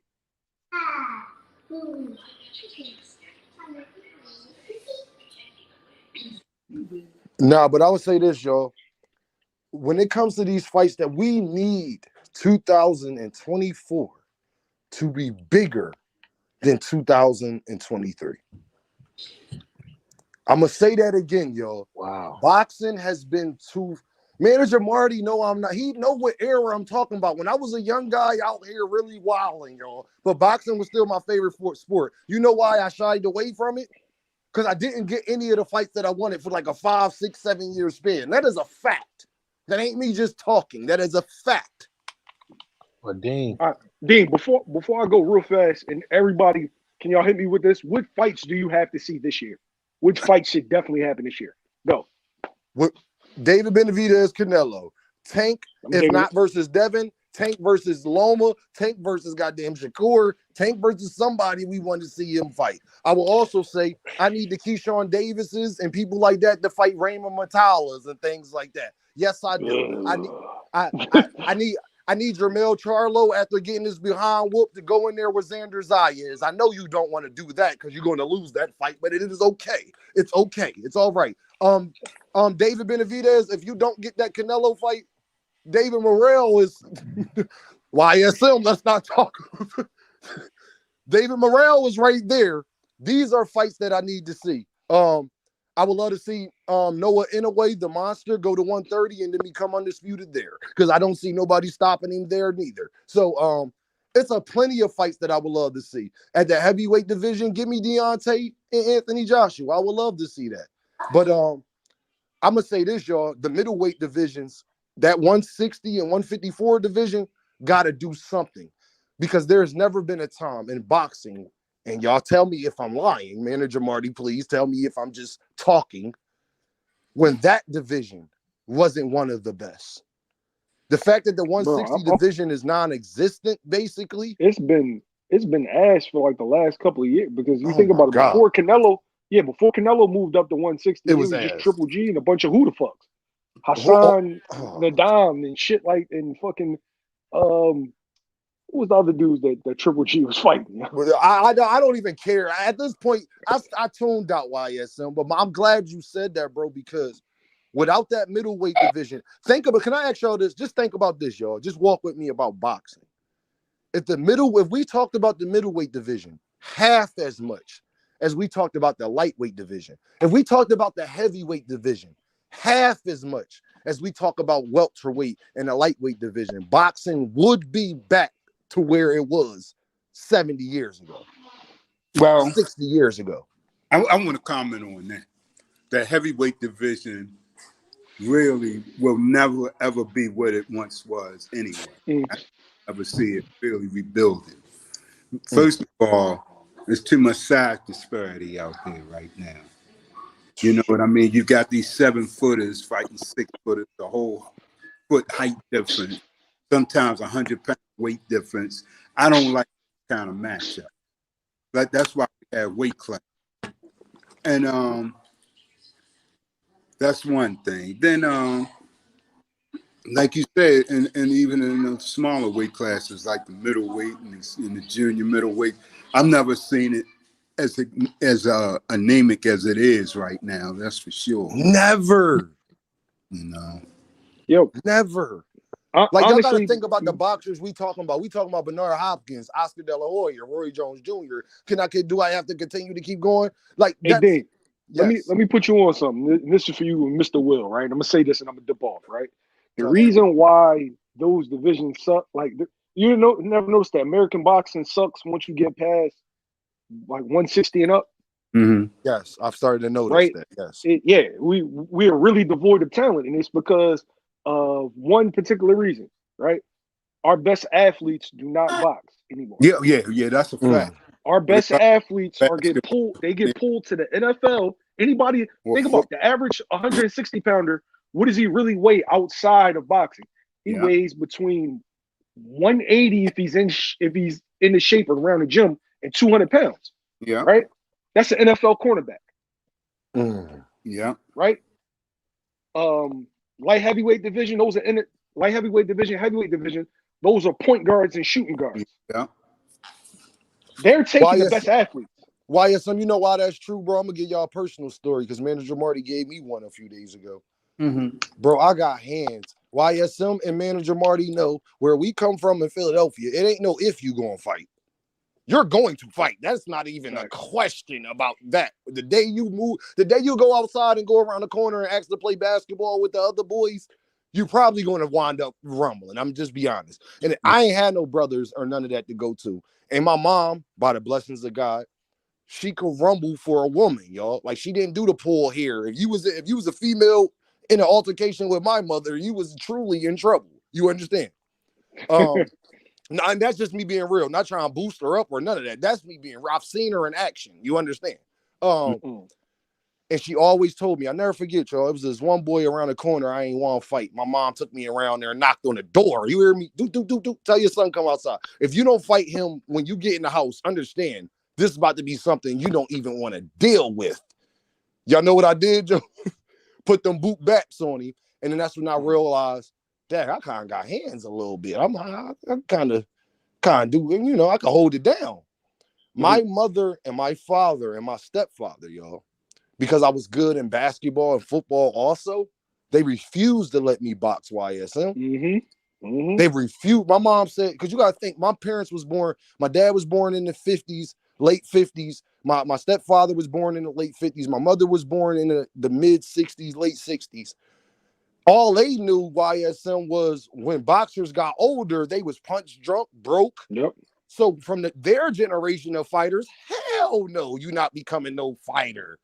Floyd Mayweather's wasn't who he was yet. You understand what I'm saying, y'all? That happened later. I was already damn near an adult by the time that happened. You understand? And she didn't let me fight. So going on to what YSM and Mr. Will was saying, I'm a product exactly of what they're saying.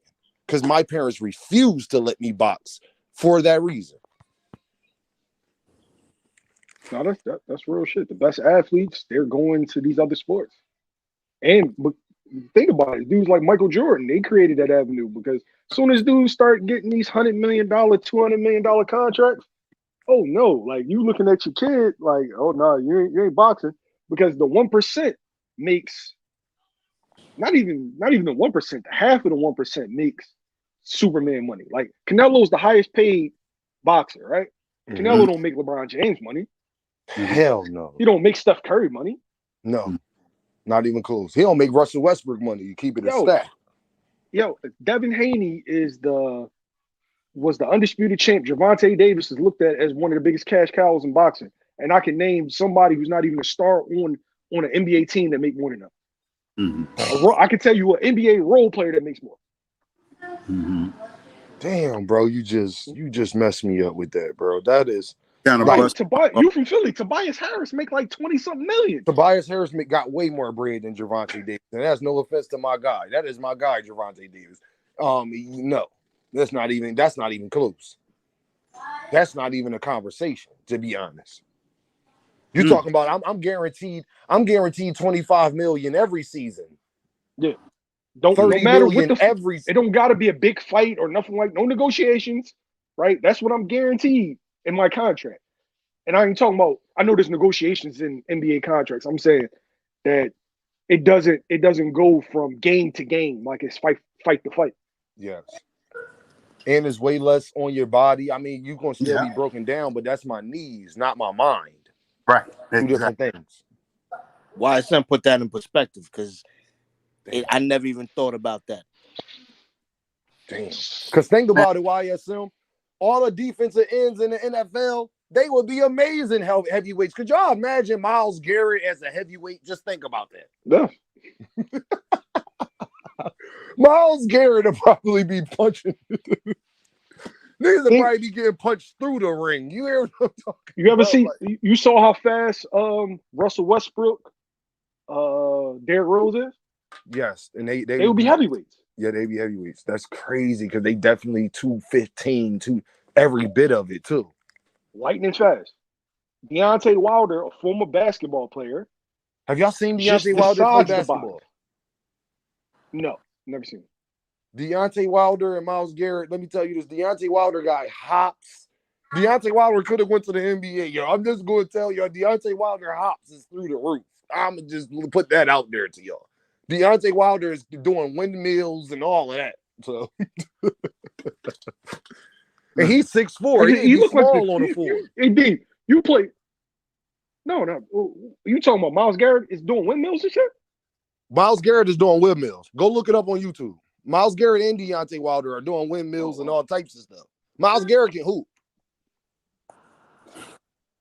Oh, y'all don't know this stuff? Myles Garrett a cook. Like, you can't guard him, to be honest, because he's too heavy. Three ball and everything, YSM. Type in Myles Garrett playing basketball. You could be like, damn, Dame, how is a man that size? I know, ain't that crazy? Yeah, it's happening. Deontay Wilder was catching stuff off the backboard. You know, and he'll be and guess what, YSM? They'll be considered small guys on the court, on the NBA floor. Oh yeah. What Deontay is what? 6'4". He's 6'7". 6'7" or 6'7". So 6'7", and he'd just be a shooting guard. Because the way his body built, he not thick enough, no homo. He not thick enough to be a small forward. Those Kawhi Leonard and them walking around at 230 easily. That's true. Easily, they walking around at 230. So look at LeBron James. LeBron James is 6'9", every bit of what, Mr. Mike? He's every bit of, Mr. Will, he's every bit of what? 250 at least? Easy. So, you know, YSM, man, that was a crazy analogy. I'm about to hop off out of here because I got some stuff to do, man. I'm going to try to get over to my man Knockout Channel, show a little bit of love, but I got to make some errands, man. I appreciate the boxing talk. This was great conversation as men. Manager Marty, I ain't even got to say it to you no more. You know what's up, man. That's my guy. Hey, Mr. Will, man, I appreciate the conversation. And Big Money, I want to tell you, bro, I see all your support, bro. Every time you reach out to me, you shout me out. I be doing stuff all the time. So when I just jump in the chat at other channels, bro, because I be out here trying, you know, I got 3 babies. I got to make sure it's straight. Yeah. Oh, man.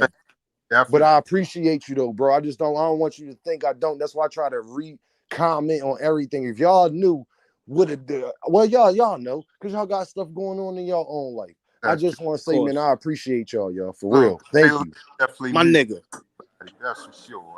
I holler at y'all, okay? Hey, Mr. Will, you be good, man. I appreciate the wisdom, big dog. That's why I give you that floor, man. Give you that respect. I was taught to respect my elders, people, because people, you don't know everything. And a lot of guys, they think they know everything. When you think you know everything, you can't learn and grow. Well, and that is a fact. We got tomorrow, so we can always come back, you know. My guy, man. I appreciate y'all. Yeah, I appreciate you as well. All right. Take care of yourself and stay safe. Yeah.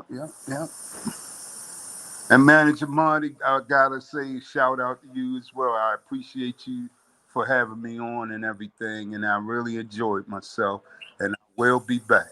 That's awesome. Sure. Appreciate you, man. Thank you for coming through. Big Money, thank you for coming through as well. We're going, know, y'all already know what we do.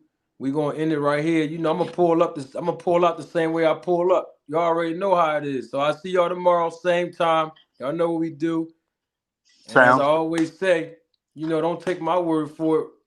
Y'all know the rest, man. Roll the tape. That's for real.